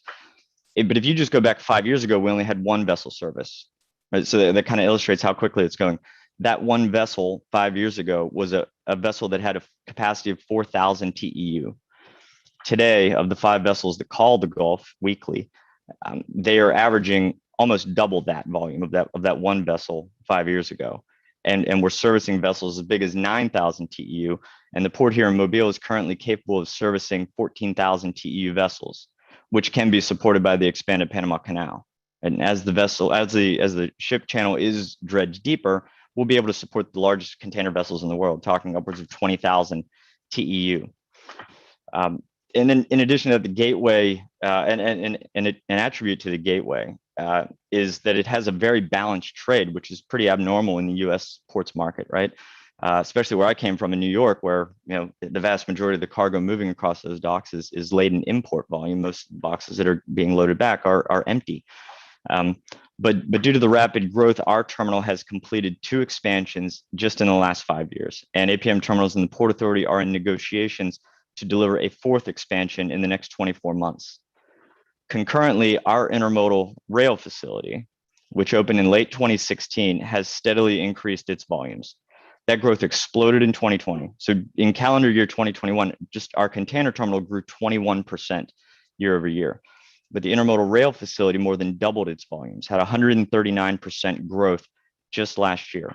Now, there's a number of reasons for that growth, right? It's been our automotive manufacturing sector, which was mentioned earlier, certainly the forestry products in our area, the refrigerated facilities. We have a new state-of-the-art refrigerated freezer facility that opened in 2021. Our refrigerated cargoes grew by 50% last year. And then certainly part of our growth is directly attributed to the congestion occurring in other major North American gateways. particularly those servicing our major population centers in the Midwest, including Pacific Coast in Canada, right? Vancouver, Prince Rupert, et cetera. The shippers reliant upon Far East shipments can actually transit the Panama Canal, cargo moving into the Gulf. So a ship can come from the Far East, get through the Panama Canal, offload onto rail in Mobile, and have their cargo in Chicago from the time it's loaded in a port in Asia until it gets Chicago in 28 days, which is quite good. And we can provide that on a very consistent basis, which shippers have come to appreciate. Additionally, Southeast manufacturers that had been slow to shift their supply chains through Mobile have now contracted for permanent shifts into Mobile, due in part to the congestion and delays. So in short, when the pandemic-induced supply chain crisis ends, our cargoes will remain. So I just wanted to summarize where we are today, and I'd like to take just a quick minute to talk about where we're going. We have 2 national railroads that have announced rail expansions in Alabama here to service both freight and container intermodal rail into the Port of Mobile.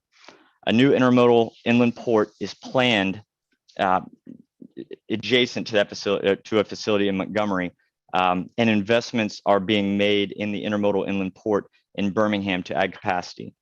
These inland ports will connect directly to the intermodal assets in Mobile via the Port Authority's terminal railway interchange and the CSX mainline corridor, obviously anticipated to be somewhat impacted by these passenger rail trains. Now, many of the Port of Mobile shippers and associated transportation service businesses see Amtrak's petition as a clear threat to our expansion and growth. Not because we're against passenger rail, we're not, absolutely not. I'd be a user of it, as I do a lot of business in Louisiana myself, but because proponents failed to consider the impacts in the CSX corridor that supports all freight and intermodal rail transits in and out of the seaport terminals. As a terminal operator and logistics service provider for shippers, I agree with those concerns. I understand rail movements in and out of the port, and I see our manageable heavy rail use deteriorating into congestion, delays, and increased cost to our customers if Amtrak is allowed on this system without mitigating investments in the corridor. Now, the rail growth I referenced earlier is only scratching the surface. Keep in mind, we have 5 Class 1 railroads here in Mobile. There are only 2 major US ports that actually have that, right? The other being New Orleans. Most major ports around the country only have 2 Class 1 railroads. The growth that I talked about earlier is only through the Canadian National. CN is the only one of those 5 Class 1s that is moving intermodal cargo in and out of Mobile today. Now you add to that Norfolk Southern and CSX have announced clear plans to start intermodal rail service in the near future. Now we've got 3 out of 5 coming. Imagine the growth that we're going to see on this rail network just in the next few years, right? And of course, then we still have 2 more Class 1 railroads, and there's some good discussions and things happening with Kansas City Southern currently. So with this kind of rail access, the Port of Mobile can play a critical role in strengthening our country's supply chains to major population centers in the Midwest and Southeast for years to come. Right? This supply chain crisis isn't just something that has happened now and it's just going to completely evaporate. We've known for a long time that our supply chains in general are deficient and they need to be better. Now, this port in Mobile is a relief gateway for the national supply chain crisis. We're managing our volumes and we are managing to maintain a stable and growing workforce. We're part of the solution the administration and Congress is attempting to put in place to address this crisis. The transportation industry sees that the supply chain crisis could endure into 2023, with some assessments seeing a return to pre-pandemic levels by 2024. The crisis is a direct contributor to inflation, longer wait times for essential or consumer goods, and the scarcity of products. Given the current environment, Amtrak's approach neglects the glaring challenges in our nation's supply chain and will only worsen and prolong the crisis. The better approach is to require Amtrak to work with the port and rail community to identify the infrastructure needs, and for Amtrak to potentially co-invest in the rail corridor infrastructure to ensure there is adequate capacity for both passenger rail and freight rail service. The Gulf Coast, simply put, needs to be attractive to shipping companies, right? We need the Gulf to be our third coast for our supply chain. In order for that to happen, we need multiple viable ports of call that can provide larger volumes and support these vessels that are continued to get bigger and bigger. For Mobile to continue to be a viable port of call for vessels that are expected to double in size, that requires continued growth on our rail corridor for freight, simply put. My company, our shippers, and our stakeholders see these issues worthy of due process and consideration. We ask that the board deny Amtrak's petition as it currently sits and to lay out a framework that will be respectful of freight interests. Thank you for your time and consideration. I appreciate it, and I'm happy to answer any questions you have. Thank you, Mr. Harold. I have a couple of questions. The $450 million intermodal terminal that you referenced, do I see that on the picture behind you? Yeah, sort of. Well, it looks backwards to me, but it's, let's see. Yeah, I think if you can see it maybe at my fingertip, it's right up here. So it's about, it's about a quarter of a mile as the crow flies from the container terminal. And how do the containers get from what I'm looking at on the port to the intermodal connection? Yeah.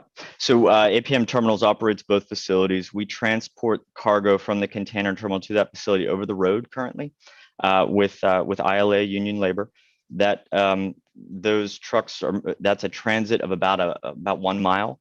Now the Port Authority does have plans here in short order to start construction of a flyover bridge that will directly connect the container terminal to the rail facility, so we won't have to go over the road. Is there any plan to have rail directly serve the terminal? Well, I don't believe so. It's all the connections come through the short line, the Port Authority short line rail, right, through their main yard. Yeah, but does the short line, in other words, you're going to build any tracks directly to the port to your terminal so that you don't have to ever put the containers on a chassis? That's what I'm wondering. I'm not aware of any oh, you mean railroad to go directly into our container terminal? Is that what you mean? Yeah. No, there is not. The rail access for our terminal would have to cross the only road that provides access for truckers into the terminal from Interstate 10. So it wouldn't be possible to move railroad directly into the container terminal. Unless somebody built a flyover. Well, we do have a flyover bridge currently that goes over the main line, the CSX main line. And I guess you'd have to see it, and we'd love to host you down here sometime to see it, but I don't believe that it would be possible given the proximity to the entrance to the container terminal. The flyover over the CSX line is a truck flyover? That's correct. I see. And you can't, there's not enough space there to build a rail flyover? No, sir, there's not. In the picture I'm looking at, I don't know the date it was taken, it looks nice and summary there. There are a lot of containers on the ground. Yeah. Is that what it looks like today? Yeah, actually, it's this picture was taken, it was very congested at the time. Thankfully, we've been able to work out some things to move cargo off dock to other facilities. So it's a bit less congested, which is of course what we want. We want this main artery to be fluid, right? The congestion that you see behind me was mainly driven by increased dwell times for import cargoes for major importers such as Walmart, Hyundai Motors, etc. So if I understand correctly, some of the containers that come in are taken by truck over to your intermodal facility and loaded on trains for their ultimate destination. Is that, or to a intermodal yard somewhere, Chicago or some other place? That's correct. The CN, their main focus with their current connections are to the main logistics hubs in Memphis and Chicago. And what percentage of all the containers that come into your port move by rail to those intermodal yards? Currently, it's actually only about 5%, I would say. But the expectation of that is significantly higher. Keep in mind that the facility opened in 2016. It took a few years really before there was enough capacity. I mean, part of our problem in Mobile, I guess it's a good problem to have, but we have a very strong tier 1 market. So as steamship lines brought more ships in. They were very successful at filling those ships just, with cargoes here in Alabama, Mississippi, and the Florida panhandle. As those ships have grown, and of course, challenges have arisen in the supply chain, they've started using the railroad more and more. So that 5% is really just on its first major kind of strong growth here, right? And then, of course, as I mentioned, the recent announcements of NS and CSX look to really blow the top off that. Our projections longer term expect for a consistent 20% rail utilization compared to truck movement in and out of the facility. And that will result from the new facilities in Montgomery and Birmingham that you referenced? In part, yes, that's right. And then, of course, growing demand in Chicago and Memphis, which we've got good, strong commitments from shippers in those areas. When do you expect the Montgomery and Birmingham facilities will be up and operating? Well, it's hard for me to say from an APMT standpoint directly. I would estimate that the Montgomery facility should open within, I would say, the next 18 months. And then I haven't seen the exact plans for NS in their improvements in Birmingham, but the existing facility in Birmingham that Norfolk Southern has does have additional capacity available, and they can support additional cargo volumes going in there today. All right, and the 95% of your containers that are moving by chassis are going over that flyover over the CSX tracks. That's correct. So that traffic would not be affected at all by any passenger trains on the CSX tracks, correct? That is correct. All right. Okay. Just trying to get a complete picture. I'm sure we'll have more from the port. And do your containers that go by rail from your intermodal facility go on the TASD short line? Yes, they do. And where do they go? Well, so mainly they're pulled out. They go ultimately to a CN marshaling yard, which is on the northern side of Mobile, where they're ultimately assembled with merchandise trains, and then they're moved to Jackson, Mississippi, where they're then met by an intermodal rail service that also goes out of New Orleans, and then they travel together up to Memphis and ultimately to Chicago. So all of your containers that go by rail are going on CN? Is that right? Currently, CN is the only one that's offering intermodal rail service. That's correct. Now they're connected via the Port Authority short line. Right. But so when the Montgomery and Birmingham yards open, the intermodal facilities you're talking about, how are your containers going to get from the port to there? Yep, it'll be a similar situation where all the trains are handled in and out by the Port Authority, right, on their short line, ultimately traversing the main line, the CSX main line, to get to the Port Authority's main marshaling yard, and from there they would be transferred off to NS and CSX respectively. So the other class ones interchange at that yard, the marshaling yard you talked about. Yes, sir. All right. Okay. Got the picture. You may get me down there to look at it myself. I'm not good at abstract thinking. So anytime. Thank you very much. Any other board members have questions for Mr. Harold? All right. Very, very thorough presentation. Thank you. Thank you. Next up is Michael Lee, Chairman of the Alabama District Export Council. Yes. Okay. Can you hear me okay? I'm trying to turn the camera on right now. Yeah, I can hear you, but I can't see you. Here we go. Here we are. Okay. First of all, thank you, Mr. Chairman and board members, for giving us the opportunity to speak to you today. Can you hear me okay? Can hear you loud and clear. Okay. My name is Michael Lee. I'm president and CEO of Page & Jones. We are an international shipping and logistics company. We are located here in Mobile, where we were founded in 1892. We have offices in 6 states, including all 5 of the Gulf states that border the Gulf of Mexico. We have we represent companies of all sizes. Some of them are large multinationals, some of the biggest in the world at what they do, and others are mom and pops and small businesses around the Southeast. I'm also chairman of the Alabama District Export Council. The District Export Council is sanctioned by the National District Export Council. All of our members are appointed by the Secretary of Commerce, and the goal and the charter of our organization is to help promote exports and to assist Alabama companies and manufacturers in the area in accessing efficiently foreign markets everywhere, worldwide, really.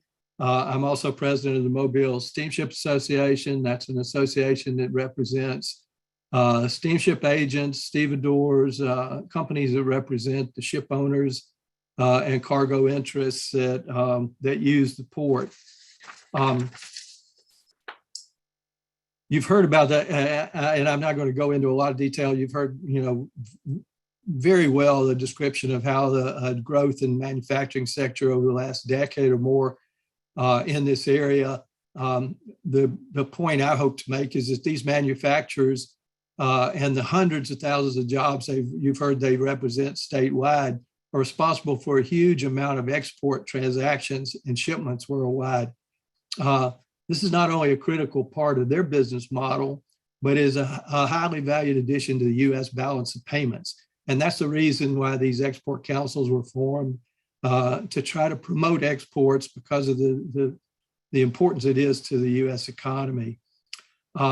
These exports obviously depend heavily on the Port of Mobile and the ability to move cargo economically and efficiently through the port, and the rail is a huge part of that. You've heard how much growth we had. Brian just described how fast the container terminal is growing. As that grows, these exporters depend more and more on the ability to move that cargo efficiently. We're seeing a huge shift toward rail, as you just heard. I don't think as Brian said, we've scratched the surface. There's tremendous difficulty nationwide with trucks. We're experiencing that here. We're struggling to get enough trucks to move our customers' cargo. And along with that comes a desire to shift as much, particularly in the container area, to the intermodal transport that you've heard us talk about.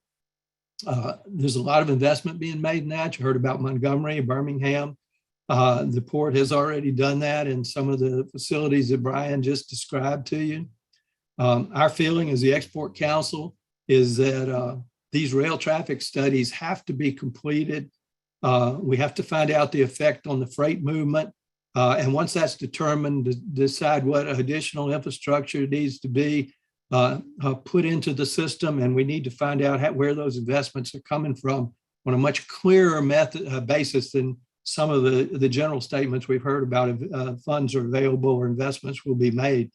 We think this is very important to be done before the passenger rail is inserted into the system. Some of the comments I heard today, if I could address those for a minute, the difference in there was statements made about the rail and the passenger operated side by side very effectively prior to Hurricane Katrina.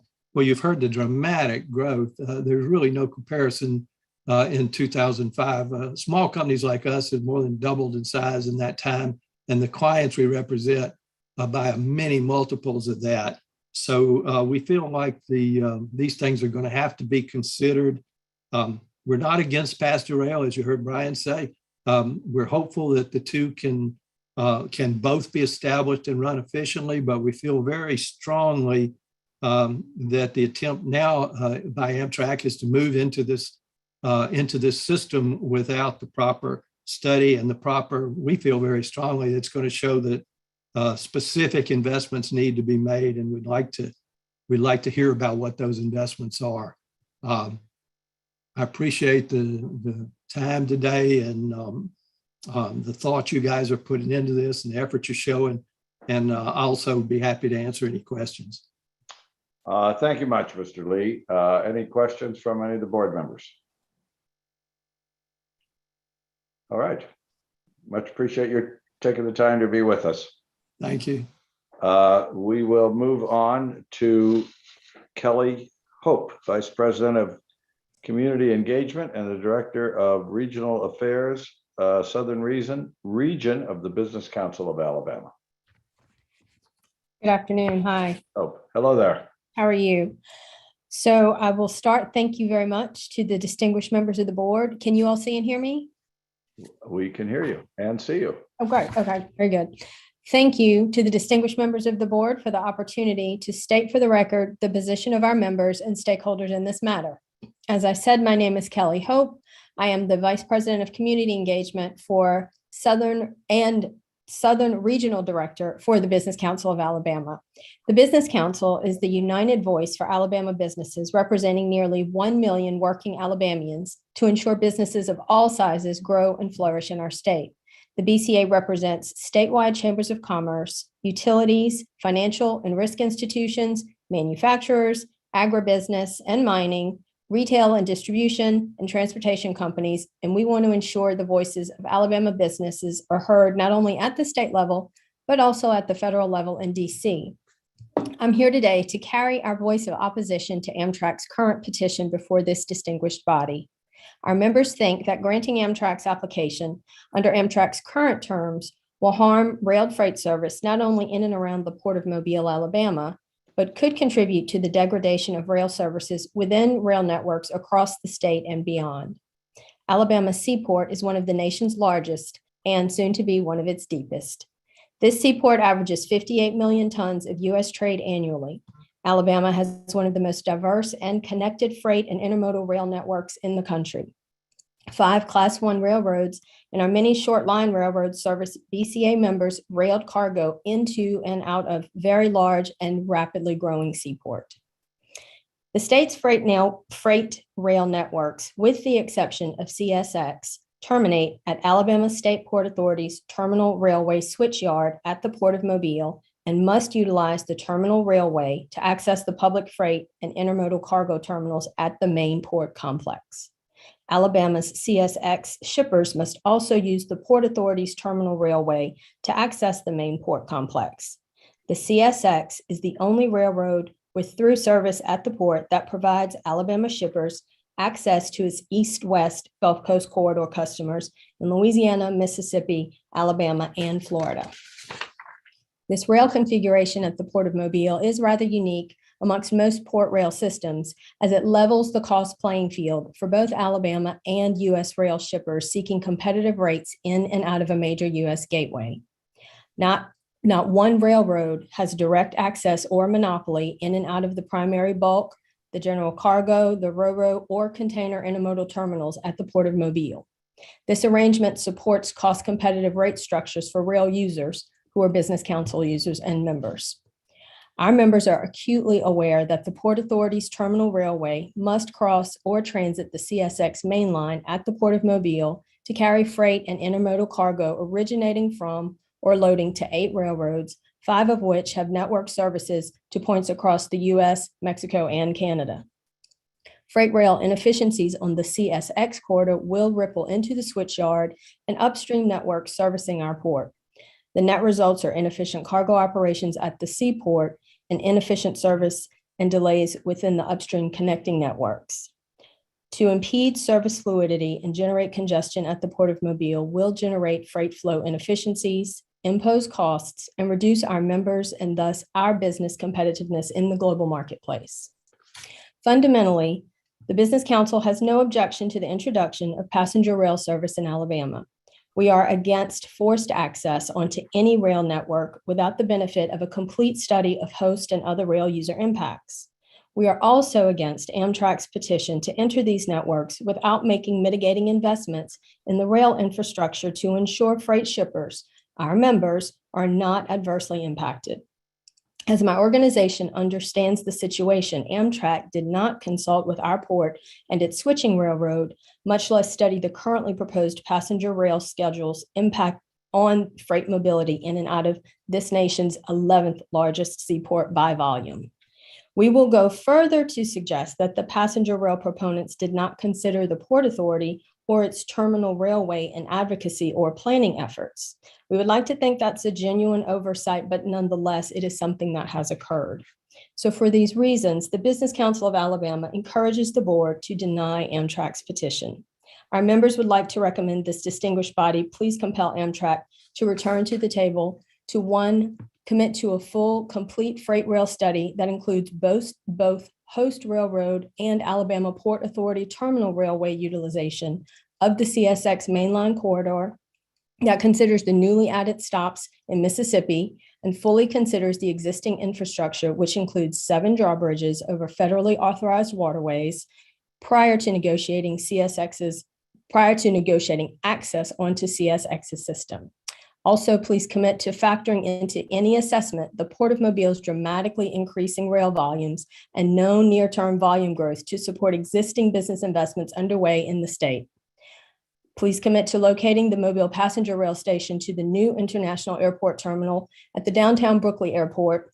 With the cityscape backed up to the port's rail network, a passenger station in downtown Mobile at the main port complex will be disruptive. And then finally, please commit to mitigating infrastructure investments to ensure freight and intermodal rail movements are not degraded. So I appreciate very much the committee's time and consideration of my testimony, and I appreciate you hearing the concerns of our stakeholders on this important issue. Thank you very much.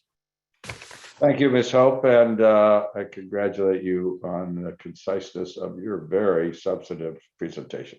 Thank you. Thank you. Does anybody have any questions for Ms. Hope? All right, thank you much. With that, we will move forward to, and Matthew, I'm going to ask you to pronounce your name because I'm sure I've messed it up twice already, from the Mississippi Center for Public Policy. Yes, sir. My name is Matthew Nico, and I'm with the Mississippi Center for Public Policy. We're based in Jackson, Mississippi, and we represent free market principles and the benefit of taxpayers. And we do that through analysis and research of pressing issues. So we've been following this since 2019, and there were 2 primary areas that we wanted to highlight.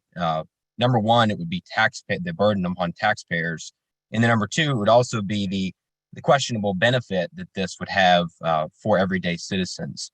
So in the first place, it's important to note that while Mississippi roads and bridges are in desperate need of repairs and improvements, there will be millions of state dollars and federal dollars that would go to the Amtrak proposal. From a transportation infrastructure perspective, this would have very little quantifiable benefits for Mississippians. According to an annual infrastructure report produced by the American Society of Civil Engineers, Mississippi's overall infrastructure was given a D rating. While the report divided the state's infrastructure ratings into categories, its roads were also given a D rating, while its railroads infrastructure was given a B rating. Along with ports, railways had the highest rating of any other category. This shows that road funding should have a higher priority for taxpayer funds than a passenger railway project that would not cover an area that does not have adequate roadways. In other words, when we look at the Mississippi Gulf Coast, we already have very adequate infrastructure for transportation purposes in the form of our roadways. And therefore, this would not fill a void, so to speak, in regard to transportation. And furthermore, we conducted a study to analyze the actual cost benefits that this railway would have for those that utilized it. So what we did was we looked at if you're going from Mobile to New Orleans, based upon the federal mileage reimbursement rate, that would be approximately $85 to $90 going by car. Meanwhile, the average train ticket would cost approximately $150 to anywhere all the way up to $280, depending upon what type of class is used. And so for those 2 reasons, number one, the potential burden upon taxpayers, and number 2, the questionable benefits. If you're a family of 4 and you're deciding to whether or not to use a train or a vehicle, it just begs the question of whether or not that many people would be utilizing this strictly for transportation purposes. Granted, there may be tourism reasons that they may choose to use it, but as far as Mississippi is concerned, we need real infrastructure that can actually transport Mississippians based upon getting them from point A to point B. And unfortunately, Mississippi has not accomplished that yet, and we need to focus federal and state dollars on roadways or projects that would actually serve underserved areas. I'm happy to answer any questions. Thank you, Mr. Nico. I just had a couple. Where did you get the figure of $150 for a rail ticket from New Orleans to Mobile? This was based upon other routes that were approximate according to other areas, and of course we used a range based upon other routes, and of course because it's not currently a route that's being utilized, we don't have exact numbers. But with that being said, even if it was a slightly lower, we're talking about compared to the federal reimbursement rate, that's almost double what it would be for a road. Well, I'm just curious about what 150 mile Amtrak route costs $150. I happen to be looking at the coach fare from Washington D.C. to Chicago, and that's $84. And that's way longer than 150 miles. So I'm just wondering where that number comes from. Yes, I'd have to look back at the report. I know that I did not personally produce that number, but I'd be happy to get back to the board if you'd like. And Amtrak has not published any suggested fares for the Mobile to New Orleans route, has it? Not that I'm aware. All right. And I missed, I think, unless maybe I didn't get thoroughly, the Mississippi Center for Public Policy is. Could you tell us a little bit more about that organization? Sure. So we're a free market nonprofit organization that represents the interest of taxpayers and citizens based upon free market principles and conservative principles. And we analyze policy and policy proposals. And since this ties into state and federal funding, we found this to be an important issue. And therefore we decided to consider the issue. Okay. Very good. I appreciate you taking the time to let us hear your views. Any other questions for Mr. Nico? Now I know how to pronounce your name. Anybody else? All right. Thank you. Thank you, sir. All right. And the last person on this panel is Eric Peterson from the Pelican Institute for Public Policy. Thank you so much. My name is Eric Peterson, and I work at the Pelican Institute for Public Policy, a free market think tank based in New Orleans, with the mission of ensuring every Louisianan has the opportunity to flourish. I'm also a resident of New Orleans and attended Tulane University. I am testifying today to encourage you to reject the proposal to create an Amtrak line between New Orleans and Mobile, Alabama. Let me start by saying the Pelican Institute takes no position on the question between Amtrak and other rail companies, which we have heard a lot about today. While determining whether Amtrak passenger trains would disrupt the flow of goods on this route is certainly important, especially during this period of supply chain issues that is beyond the expertise I can offer. Rather, I'm here to speak to you about the using taxpayer funds, specifically those provided by the taxpayers of Louisiana on this project. As a Louisiana resident, I can attest the state of Louisiana's roads and bridges are in desperate need of repair and expansion. A recent report from the Reason Foundation ranked Louisiana 43rd in rural interstate pavement condition and 49th in urban interstate pavement condition. Its aerial pavement conditions fared little better, ranking at 44th and 38th for rural and urban respectively. As a New Orleans resident, I can attest that this issue is both inflected in my insurance rates and the many potholes that I had to drive around today to make it to the office. The problems that Louisiana face every day when it comes to these issues would not be solved with passenger trains from Mobile to New Orleans, and we believe, in fact, would make them worse. Estimates for getting this railway up and running are in the tens of millions of dollars. Even accounting for the federal funds, which we heard a little bit about today, Louisiana, as well as Alabama and Mississippi, would have to kick in millions of dollars apiece. As previously stated, these funds would be better spent on roads throughout the state rather than on a train line that is estimated to serve less than 40,000 riders annually. But beyond the upfront costs, the ongoing costs are a larger concern for us. It is well known that the only profitable portion of Amtrak service lines are in the densely populated affluent Northeast corridor. This area benefits from high readership in cities that have extensive public transportation networks after the passengers are dropped off. New Orleans, Biloxi, and Mobile lack these characteristics, which make the Northeast line both desirable for passengers and profitable. This means that Amtrak will likely require long-term government funding to continue running this line. As the federal grants from this project to get off the ground will continue to scale back, this means more funding will be required from the states. If there is a market for such a rail line, it should not require government funding to subsidize. The government has no lack of other infrastructure spending needs, and reopening this rail line is not one of them. Louisiana, as well as Alabama and Mississippi, should rethink their decision to let the market handle this approach, and I'd be happy to answer any questions. Thank you so much for your time. Thank you, Mr. Peterson. I come from a background of public transportation, among other, I have many backgrounds, but that's one. Do you know of any public transportation system in the United States which isn't subsidized to some degree? I can't say that I know off the top of my head. There's entirely possible that some exist or are profitable. Like I said, I used to live in the Acela corridor in Washington, DC. That was obviously very, both profitable and widely used. Well, you're not saying Acela brought in enough money to pay for both operating and infrastructure costs, are you? I know that they, on their books every year, they often show a positive balance, which is different than many of the other Amtrak lines. You wouldn't take the position at your organization that no public transit should operate if it requires a public subsidy, though, do you? I think we're taking the position that running public transportation, especially Amtrak, at a deficit when the funding could be spent elsewhere is a poor use of taxpayer funding.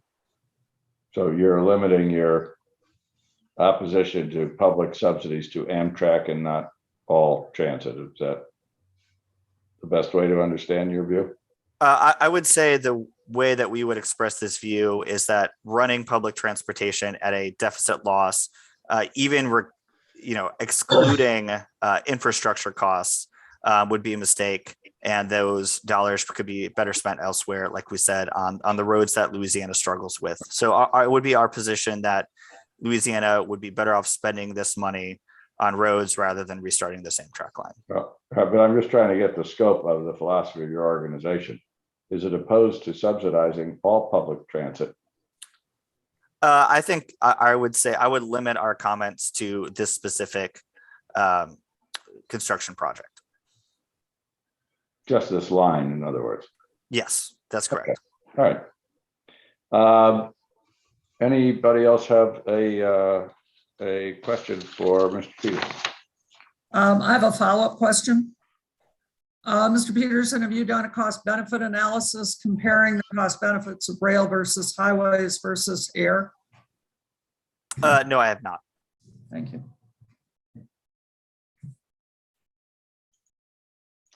Okay. No further questions. Thank you, Mr. Peterson. Thank you so much. Appreciate you taking the time to come speak to us. Okay, we will move on. I understand that Councilman Lewis may become available soon to come back to us. So for the moment, however, I don't hear that he is with us yet. So why don't we move on to panel 7? And panel 7 is the following: Michael Silverman, Michael Hecht, George Freed, and Patrick O'Malia. So, Mr. Silverman, are you there? You are. Yes, sir, Chairman Oberman. City manager from the city of Pascagoula. Yes, sir, that is correct. Chairman Oberman and board members, I want to thank you for your time today and allowing me to testify before this board. I am Michael Silverman, the city manager for Pascagoula, Mississippi. Pascagoula, Mississippi is one of 4 designated stops for the Amtrak passenger train. I would like to highlight the fact that Pascagoula, Mississippi has some of the largest industries on the Gulf Coast, and the city of Pascagoula is very supportive of the Amtrak passenger train. We believe this is something that is going to be an essential part of our community. And prior to Hurricane Katrina, was an acting passenger train that provided a great deal of support to our area. There are a few key things that I want to highlight to really emphasize the support and why the city of Pascagoula is behind the Amtrak passenger train project. First off, being the planning phase. The city of Pascagoula, along with Bay St. Louis, Biloxi, and Gulfport, have put a substantive amount of time in planning for the arrival of this passenger train. From the city of Pascagoula's end, we've spent approximately 7 years working with the Federal Railroad Administration and Amtrak to get our depot and plans lined up to accommodate their passenger train. I think the resources and time that's not only been put in by staff, but Amtrak and the Federal Railroad Administration highlights the level of detail and thought that all these agencies have put into setting up this plan. The second component that I really want to focus on, and something that has been mentioned consistently throughout this public hearing process, is economics. I understand industries have concerns, but looking at it from the city of Pascagoula's standpoint, where we have Huntington Ingalls, Chevron, Halter Marine, some of the largest industries in the community, this provides a major benefit to industries. There are folks that live outside of the Pascagoula area that could potentially use this passenger rail. So there are some major benefits that are bestowed upon industries. Not only industries, but the citizens and small businesses that are along this rail line. Our downtown area is experiencing substantial growth right now, with investments totaling approximately $36 million within our downtown area over these past 3 years. We are seeing a lot of small businesses build up around the Pascagoula train depot, and we believe the amount of tourism that this facility and this passenger rail would bring to our area would be extraordinarily beneficial. In addition to that, I do believe that there would be a substantive amount of job creation through the operation of the Amtrak rail through the Pascagoula, Bay St. Louis, Gulfport, and Biloxi areas. I believe that this is something that provides a tremendous benefit, not only for our downtown area, but for the entire community and the entire Mississippi coast.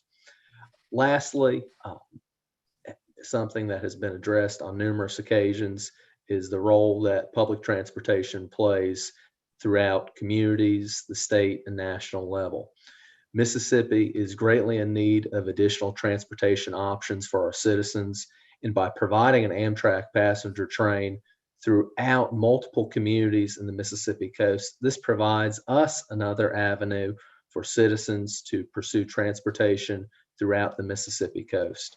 I think we are strong believers in one Mississippi coast, and by providing this passenger rail into the state of Mississippi, I believe we will see a continued collaboration within the state and through working with our industries in the area.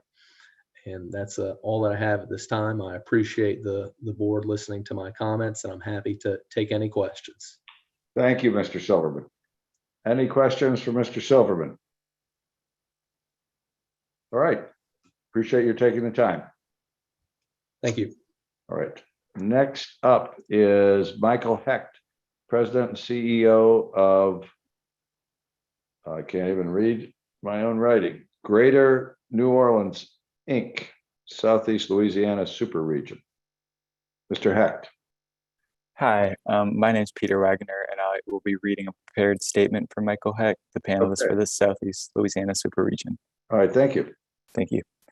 On behalf of the Southeast Louisiana SOLA Super Region, a partnership between the Baton Rouge Area Chamber, Greater New Orleans, Inc., and the South Louisiana Economic Council, we appreciate the opportunity to comment today in support of Amtrak's filing.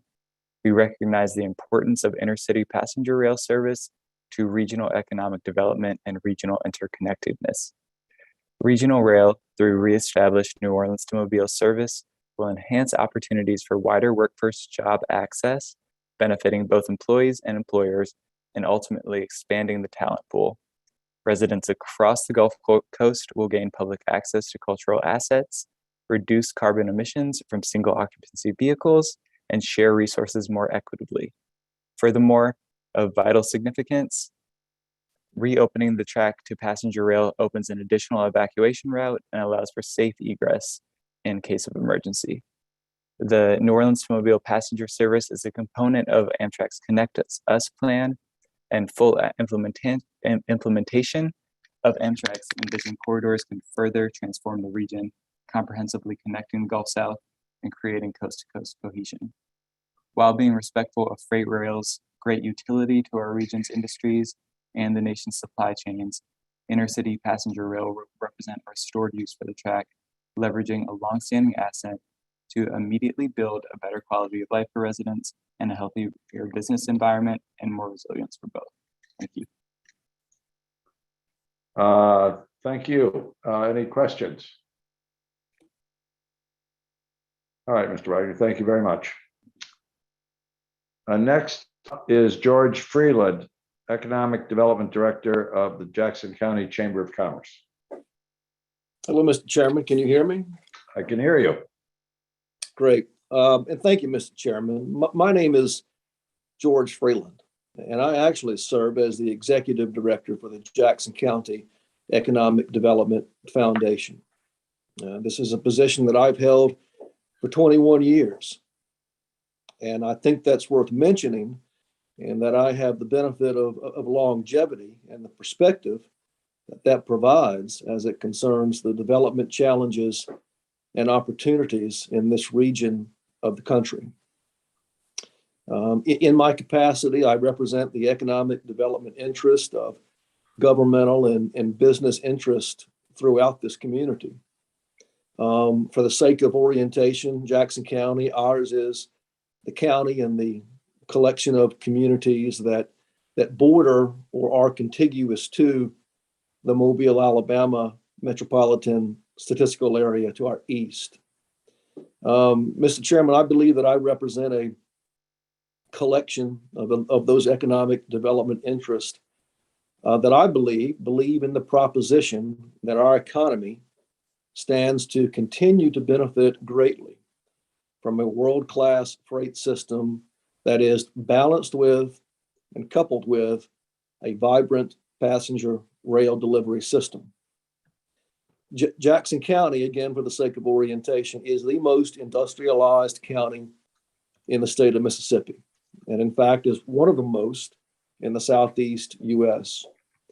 Our success has been built on a foundation of shipbuilding, defense contracting, petrochemical refining, and a host of marine-dependent tenants located on or in close proximity to our two deep water ports. All of these are, by definition, heavy industrial applications, yet all coexist seamlessly with the natural environment here. The point of which sharing that with you is that we understand the balance proposition in this community. Now, our focus has always been, and it will continue to be, on sustaining these core fundamental industries while building a robust, diversified economy that expands tourism and the flow of commercial commerce into our city centers, such as Pascagoula, Moss Point, Goche, and Ocean Springs, many of which, as our city administrator, city manager alluded to, are undertaking real processes of redevelopment renaissance, if you will. In closing, we are absolutely supportive of rail passenger service through coastal Mississippi, yet recognize the requirement that it be integrated into a seamless system of freight rail provision to our existing and prospective industries. We believe as much can be achieved through a process of coordination that protects all of our shared economic development interests. Mr. Chairman, I thank you and will certainly take any questions that you or your committee members might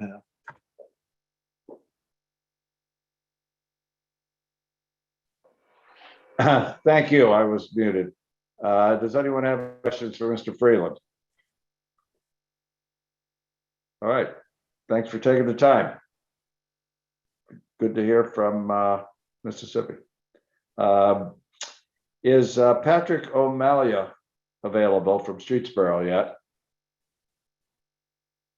If not, we'll pass on his appearance until he's available. But I understand that Councilman Kyle Lewis from the city of Bay St. Louis is available. Mr. Lewis? Yes, sir. First off, I want to make sure you're able to hear me okay. We can hear you and welcome, and I'm glad you were able to be with us and to make it. Thank you. Yes, and I want to first off offer my apologies for the conflict in my schedule from today. So again, I apologize, but thank you all for working with me and getting me on the schedule. Not a problem. We're happy to accommodate. Okay. Well, again, I wanted to thank you for the opportunity to speak today on behalf of Bay St. Louis. And first off, let me just preface, as a councilman, our goal is to represent our constituents, and hearing from many of our constituents, we've heard a lot of positive remarks in supporting the rail system coming through Bay St. Louis. And so I want to say this, although there are many that will be on this call and on this committee that will be discussing about the logistics of the freight, I certainly cannot explain a lot of those logistics, but what I do hope and I'm confident in is that the Surface Transportation Board will take a well-balanced approach and identify a successful path for all parties to make this successful. On our end, and what we've heard from many of our constituents is that there's been a great level of support for having this come to our city. We feel as though the service line, the city of Bay St. Louis, with the Hancock County Board of Supervisors as well, have agreed to invest money into making the necessary compliant upgrades to the historic L&L train depot that we have in Bay St. Louis that we are so very proud to have there. In fact, the council recognizes the rich historic tradition the depot has in the community. And one of our councilmen put it, the Bay St. Louis depot is the pearl of our city. And so we believe in recognizing the great importance of the depot grounds play in our community and the investment that we've put in and will continue to put in. Bay St. Louis, has approved those matching funds for the revitalization of the depot grounds. And we believe the passenger rail restoration will provide a great economic lift in our community, not just Bay St. Louis, but also a unique opportunity throughout the coast to provide the passengers with easily, safely, and affordably gain access to one of our city's really key corridors. The depot grounds serve as a great opportunity to display many of our unique traditions in Bay St. Louis, consisting of the Alice Mosley Folk Art Museum, the Mardi Gras Museum. I also believe the venue for those depot grounds to benefit folks coming in, seeing our art and music festivals that we host as well. And again, also located right across from our historic depot is Depot Road, which has seen tremendous revitalization of both residential and commercial. We believe this could be the incubator to really highlight this area and just highlight the great offerings our city has. Again, the rail line has this ability to do it safely and affordably, connecting thousands of visitors to this area that was bustling at one point in time. It is unfortunate we are not seeing that, but believe that service line can bring many tourists who otherwise would not visit this area, would come in. And again, our goal is to work harmoniously with all entities here to make this a successful path forward.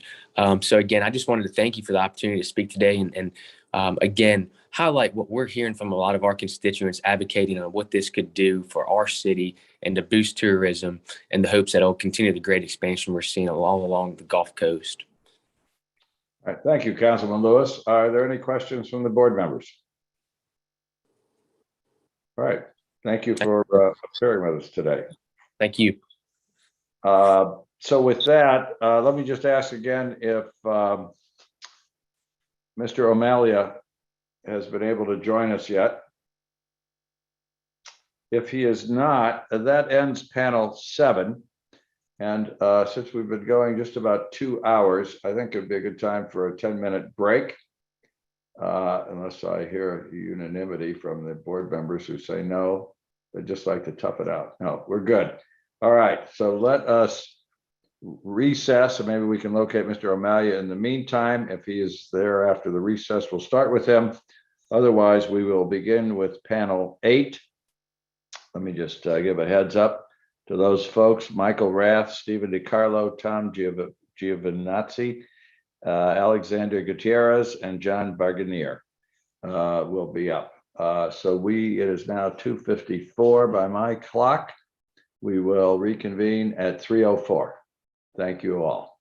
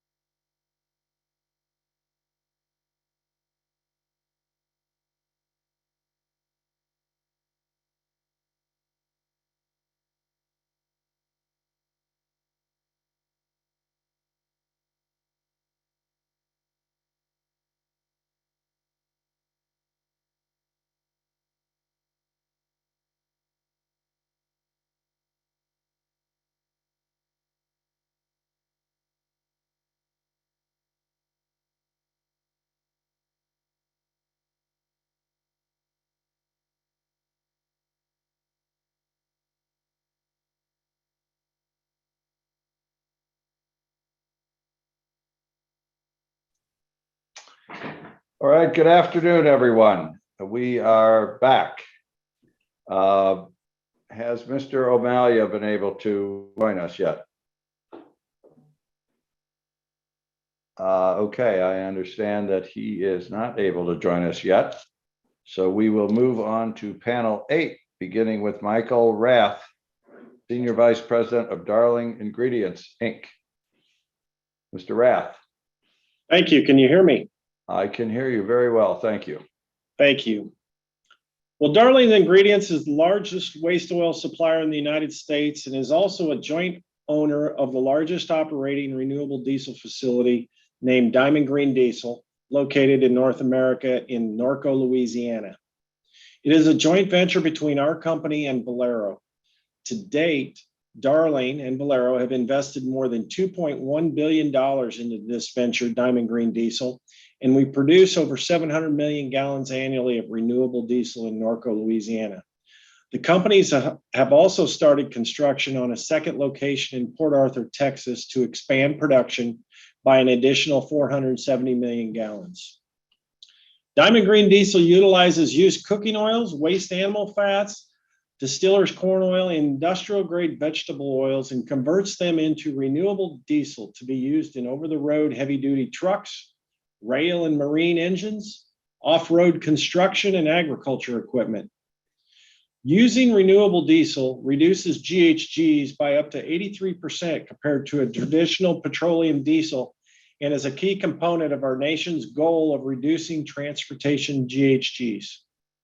I might add there is another renewable diesel facility in the Louisiana area operated by Renewable Energy Group, REG, which produces another 90 million gallons of renewable diesel annually.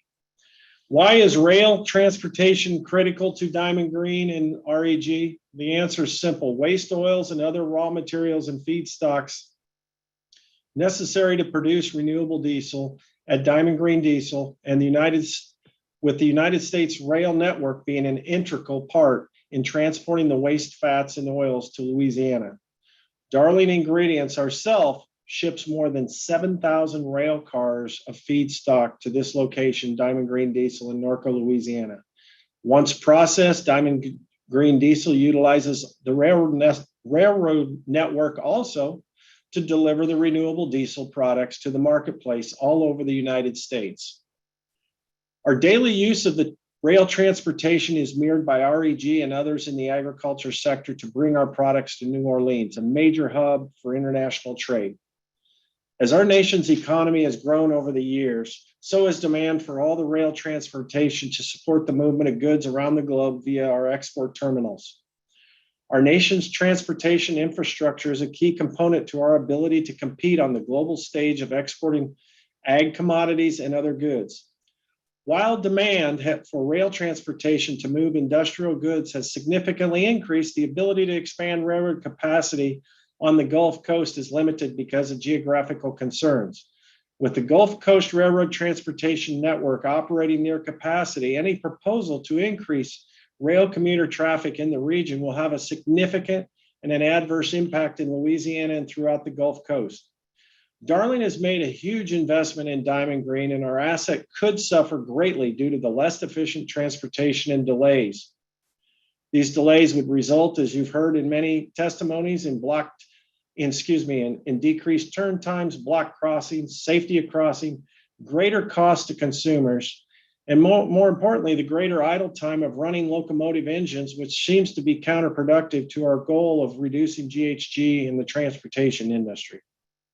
Last, Darling Ingredients supports greater transportation rail traffic, but any changes should be carefully planned and implemented to ensure that there is minimal delay and impacts for all rail traffic that is currently using the tracks and bridges.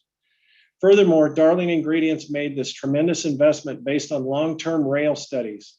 It was a significant factor in the decision to build Diamond Green Diesel in Norco, and now the sudden addition of passenger traffic without planned infrastructure investments in advance could be ill-advised, threatens the viability of our plant, and is not best interest of all the users in our region's rail system. Respectfully, thank you. Michael Rath, Darling Ingredients. Thank you, Mr. Rath. I'm very fascinated to hear about your company. I am looking at a map to try to understand where you are in connection with this project. So we're near all the refineries down there in Norco, Right. Louisiana, and the export terminals. I think I see it. You're just west of downtown New Orleans, right? Yeah, it's about 7 miles, I want to say. So, and what railroad are you served by? We are served by the Canadian National and the KCS today, but the CSX is a delivering carrier of a lot of goods and service, a lot of raw material to us. Well, when you, so delivering by interchange with the other railroads, or? Yes, that's correct. And what is your, so which part of the traffic are you concerned about that would serve your facility? A lot of the inbound traffic. We're, as I mentioned, we're about 8,000 cars, 8,000 cars. If you look at Diamond Green Diesel in its entirety, they may originate 30,000 cars a year. So are you talking about westbound traffic on this line that Amtrak would run on that ultimately comes to you? Or that's what I'm trying to. I would have to refer to the guys on the railroad that I visited with on this when they showed me the traffic. I do not have the traffic pattern in front of me. All right, I'm just because the Amtrak service would begin east of you and go east towards Mobile. So that's doesn't look like it would go past your plant, as I understand the plan. No, I think it would cause what we think are significant delays on any goods coming inbound on the CSX. From the east, I assume from the east, you mean? Yes, okay. and then going outbound as well. Do you ship outbound eastward on CSX? At times we do. And do you have any data as to how much delay, if any, your business, your shipment, your inbound and outbound would experience if the Amtrak trains run? I mean, do we know what more specifically what we're talking? I think we got some general ideas, but I would prefer to sit down and have the CSX provide that, because I think they have a much better in-depth knowledge than we would on that. All right. Well, I'm just trying to gauge here of the significance of any impact on your business. Whether it's minutes, hours, days. Oh, I think it would be days, definitely. A minimum of 10 days, maybe up to 25 days on these car turn times that we'd be delayed. In other words, the average car would take, let's say 20 days to get there. We could be looking at 30 days. I'm sorry, I missed that. You're saying an extra 25 days or an extra 5 extra days? 10 to 20 days. And where does that idea come from? In our conversations with the rail lines down there, mainly the CSX. Okay, so you're relying on CSX, what CSX has told you. Yeah, and various railroads down there. We have congestion today down in the New Orleans corridor. I'm well aware. I think at the STB, we're well aware of this congestion in New Orleans. Let me ask you this question. Has CSX had any conversations with you about any infrastructure they might want to build for freight service to improve your service? We have not gotten into that level of detail. All right. So if we want to figure out what the passenger rail impact it may have on Norco, we should talk to CSX, is what you're saying. I would say so, yes. Okay. All right. Well, thank you very much. That's very helpful. Do any other board members have questions for Mr. Rath? All right. Thank you. Thank you. Steve DiCarlo. Hello, Mr. Chairman. Thank you. Appreciate the opportunity to speak to you and the board. Everybody hear me okay? Yes, can hear you just fine. All right, great. So Steve DiCarlo, Vice President of Fuel Management for Javelin Global Commodities.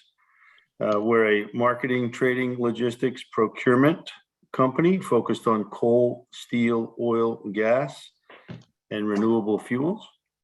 Headquartered in London, we have offices in New York, St. Louis, Puerto Rico, Zug, Singapore, and Melbourne. So pretty much worldwide. Javelin manages over 70 million tons of commodities. That's the third largest user of bulk commodity transport in North America. 60 million tons of commodities on the U.S. railways, and 25 million tons go through U.S. ports. Javelin relies on CSX to transport raw materials to the port of Mobile. Javelin is located in close proximity to the Gulf Coast corridor at issue in these proceedings. We have a long-standing relationship with CSX and multiple businesses throughout the U.S., not just in Mobile, but in lots of other interchanges and ports along the East Coast. Consistent and reliable freight rail service is key to the success of our business, as it allows us to provide our customers with accurate estimates for time of delivery so they can make strategic decisions for their own businesses.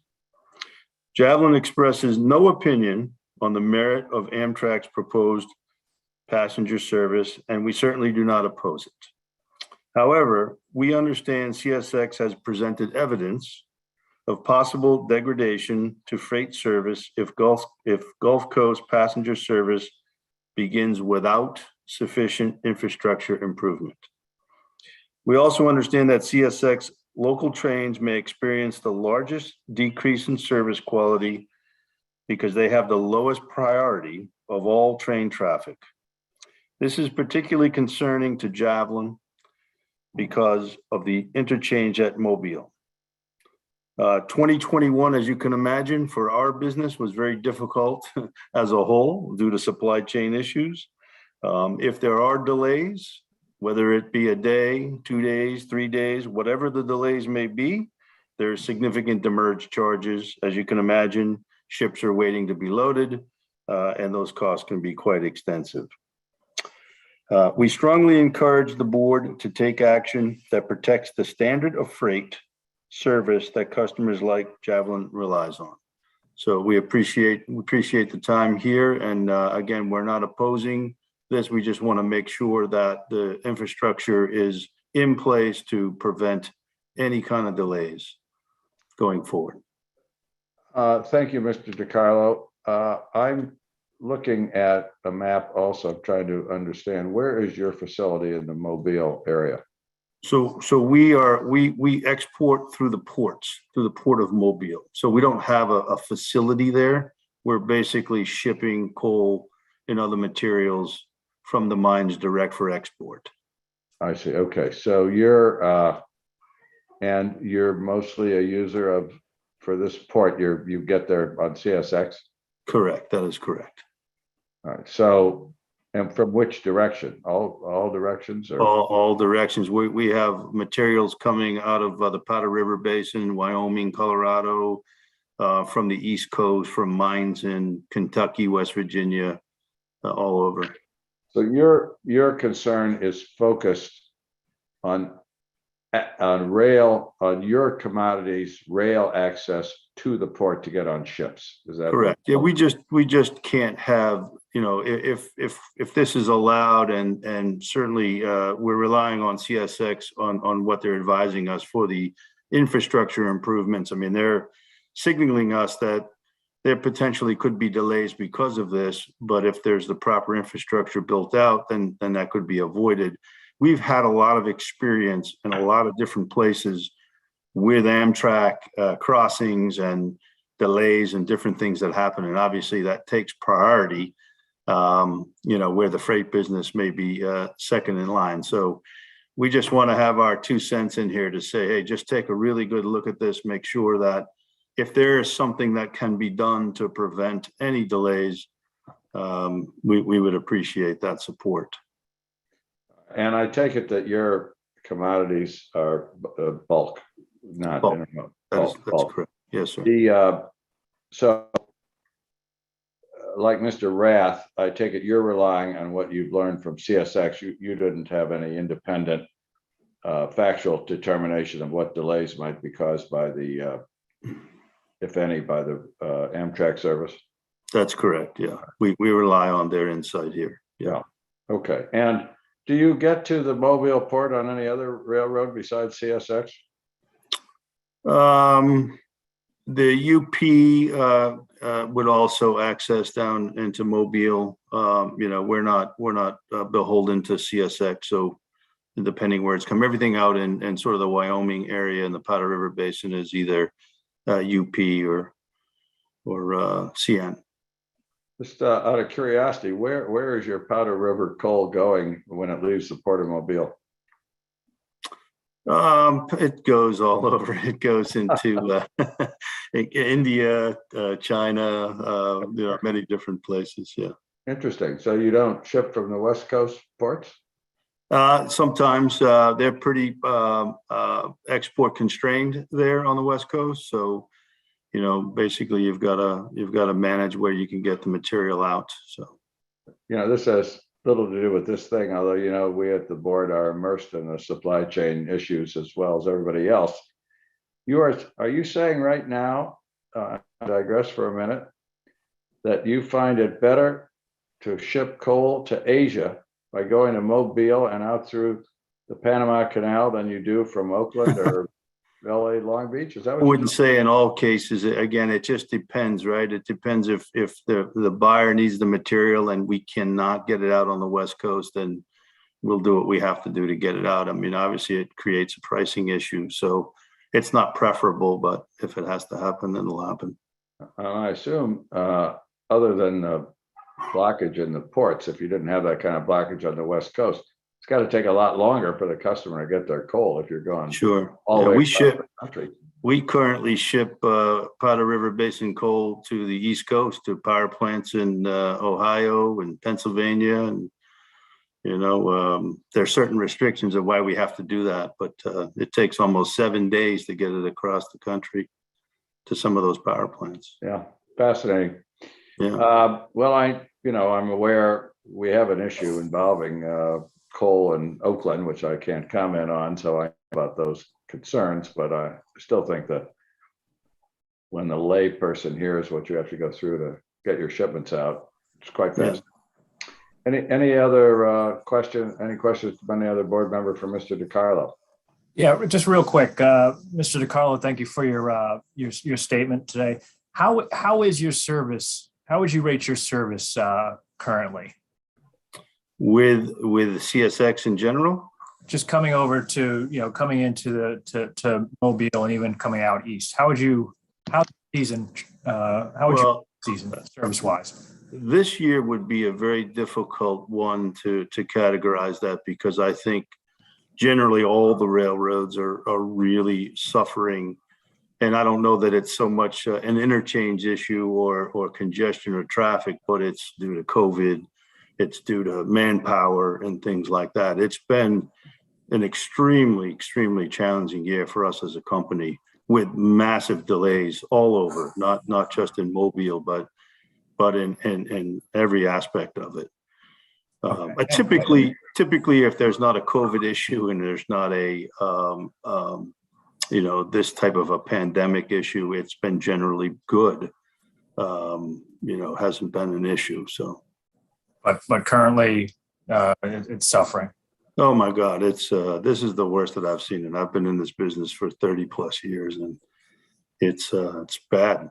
It's bad. Yeah. So hopefully as we come out of the pandemic and there's more people are hired and we can start to alleviate the congestion issues that we have. But yeah, this has been a really, really tough year. 2021 was extremely difficult. Okay. Yeah. And I appreciate that. I mean, I'm just trying to also set the table just for understanding. I know much of your information on Mobile in terms of what they're doing with Amtrak and the passenger comes from CSX. I'm also trying to figure out how, if that's, if it really is exacerbating the issue, or if it's just, a separate issue that we need to address from the overall service component, and the fact that, they're not getting the job done these days. Yeah, and from our perspective, when CSX tells us this could create problems for you, in getting your product through, that's concerning to us. So I don't have firsthand knowledge of exactly, what that means in delays. Should the Amtrak passenger service go through without any infrastructure change, but typically they're pretty on it if they're telling us there could potentially be delays. I think it's of concern and worth everybody looking into to make sure that it doesn't happen. On the heels of, yeah, especially since you got service problems now, right? 100%. Okay. Thank you. Yeah, you're welcome. Thank you, Mr. DiCarlo. Any other questions? All right. Thank you for taking the time. Sure, you're welcome. Next up, Don Giovanazzi. Very good. Did I say that right? Yep, Tom Giovanazzi. There you go. Nice Wholesome, job. Wholesome Inc. Thank you. You're on. Thank you. Thank you, Mr. Chairman, for allowing me to speak today on behalf of Wholesome US. I did have the honor some years back of serving on our stack from 2012 to 2018. So I have some sense of the kinds of issues that this board is always faced with, and have an appreciation for what you all do for the rail network in general, and of course the country. So let me get started here. Wholesome US is located in Theodore, Alabama, just outside of Mobile, Alabama, and relies on freight rail service provided by CSXT. I'm speaking on behalf of Wholesome to express concerns regarding the impact of that freight rail service of Amtrak's proposed Gulf Coast passenger service between New Orleans and Mobile. Wholesome produces bulk cement and relies on CSXT to transport raw materials to our facility and finished products to our customers. Our entire Atlanta customer base, along with hundreds of other customers, receive their product from our Theodore facility. We run thousands of loads on this corridor annually and an equal number of empties. Because of the high volumes we handle and the limited space at our facilities, we require just-in-time service from the railroads. Small delays can cause us to stock out at our terminals. Our customers are building runways, bridges, tunnels, highways, ports for federal, state, and local governments, among others. They cannot have 100 men standing on a half-complete bridge waiting for cement for 1 day or 2 or even more. Not to mention the significant fines and penalties they face when they don't complete these jobs on time. Freight rail service is critical to the success of our business. We can't move large quantities of bulk cement inland without the quality service CSXT provides, making freight rail the most efficient and environmentally friendly transportation alternative to maintain and grow our business in this area. CSX and Norfolk Southern have submitted evidence, including a rail traffic controller study, that shows the introduction of Gulf Coast passenger service between New Orleans and Mobile will cause significant harm to freight service. This harm will manifest itself through decreased freight train speeds and delays, as well as extreme operational variability. CSXT's local trains, the very trains that directly serve our facility, will be hit the hardest. Wholesome US is deeply concerned about our ability to meet the demands of our customers and remain profitable if this harm to CSX freight rail service materializes. We have to have the daily service that CSXT provides us on local trains, or we stock out of product at our terminals. How is introducing passenger service practical on a single main track where local trains have to hold the main track while they switch their customers until ample sidings to pass are installed? Why is the public that Amtrak serves more important than the public that we serve? hundreds of customers with thousands of workers depending on product every day. Not to mention all the other shippers on this corridor. Our counsel is patience. Let's get the infrastructure that's needed so we can all operate, and let's be safe about it. Wholesome does not oppose Gulf Coast passenger service and expresses no opinion on the merits of that service. However, it is important that the introduction of this passenger service does not decrease the quality of freight service provided by CSXT. It is our understanding that CSXT and NS have proposed infrastructure projects that would support Amtrak's desired passenger service while protecting the quality of freight service that Wholesome relies on. Wholesome urges the board to seriously consider the merits of these projects. It is unfair for Amtrak to insist on operating passenger service without waiting for the proper infrastructure, without regard to the businesses it will share this corridor with. It has the feel of a bully who doesn't want to wait his turn, so he pushes to the front of the line with total disregard for others. We need daily service on this single main corridor.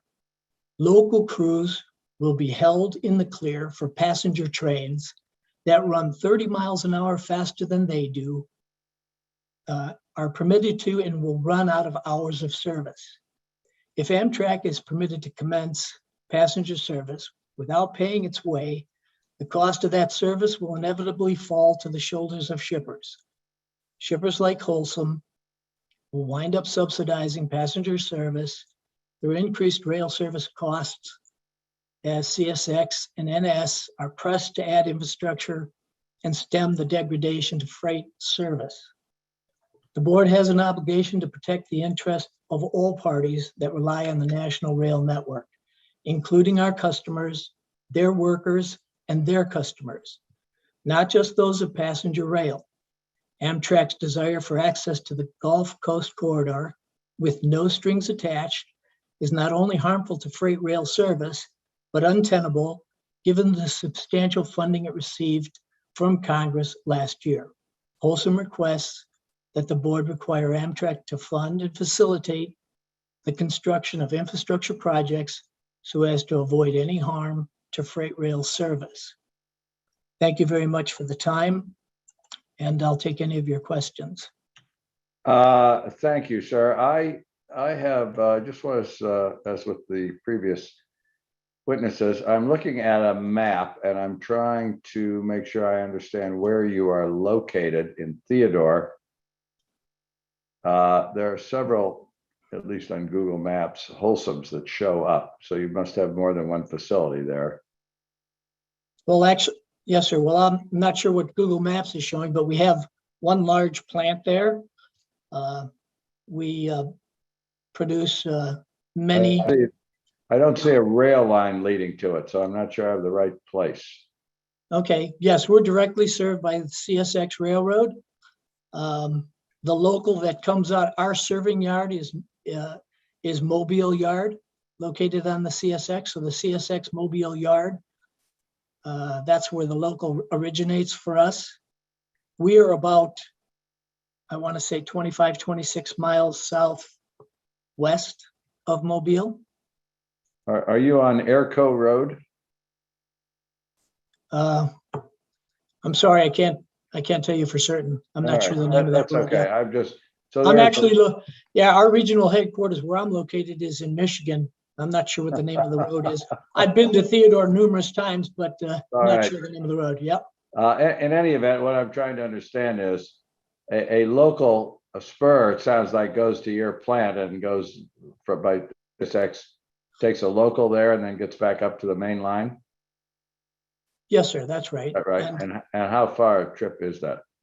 It's about 25 or 26 miles on this mainline corridor. Now, how far is it from the local spur line to the main line? I'm not sure, to be honest with you. I'm not sure. Are you talking about the secondary industrial tract that we're located off of? How yes, far? I'm trying to figure out how they get to your plant. That's all. Well, there's a mainline switch. My understanding is there's a mainline switch from the mainline corridor we're talking about into this industrial track and then over to my location, and there's 2 or 3 customers, I think, in there. I see. So you're not the only ones served by that industrial track. No, sir, that's right. And your sole served, it sounds like you're sole served by CSX. Yes, that's correct. All right. And your concerns about the amount of delay that may be occasioned by Amtrak, would it be fair to say, like the others, you haven't done your own study or analysis? You're relying on what you've learned from CSX? Well, sir, I used to be a train dispatcher back in the day. So my concern is, I guess, just from understanding what physically happens when you're trying to pass an Amtrak train with a local train on a single main track.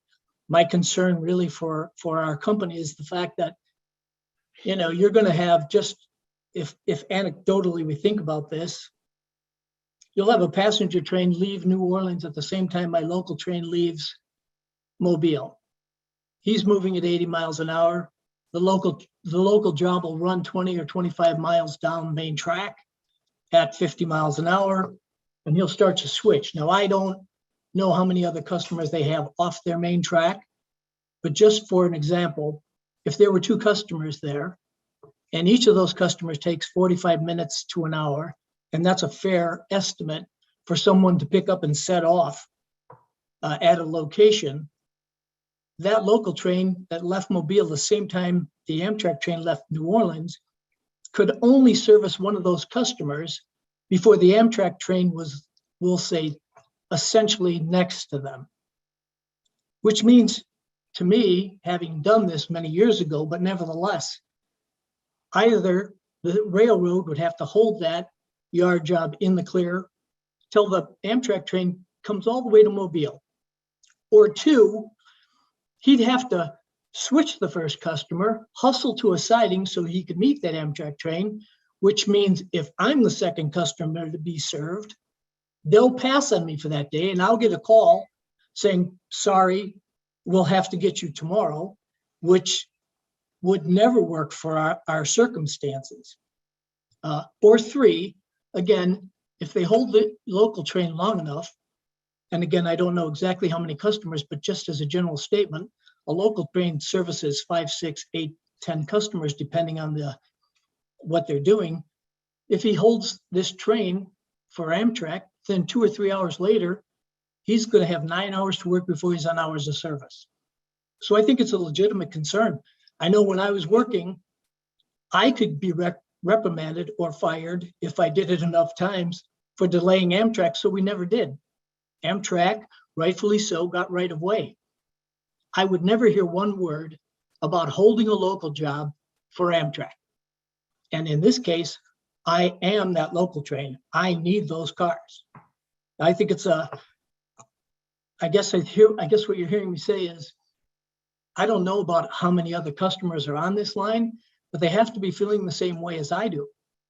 4 Amtrak trains a day, it isn't as though the train just buzzes by and then everyone goes back to work. Trains are being held literally for hours, okay? This local train this anecdotal local train would never still be on the main track when Amtrak's showing up. He would long be gone, which means he's delayed or holding somewhere for an hour or half an hour, hour and a half, whatever it takes to facilitate the movement of Amtrak. So I know sometimes a small amount of knowledge, which is all I can attest to having here, could be dangerous. But no, sir, I don't think the railroads are skewing my view of this. I did this. You're misinterpreting my inquiry. I'm sorry, I didn't mean to suggest any Okay. skewing. I was only trying to find out. I understand you have, and it sounds like you have an extensive background and knowledge of how railroads operate, which is commendable, certainly in this setting. But in terms of the specifics, that's all I was asking. Wholesome hasn't analyzed specifically the operations here and what infrastructure precisely would be needed to avoid the are talking about, you're relying, I take it, on what CSX, the homework CSX has done and what they've communicated to you. Would that be a fair statement? Well, I think, sir, just knowing that I'm moving thousands of cars on this lane annually, and knowing that I need a train every day, okay, I mean, I think that's really where the concern is. Obviously, them letting us know that there's going to be an additional constraint or a potential constraint on the lane is a concern. Yes, I understand it, but you can't, from your own investigation, tell us how many sightings are needed, where they should be, and so forth. You haven't done that work. No, sir. That's all I was trying to make sure I understood. If you had, I wanted to be sure you had a chance to tell us. But I understand what you're saying, so I appreciate that. Is there any other board member? Karen, did you have a question?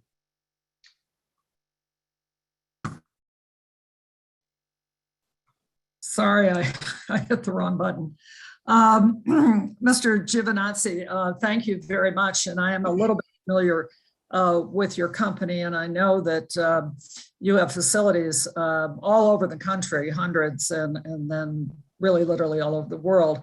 What kind of delay minutes or missed switches are you currently experiencing on the CSX system system-wide? Do you have those numbers?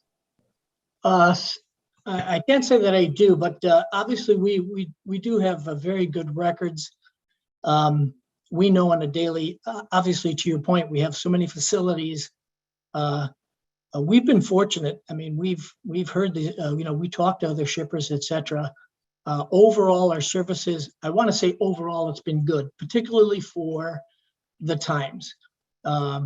Obviously COVID, now and then we'll get a call from the railroad that a pool, if one or two engineers shows up at a location and had COVID, we could lose 5 or 6 or 8 people that are in that pool. So that's been a concern from time to time.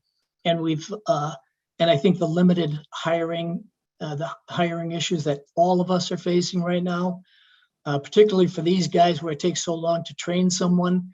But I would say, if I was guessing across the board, it would probably be low 80s. So not terrible considering the times. As I've said, we really need rail service at almost all of our locations. We have postage stamp facilities built many years ago, and our volumes are such now that we rely on really good rail service. And so, like I said, all those things considered, I don't have too much that I can complain about.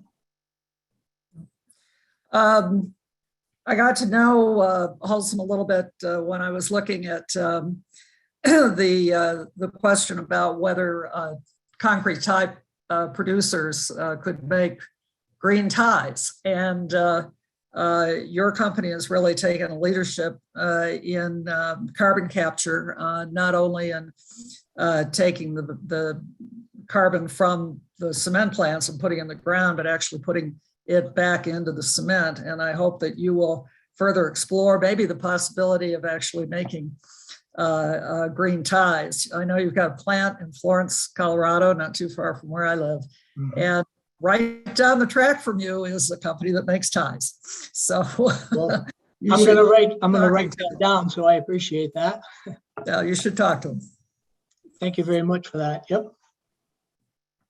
Just want a quick note that Tom was being modest earlier. Not only did he serve on our stack, but I believe, Tom, you were chairman of our stack as well. So thanks very much for your service, and thanks very much for being here as well. Well, thank you, Patrick. I appreciate it, and I'm really happy to see you on the board. Well deserved. Hey, Tom, real quick, just going back to your history. So who did you dispatch for? I dispatched for Conrail. I dispatched the Chicago to Boston main line on the Cleveland division. Okay. So, I guess say you're one of the few that I know that can attest to giving Amtrak preference. And that's usually not what we're hearing these days.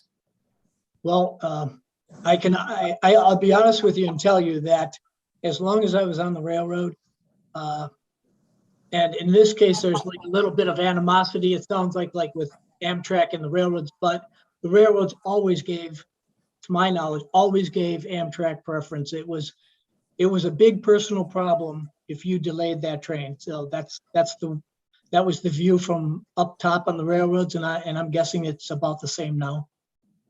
A little different. It's Okay, a little well, different, yeah. Well, I'll accept that. So Yeah. Thank you, though. you bet. Any other questions from board members? Tom, let me add in my appreciation for your RSTAC service. Didn't know you were the chairman. RSTAC's invaluable. We all find it that way. So, and it sounds like you are among the more knowledgeable people who have served on RSTAC. So certainly send our thanks for that work. We'll get you back one day. I didn't hear you volunteer though, so it's hard to know. Always willing to help. Well, All thank right. you very much for those words. I appreciate that. Thank you. All right, thank you. All right, next up is Alejandro Gutierrez, Vice President of Procurement and Logistics at DAK Americas. Thank you, Mr. Chairman. I'm Alejandro Gutierrez, Procurement Logistics VP of DAK Americas. DAK Americas is the largest PET and recycled PET producer in the Americas. PET is 100% recyclable resin, mainly used for water and soft drink bottles and other food container applications. We have 4 sites in the US. One of those sites is located in Bay St. Louis, Mississippi, which is the one that I will be referring to in my comments. I'm here to express our concern on the impact that this project could have in our business. Our business relies on an efficient and competitive rail service for both raw materials and finished product. An important portion of our raw materials, roughly 1,600 railcar loads a year in 2021, is delivered to our Bay St. Louis facility via rail, mainly going through New Orleans. We are a 24/7 operation, and it's very costly and disruptive if we need to impact our production rates or even shut down because of lack of raw materials. Additionally, around 80% of our finished product are shipped to our customers via rail. That's more than 3,500 railcar loads a year in 2021 to roughly 70 destinations across the US. We access the country's network either via New Orleans or Mobile. We are served by a shoreline Port Bienville Railroad. So the interchange is done in Ansley, Mississippi, and CSX. We access the network via New Orleans or Mobile. Our customers have options, both domestic and imported material, and they demand reliable and consistent service as they also run continuous operations. Not having a very efficient rail service to serving our facility can definitely impact growth opportunities in our site, or even in the long-term economic viability of our facility. That's why we're very concerned on anything that can impact service levels or competitiveness in our business. In short, delays, increased transit times, service variability impacts us and our customers as well. We also need to make sure that we don't end up indirectly paying for the infrastructure projects that may be needed to make this project happen. Our request to the board is to consider the impact of this project in our business or businesses like ours, as it can have serious repercussions on us and the people that depend on our businesses. Thank you, Mr. Chairman and the board, for your time and the opportunity to speak on this issue. Thank you, Mr. Gutierrez. I didn't catch the name of the short line that serves your plant in Bay St. Louis. It's the PBVR, it's the Port Viento Railroad. And they take you where? To CSX yard? To Ansley, Mississippi, in Ansley. That's where the interchange with CSX is done. And from there, you're sole served by CSX. Correct. All right. And you know, I've asked the others because I want to make sure we hear whatever information you have. Would it be fair to say also that whatever your concerns are about delays that may be occasioned by Amtrak is based on what you've learned from CSX? You haven't gone out and evaluated the line yourself. Would that be fair? That's the first statement, yes. Yeah. Okay. Thank you very much.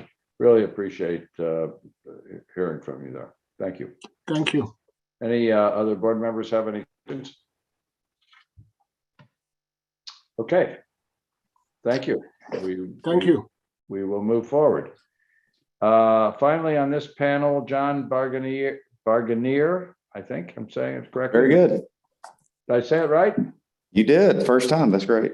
Yeah. Well, just a beginner's luck. You're on, sir.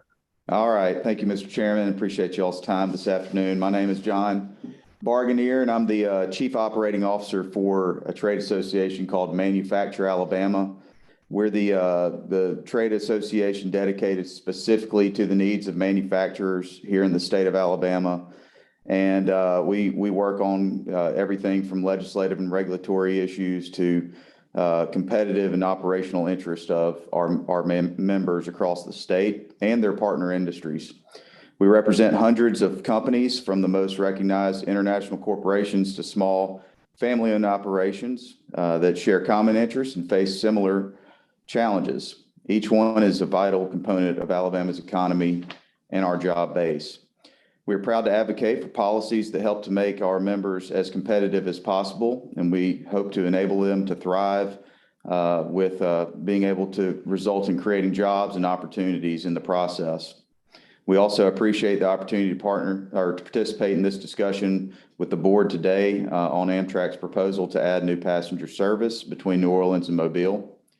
Amtrak's proposed expansion of passenger rail along the Gulf Coast stands directly at odds with our mission of promoting a positive, competitive environment and enhancing growth in the state of Alabama.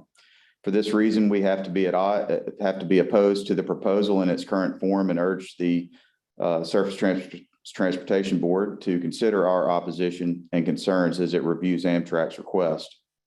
Our members depend heavily on predictable pricing and reliability in freight rail transportation. That's why rail transportation is one of our 9 core areas of focus as a trade association. Manufacturers need to be able to count on efficient rail service in order to receive materials in a timely manner, adhere to tight production timelines, and ultimately ship finished goods and products to the market, either directly or through the state's ports. If Amtrak's requests are granted and passenger service along the Gulf Coast is expanded, the reliability and efficiency of the entire regional rail network will be impacted. The impacts will be felt in the form of additional traffic and congestion, and those impacts will be most profound in areas that are already home to a high volume of trains. Alabama's ports, in particular, rely on carefully orchestrated schedules and incredibly precise scheduling in order to maintain stable and productive shipping operations. These schedules have direct influence over the shipper's financial results and are particularly important to our members who work to utilize both the existing freight rail network and the ports to get their goods to market. The addition of passenger trains to the railroads currently devoted to freight without the infrastructure in place to handle those new passenger trains will be highly disruptive, almost certainly leading to much higher incidents of delay and other shipping related setbacks. This is something our members can't afford to absorb as they work to compete with manufacturers across the globe, especially in a time of international supply chain challenges. There are currently about 6 rail lines serving the Port of Mobile and entering its main dock terminals, the container intermodal rail terminal, and eventually a finished automobile terminal.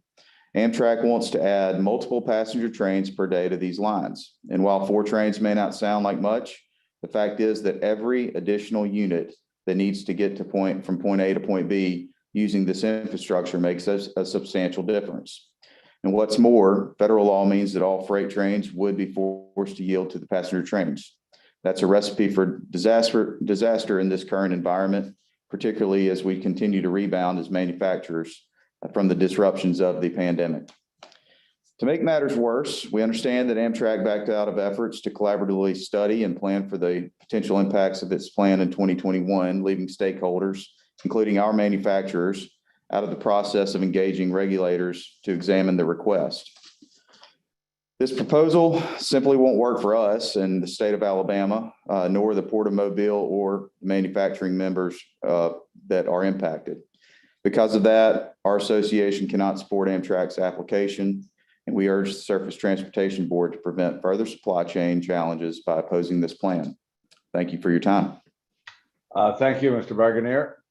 Any questions from board members? All right, there you are. Just like Amtrak, right on time. There you go.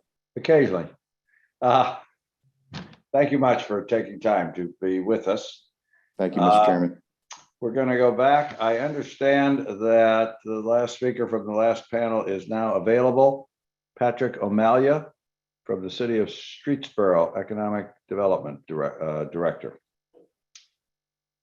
Is that right, Mr. O'Malia? Are you available? Yes, sir. I apologize. No apology needed. Yeah, that was called away. Actually, I normally say things are on fire here, but in this case, we actually did have a business on fire. And I had to go out and fix that. Well, you're completely excused for that reason. Are you? I take it you're not on Zoom. We don't have a video, just your audio. It seems to be working on my end. I'm not sure why it's not. We can't see you, but let me switch a port. Okay, if that doesn't work, well, listen, there you are. Very good. Well done. I wish I could tell you I was one of those tech savvy millennials. Sadly, I am not. I think you are. You're hiding in another outfit. Tell us, where is Streetsboro? Streetsboro is part of the Cleveland-Akron metropolitan area. We're an industrial powerhouse for the area. We're a net importer of labor. We have a strategic location along the Ohio Turnpike, which is the second busiest intrastate exit, on I-80. We import roughly 10,000 workers a day from as far away as Youngstown and Cleveland and all out to some other minor cities you probably have never heard of. All right, no problem. Go right ahead. I would just like to read the commentary, and it states that I am the Economic Development Director for the City of Streetsboro and a passenger rail supporter. As it relates to the NOLA to Alabama Amtrak expansion, I fear that blocking this critical first expansion jeopardizes all other proposed expansions throughout the country. I'm commenting from the Akron metropolitan area, which is committed to and depending on expanded rail service to service the Northeast Ohio region. We know that this expansion will improve traffic and our workforce environment and possibly drive economic expansion. I will add that Amtrak's investment in expanded routes and service would likely create skilled labor jobs within our communities. All right. Any questions for Mr. O'Malia? Well, I thank you for sticking with us, and that we finally got to hear from you. And I think this is the first hearing I've attended where one of our witnesses had to go put out a fire in the middle of their testimony. So that is I'm not a fireman, but I was there. Yeah, this is, as you probably have heard, our interpretation of the statute here is a case of first impression, and you're putting out a fire equally qualifies as a matter of first impression. So thank you much. Thank you very much, sir. Have a great day. All right. That concludes panels 7 and 8. And I think it would behoove us to move on to, we have 2 more panels. We may end up taking another break before we wrap up for the day, but unless I hear to the contrary from any of our board members. I think we should move right ahead with our next panel, which will be panel 9. And that, I'm just going to read off the names so everybody can be ready. Richard Rudolph, Greg Baxter, Betty Spark, Barney Bishop, Michael Hines, Salvatore Pace, Marianne Osterbrink, Julius Mullins, and J.W. Madison. With that, we'll start with Richard Rudolph. Mr. Rudolph, there you are. Yeah, thank you, Chairman Overman and other members of the STB board. My name is Richard Rudolph. I'm the chairman of the Rail Users Network, which is a nonprofit organization representing the interests of long distance, regional, and commuter rail passengers, as well as rail transit riders in the United States.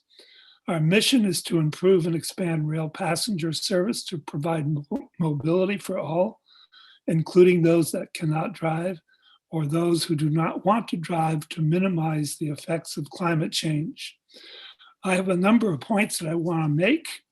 The first is that there's a huge discrepancy between the FRA figures to upgrade the track between New Orleans and Mobile, 118 million versus CSX figure of 2.3 billion.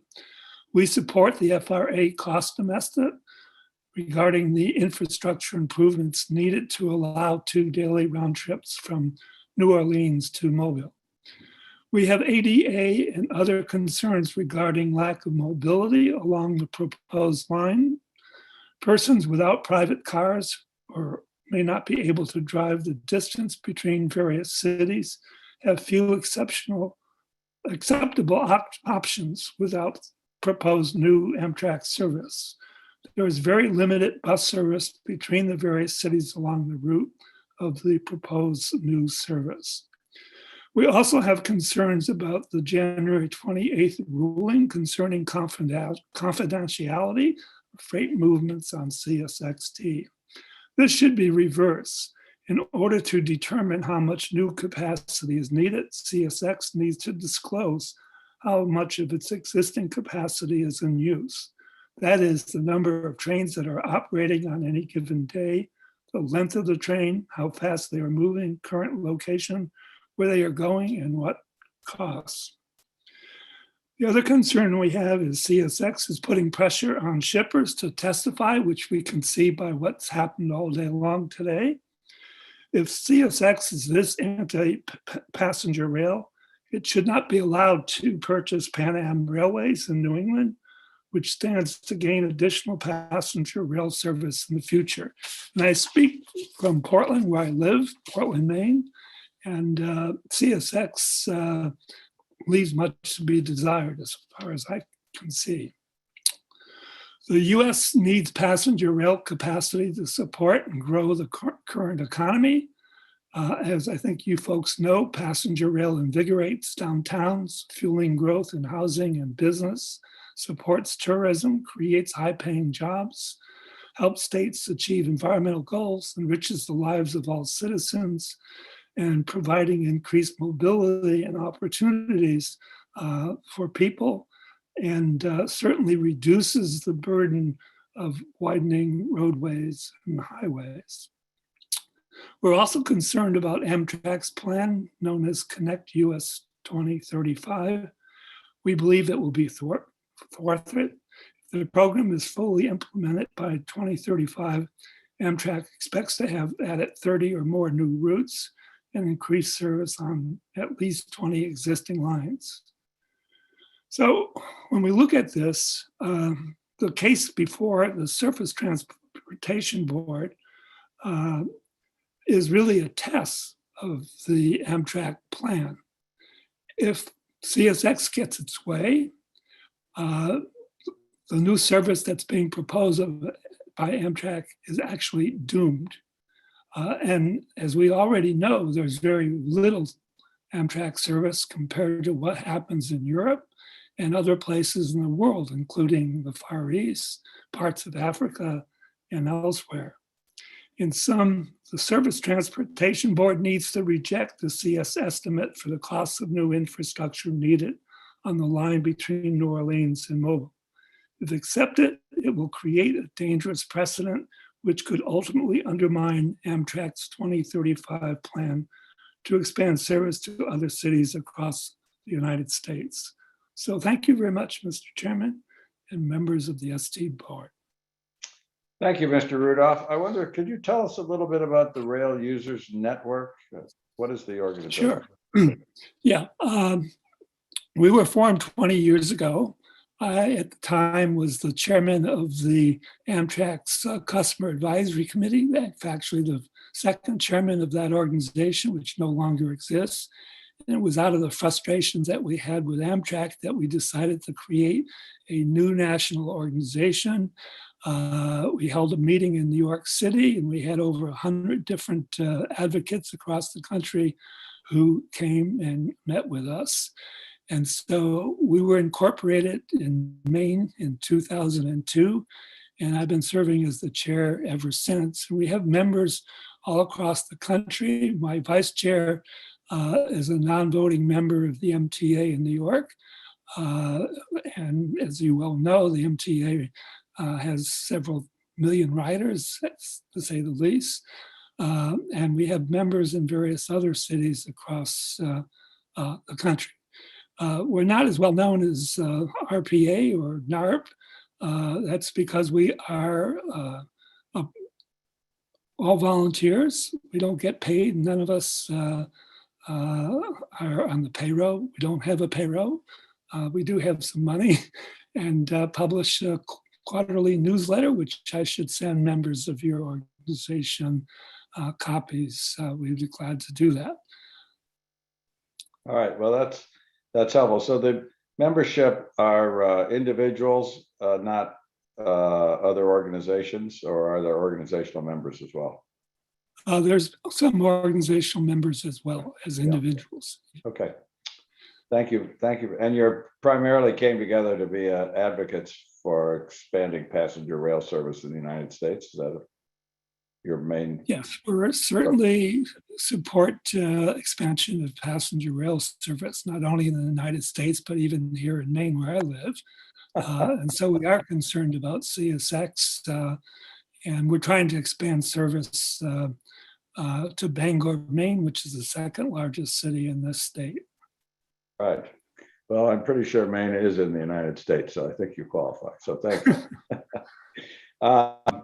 Any questions for Mr. Rudolph by board members? All right. Thank you.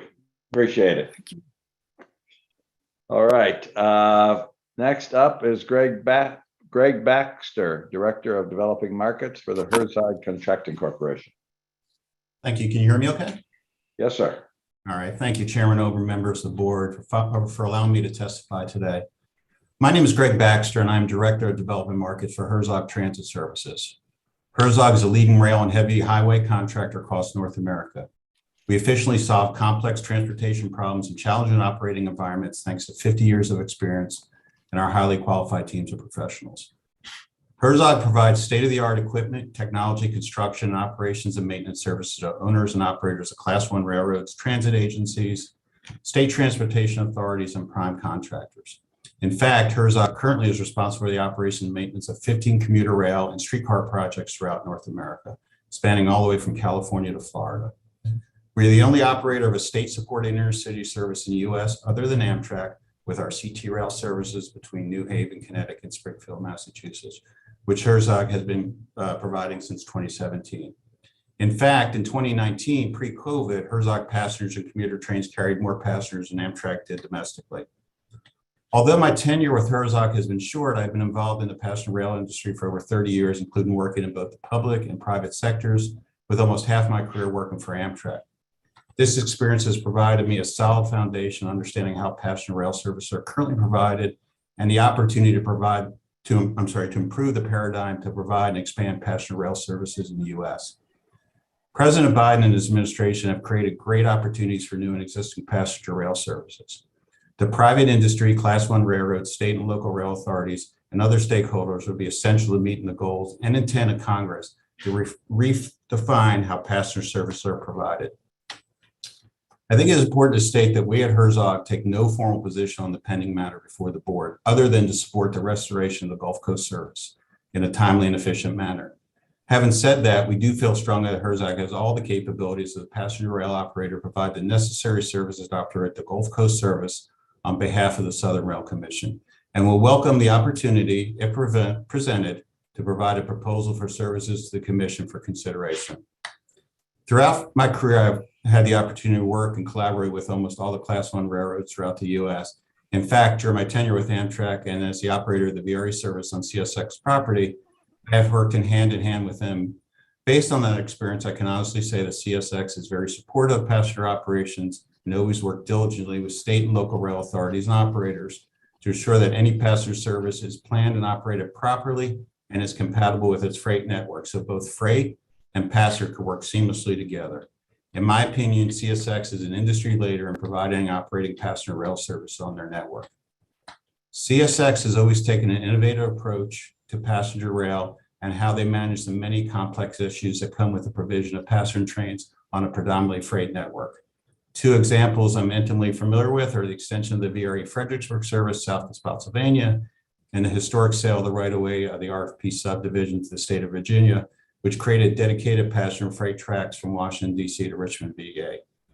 Without CSX's support and effort and innovative approaches with these projects, they would never have become a reality.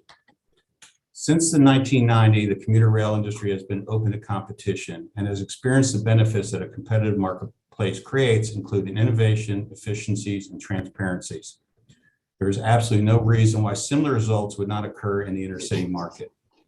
As a leader in the industry, Herzog is a strong advocate for introducing competition to the intercity market, where no individual company has an absolute right to provide the service. We strongly feel that all qualified companies, including Amtrak, should have the opportunity to provide a proposal in a transparent and fair procurement process that will allow a public agency or entity responsible for the service to make a best value decision on how those passenger services should be provided. No one company should have a statutory legislative advantage or ability to limit competition. Such framework is anti-competitive, stifles innovation, impedes choices and transparency, and reduce options for service sponsors, taxpayers, and passengers. Although, in our opinion, freight railroads should retain the legal obligation to continue to host passenger trains on their network, that right of access should not be in the possession of one singular entity that also operates the service, but rather a neutral entity within the Department of Transportation. In many instances, states are providing the vast majority of the subsidy and all the capital investment along their corridors. Amtrak assets paid for by the federal government should serve as a benefit to the public and be available to all operators to provide passenger services. All aspects of the operation should be commercially negotiated with the host railroad on mutually agreed contractual terms while optimizing the public benefit for both passenger and rail users. In our experience, the normal way to enhance internet service on a complex congested rail corridor is to conduct an operational study, evaluate the sufficiency of existing infrastructure, and identify needed improvements. Then the parties can use the results of that study to thoughtfully negotiate and adjust the terms of the service and agree on what investments are required to ensure that the network performance is not degraded and while delivering a quality and reliable passenger service experience to the public. Herzog, as a private company, could provide a unique perspective to starting a new service or expanding an existing service. We have substantial experience not only in operations and maintenance, but also in design and construction of rail systems. We design, build, and maintain railroads. An example, Herzog could work collaboratively with the host railroads to provide a realistic evaluation of infrastructure needs, and more importantly, the costs associated with building needed improvements. Additionally, Herzog could work closely with the host railroad to develop a phased approach to allow services to start quicker with a realistic schedule to increase service levels as capacity projects are completed. In our discussion with the various host railroads and rail agencies throughout the U.S., it is evident that there's a coalition forming to revamp the 50-plus-year-old model of providing intercity passenger services for a new, innovative, and collaborative approach that invites and welcomes competition, strong participation, and involvement from the agencies. Host railroads over the years have become comfortable with the private operators on their properties and have shown a desire to work commercially with the industry for the provision of passenger service. We acknowledge that host railroads own and maintain a valuable essential transportation asset, and that has great value and utility. Using commercially negotiated terms and conditions would permit new services or expansion of existing services to get to revenue services more quickly and more economically because the parties would be interested in engaging in mutually beneficial initiatives. In short, it would expedite the advancement of passenger rail service. In addition, we do not hear of many disputes between commuter agencies and freight railroads concerning access or operational performance. Let me finish here real quickly. One common misconception when discussing private operators is that their success will be at the expense of labor. I can categorically state that this is, and when it's never the case, Herzog, along with other private operators, have been working collaboratively with numerous rail unions and labor organizations for years. We understand the unique environment working under collective bargaining agreements and look forward to continuing to build a mutually beneficial relationship and work with them on intercity opportunities where they are valued and sustained members of the team. The provisions of the intent of the Infrastructure Investment and Job Acts, in addition to Amtrak's Connect Us plan, are game-changing to the industry and the future intercity rail. The near and long-term opportunities are significant, and the honest truth is that no one entity or company can successfully deliver all the projects. This does not have to be a zero-sum game, and soliciting the private industry is the only practical way to achieve the goals and objectives set out in law and Amtrak's robust plan. In fact, Congress recognized many of these factors and include a language in the Bipartisan Infrastructure Law that requires consideration of private operations in the issuance of certain passenger rail funding. What I am proposing is a new model for the provision of intercity rail service, one that invites competition and influences innovation and efficiencies. One only needs to look at the accomplishments of the aerospace industry that demonstrates the positive effects that competition can have on a specific industry. The innovations and advancements in this sector are tremendous, and they're only possible when competitive forces were introduced.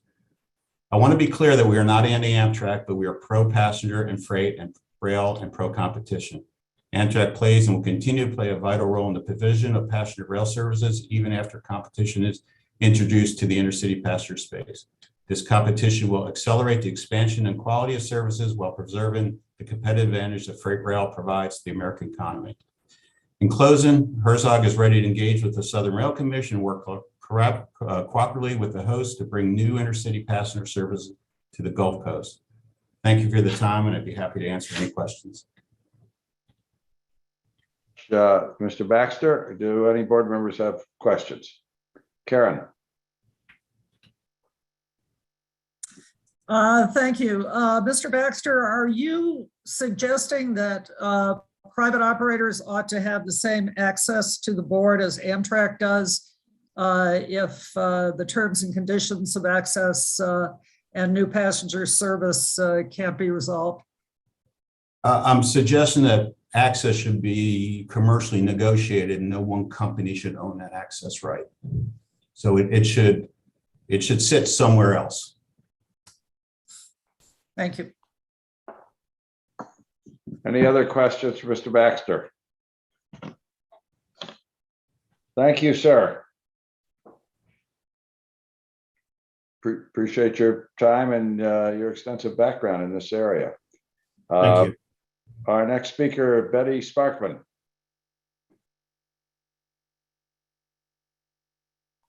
Thank you, Mr. Chairman. I have been watching y'all most of the day, and all I can say is bless your hearts. Goodness. I am Betty Sparkman, a member Betty, of the city. I have to interrupt you. I've been on the board for 3 years and nobody has blessed my heart yet. So thank you very much.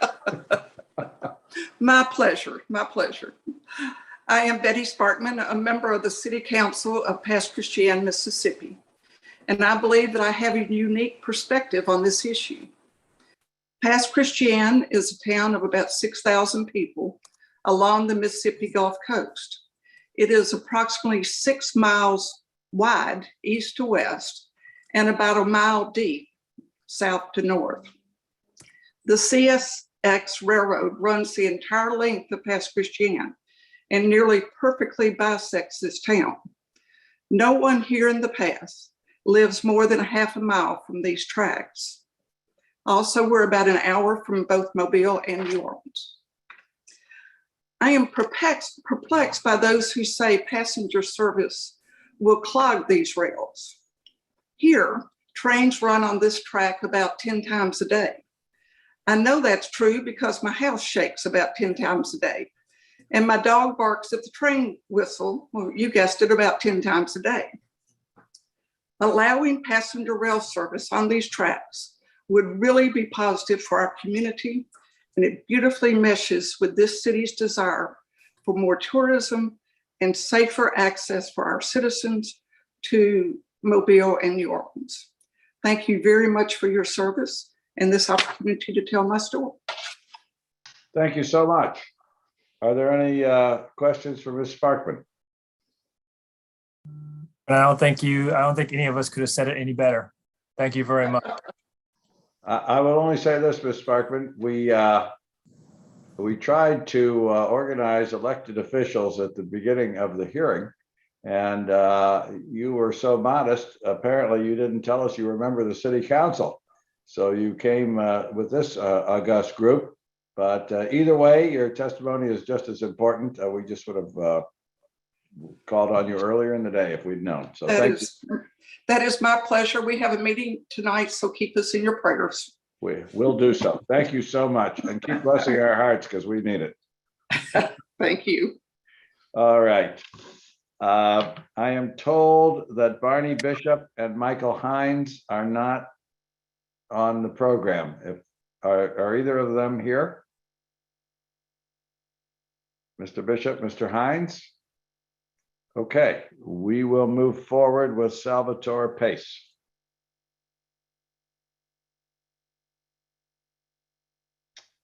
Mr. Pace.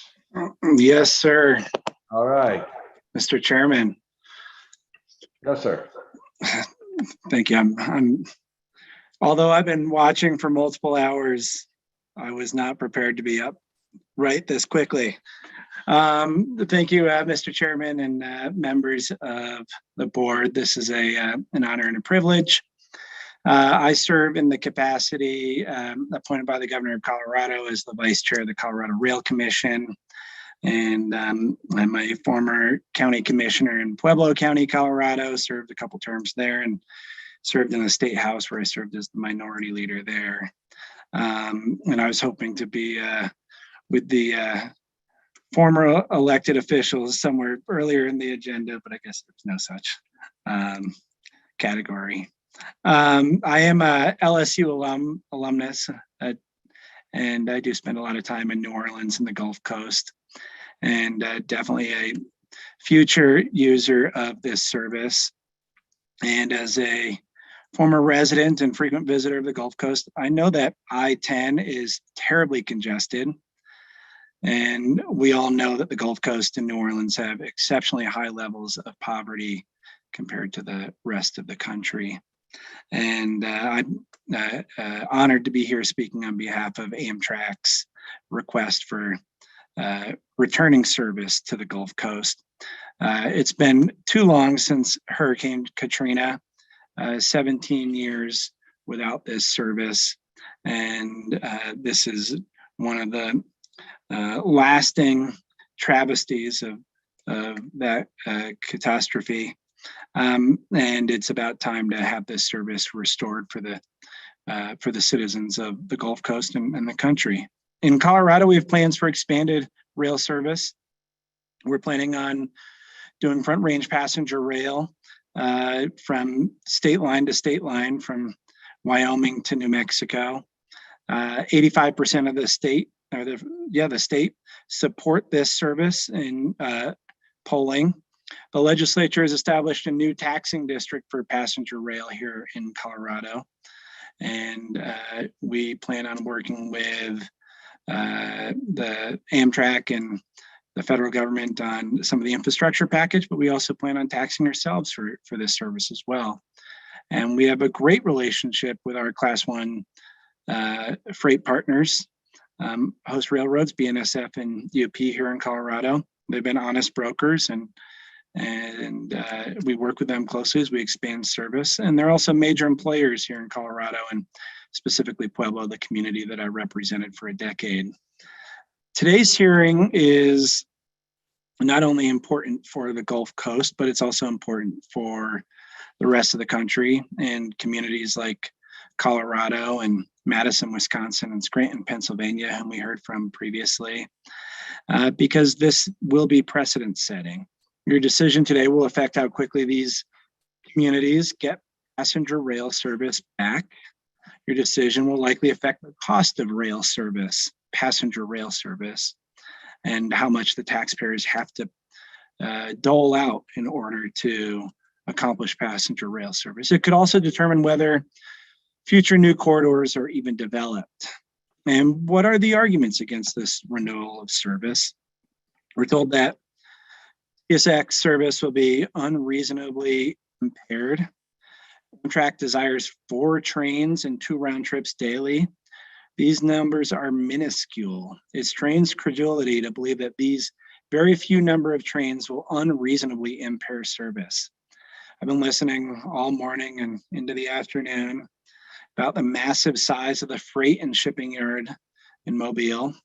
We're asked to believe that these 4 trains and 2 round trips of passenger routes will unreasonably impair this massive freight shipping yard. That doesn't make logical sense. But if they do unreasonably impair freight service, we need to demand to see the actual evidence and proof. The burden should not be on the citizens to disprove a negative when we're not even provided the evidence of impaired service. Alternatively, the opponents projected $400 million in government bailout to cover costs of upgrades to their lines. This is a terrible precedent setting as well that would make passenger rail unreasonably expensive for the citizens of the United States. If you deny this service, I'm afraid you'd be setting a precedent that will stifle, if not kill, future passenger service corridors across the country. And it's with a humble heart that I request that you guys approve this rail service for the citizens of the Gulf Coast and the United States. Thank you, Mr. Pace. Appreciate your public service and your public spirit in attending this hearing, even though it's far from your home. Very helpful. And I don't think we did have a category for former elected officials, or I would have fallen into it myself probably. I was just being a brat there. That's all. That's okay. Appreciate your staying with us. All right. So our next speaker. Mr. Chairman. Yes, I'm sorry, Karen. See you there. As a resident of, if you're still available, Colorado. Karen has a question for you. Yeah, it's a resident of Colorado. I just wanted to say, Sal, thank you very much for coming here. And someone who has previously worked on the Front Range, I certainly hope you will never have to bring a case before us.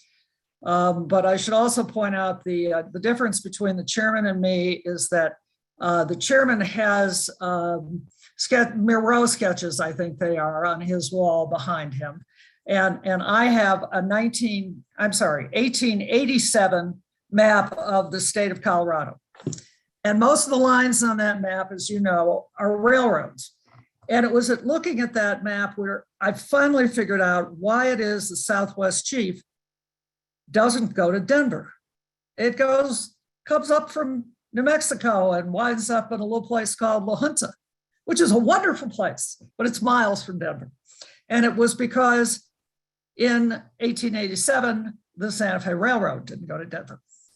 So, I find the expansion of passenger rail, maybe bringing it back to where it used to be, including in Colorado, is a very interesting development. And Sal, thank you again for being here. Thank you.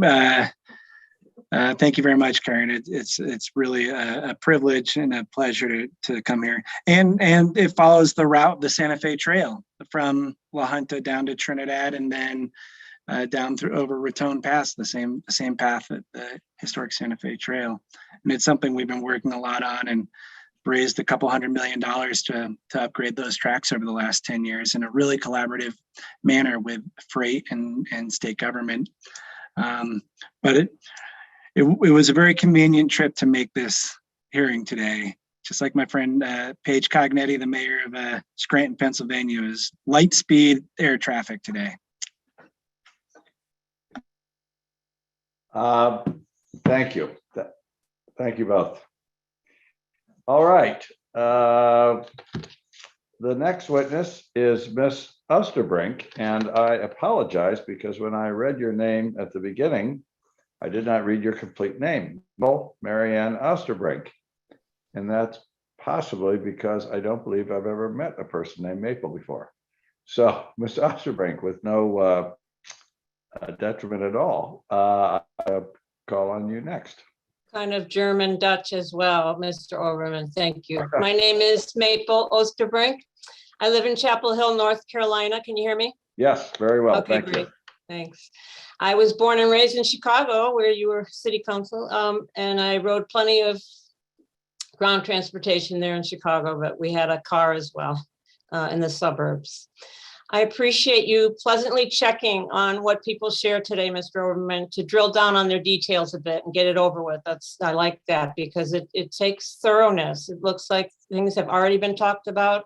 The decisions are going to be made, and that's what we need. I'm all for the rail, more rail, and I'm not for Amtrak having to pick up the cost. That's the summary right there. But my focus is the climate crisis, which I don't hear talked about today. Hardly at all. I'm scared every day from the time I get up in the morning for myself and all the people that I know and that I don't know now and in the future, not only my grandchildren, but right now, because we're having the storms. Things are going much faster than the models. The models have been wrong, and it's crazy, and they're out of control, and people really don't know what to do. They're trying to get a handle on it, but my focus is that. And so I'm especially interested in rail because of the low emissions of rail. As you might know, it's only 0.6% of the total US transportation emissions. And therefore its ability to quickly decarbonize much of our transportation in the US if more is implemented in the right way and fast. So that's my focus. And one of them is increasing passenger rail, like the Gulf line that we're talking about today. I'm a member of a coalition called Solutionary Rail. It was started over 5 years ago. Its purpose is to use rail smartly and to get long-haul diesel trucks onto trains as much as possible and electrify the shorter haul trucks, which they do in Europe. You know, they roll them on, roll them off the trains. And to electrify the rail, ideally, I mean, that's where we're going, let's face it. So let's do it quicker than slower, and install the high voltage DC transmission lines, maybe buried along the rail corridors instead of along the highway. So that's our group's long-term goals. And to use that Midwest, the MISO grid in the Midwest, that wind energy is trapped in the Midwest because of the grid congestion and where it can't, our grid is not all connected, as most of us know. So it's trapped there. So this train, electrifying the train, can move that wind power from the Midwest and the PJM to the coast where it's needed at night, especially.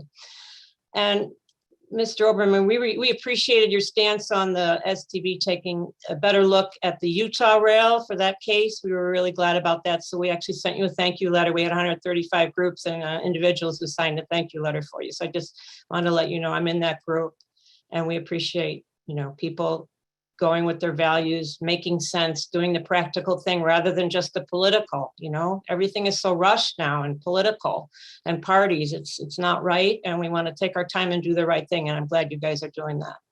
I'm also glad to see Miss Headland is now in the group. It took a while for her to get in there. Oh. And I agree totally with the Rail Passenger Association, Mr. Matthews. I totally loved what he said. So I'm right on with him, my feelings and opinions. He expressed, you know, everything that I agree with today. And a few people I didn't agree with about the Pelican is I looked it up. It's an ALEC group, ALEC. So we have a lot of that going on with political and energy combined, unfortunately, going behind the scenes, pushing opinions and letters and things like that. But the class 1 railroads do get plenty of help. And let's not forget, we all know that they were handed the tracks a long time ago, 200 years ago, and in exchange for being that common carrier obligation. And that they owe us, the American people, they owe us the preference, as was mentioned by FRA's Mr. Bosey did mention that today about we're supposed to be preferential to the passenger rail. You know, freight is not the boss. It's supposed to be cooperative. So he reminded us of that. And also the Amtrak speaker mentioned that it's preferential, and that's in the law. So, and, you know, I don't know who did it, but LA, they dismantled those tracks and the streetcars. So I think most people realize that happened a long time ago, and we don't want that to keep going to have autos be we can't afford it. The climate can't afford it to autos to be the focus. We need our rail back for every level, freight and passenger. And the American people, that's what they want. Talk to anybody in the street. Oh yeah, we love our trains. They want them back. We want more trains. And so we believe that operation and infrastructure should be separate, by the way. So, because otherwise we just keep getting into these years of basic funding fights, and we don't get anywhere fast enough for transportation that the climate in America needs. You know, it's just on and on about the money. And it just doesn't seem to be able to work out so well the way things are set up financially with the operation and the, you know, the infrastructure being together, such as PSR. Well, thank you very much, and thank you for the kind words. I would say, by the way, that I don't think our decision in the Uinta case was political. On the other hand, I did, having been won in a 4-1 vote, did remind me of my city council days where the vote was often 49-1. At least my percentages are getting a little better. But thank you very much for taking the time to join us. Does anybody have any other any questions for Mr. Osterbrink? All right. So thank you so much for being here. I appreciate it. Appreciate your concern and your public spiritedness. Okay, we will move on to Julius Mullins. Is Mr. Mullins still on the ground? Well, if not, let's move. Oh, Let's see. I'm told, oh, there he is. There you are. Okay. Can you, if you have your video available, there you are. Okay, sorry. Mr. Mullins, your floor. Thank you. I feel like I should hang up because Mr. Pace and Ms. Osterbrink said it all. I represent a private citizen. My name is Julius Mullins. I'm a retired physician in Baton Rouge, Louisiana. And as most people remember, the Railroad Services Passenger Act of 1970 relieved the railroads of their financial obligation to run the passenger trains. This was a huge undertaking by the government and a huge financial help to the railroads. The railroad forefathers of the host railroads signed up for the Railroad Passenger Act 50 years ago. They agreed to let Amtrak use their railroads when Amtrak was created. The act is still in force, and many people, sounds like today, don't realize that.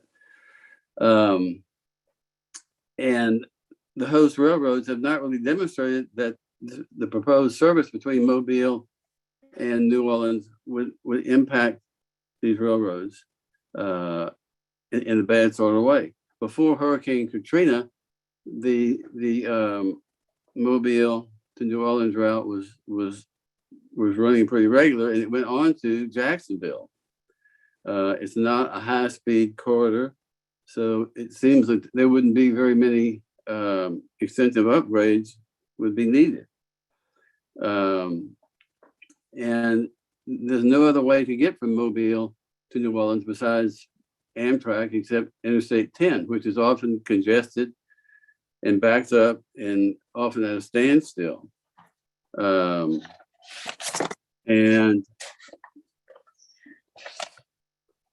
let's see.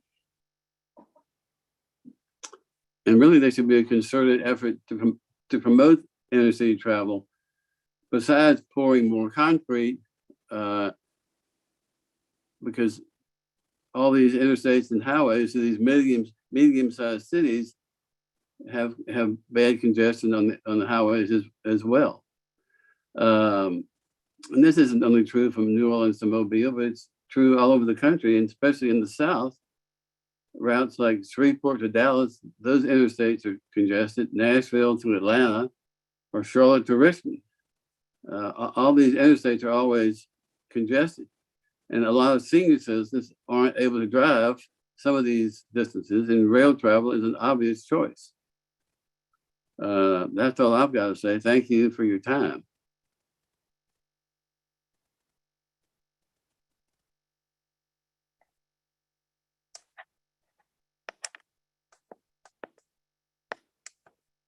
I'm not hearing you. Marty, you're muted. Marty. I apologize. Thank you very much for your testimony. I forgot to unmute myself. Appreciate your taking time to be with us today. Thank you. Our next, any questions for Dr. Mullins? Okay, thank you. Thank you. Our next speaker is by telephone, if he is with us, J.W. Madison. Mr. Madison, I guess it's Mr. Madison. Are you able to connect?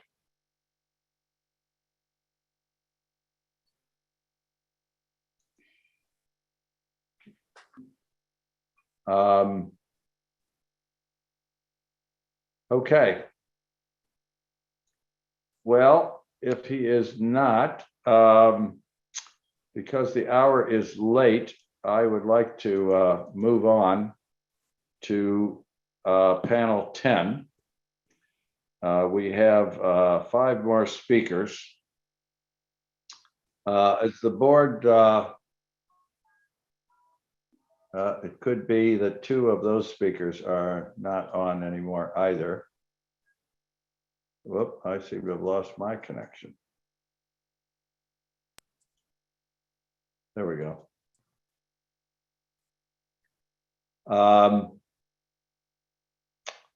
Unless I hear from the other board members about a break, should we just proceed? Okay. So we have Grace Galucci. And next, I don't have a name, but a representative of the Riverside County Transportation Commission. And let me see, I'm just,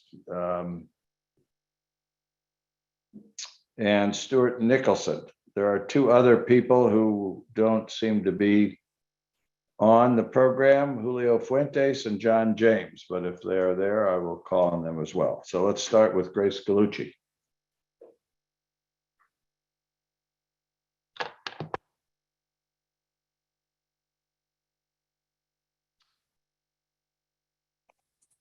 There she is. There we go. Good afternoon. All right. We don't have your video if you have one. Let's see. There we go. There you are. Perfect. Thank you. Great. Thank you so much. My name is Grace Galucci, and I'm the Executive Director and CEO of the Northeast Ohio Area-Wide Coordinating Agency, the federally designated metropolitan planning organization for Greater Cleveland.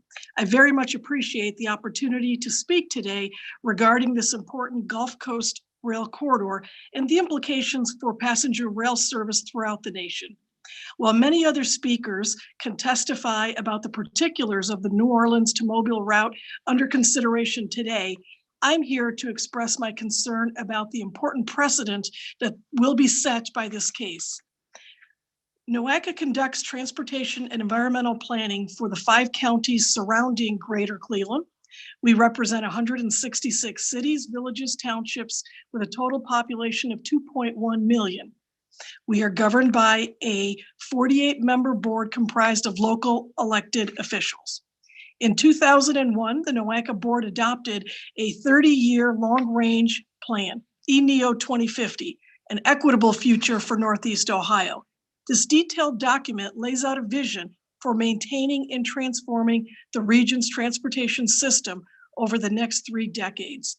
As the plan's title would indicate, the entire plan is grounded in the concept of equity, providing an equitable transportation system that meets the needs of all residents, including those who do not own or drive a car, either by choice or by necessity.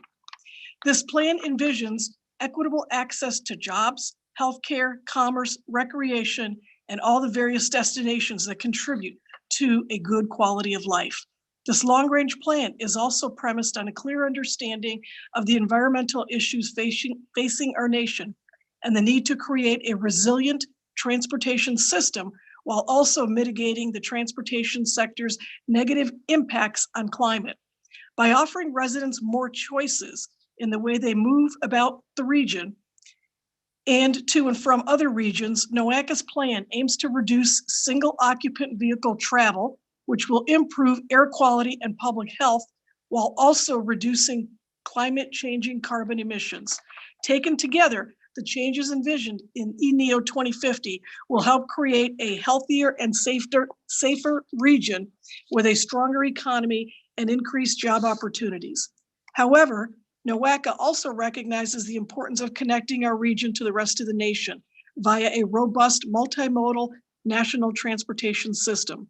Cleveland is an important Midwestern hub connecting the East Coast cities to Chicago and points west. Our region is well served by several major interstates and turnpike, freight rails and Amtrak service, airports, and the Port of Cleveland. But as we look to the future and the need to decarbonize our national transportation system, NOACA is increasingly focused on the need for improved rail service, both passenger and freight, to enhance the region's economy and quality of life. For that reason, NOACA is working with our local congressional delegation to seek funding for a service development plan for the Cleveland to Toledo to Chicago rail corridor. This strategic corridor connects world-class manufacturing regions that are connected to international markets via shipping routes. This corridor also provides affordable and equitable passenger rail access for millions of people, connecting them to jobs and business travel, tourism opportunities, and colleges. Smart investments in this existing corridor will allow Amtrak to improve vital passenger rail service in the Great Lakes region, while also providing enormous benefit to the freight rail carriers. In addition, NOACA strongly supports Amtrak's plan to add new service throughout Ohio, including connecting Cleveland via passenger rail service to Columbus, Cincinnati, and Dayton. This expanded service would further position Greater Cleveland as a strategic passenger rail hub in the Midwest and create new connections for jobs and tourism in Ohio. In sum, NOACA supports the Amtrak Connect's U.S. vision to improve and expand passenger rail service throughout the nation. With recent enactment of the Bipartisan Infrastructure Law, the time is right to move forward on long-delayed plans to improve passenger rail service in the U.S. Northeast Ohio, the Gulf Coast, and many other regions throughout the nation would reap enormous benefits, economic, environmental, and equity from improved passenger rail service. Failure to take advantage of this opportunity, however, would represent a historic missed opportunity for our nation. I urge the Surface Transportation Board to support passenger rail service along the Gulf Coast corridor connecting New Orleans and Mobile. Restoring and improving Amtrak service will provide efficient, safe, affordable, and low-emission transportation options for millions of residents in that region. Amtrak has the right to access this corridor and any other corridor in the United States. The Surface Transportation Board's decision in this case will set an important precedent for Amtrak's expansion plans throughout the nation, including in Ohio. Thank you very much for giving me the opportunity to address this board today. I appreciate your time and your attention. Thank you very much, Grace, and a great deal of respect for regional planning commissions because I was a member of CMAP for a couple of years. Oh, wonderful. Chicago, so we were your analog, I think, as to what you are running in Cleveland. So it's very important work. Thank you so much. Sure, thank you. Any questions for Ms. Gallucci? All right, thank you. The next witness is a representative of the Riverside County Transportation Commission. Is there a person for that entity? Yes, good afternoon, Chair There you and are. board members. Hi. I apologize. We did not have your name on the list, but you exist. There you are. Not to worry. We are here and we're ready to participate. Thank you for having me, for being available to hear my comments today. I'm David Knudsen. I'm the Interim External Affairs Director at the Riverside County Transportation Commission, a regional transportation planning agency providing mobility options for the 2.4 million residents of Riverside County located in inland Southern California. So it's a warm day today in Southern California. Happy to be here. RCTC supports Amtrak's ability to expand intercity rail across the country. The outcome of this hearing will impact intercity rail projects across the nation, including in California.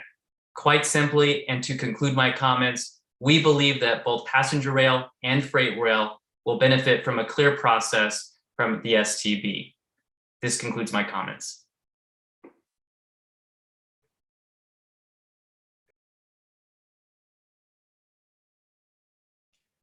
Marty, you're muted again. Yeah, there we go. Sorry, that was short and sweet, and given the lateness of the hour, we much appreciate it.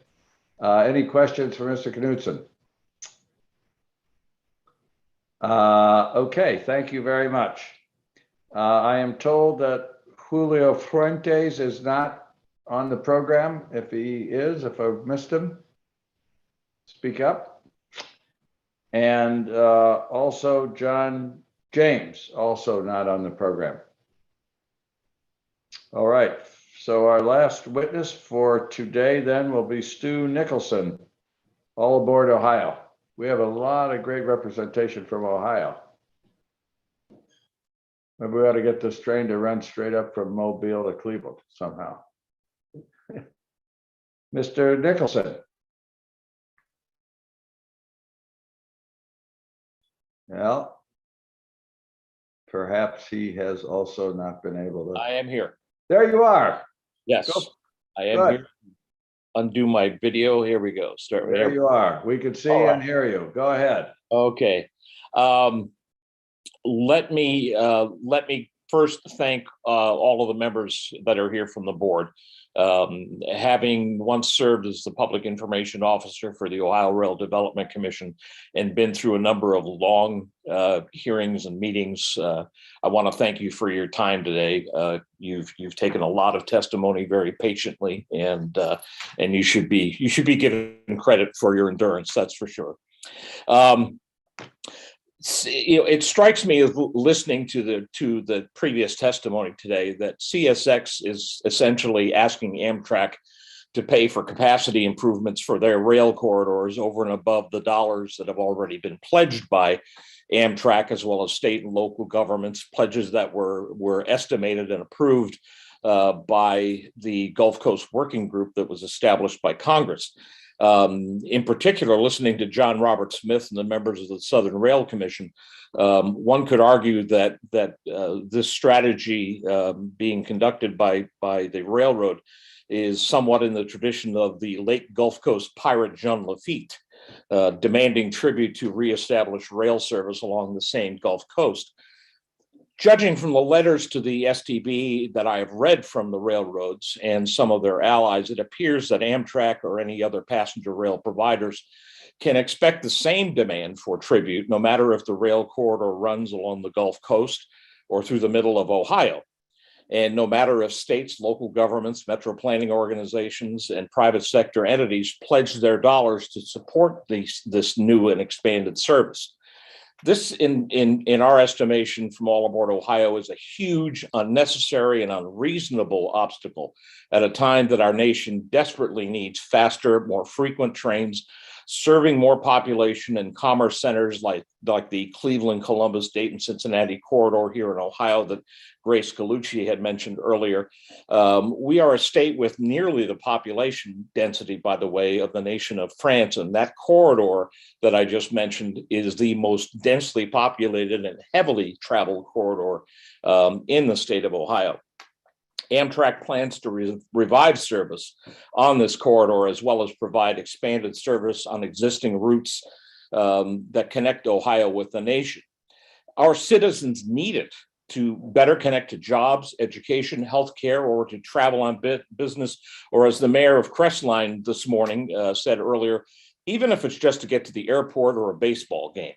Our states and cities need this to attract more business and jobs by demonstrating that we have a bigger, more mobile and available labor pool.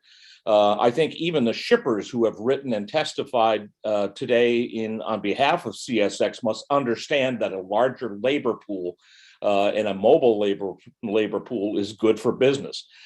Even CSX, which is, as we speak, running ads on social media to hire more train crews and maintenance workers, must understand something like this. And if we are to deny the future with more and better passenger rail service, we're essentially telling our citizens that their future depends entirely on driving a car, the cost of which is not sustainable to them or our environment. No one is saying that the freight railroad shouldn't benefit reasonably. And they will benefit from improved, more efficient rail corridors as they have in states like Missouri, California, Michigan, Virginia, North Carolina, and even along the coast of Maine. These are long-term permanent track and bridge and signal updates and upgrades that aren't going to go away. It is literally laying down the track for better future mobility. But the future for all of us is in jeopardy if your ruling sustains the status quo supported by CSX and the other railroads. If so, in the words of the rock group The Cars, our future will be, quote, same as it ever was. Or you can be bold and change that future. I urge you all to act boldly and decisively. And I want to thank you again for your time. It's been a pleasure to be a genuine pleasure to be a part of this hearing today and listen to the testimony that's been delivered thus far. Mr. Nicholson, thank you very much for your testimony, your kind remarks. I will say for myself, but I'm sure I speak for all the board members, that these public hearings are invaluable. Regardless of where witnesses are coming from, we always learn, and that is always beneficial, as I'm sure you can identify with when you're trying to deal with the public's business. We need to learn. So I much appreciate it. So with that, I am informed that Mr. Madison is now available. So you have been replaced as the last witness, Mr. Nicholson, for today. If Mr. Madison is here, I think we have to arrange because he's testifying by telephone. Hey, Marty, he's actually not here. Oh, he's not. Okay, well, false alarm. So with that, we can conclude today's session. I will say that if we can contact the 2 or 3 people who were not available, apparently, could not stay with us for this long day, we will add them to tomorrow morning's panel. But with that, unless I hear anything to the contrary from my fellow board members, we will recess until 9:30 Eastern tomorrow morning, where we will begin promptly with panel 11, and then hear from the parties and move right into the pretrial conference. So thank you all again for everybody's diligence and patience and persistence and staying with us all day. Really, these hearings are extremely valuable to our work. Couldn't do it without you. So see you all in the morning, 9:30 sharp. Don't be late.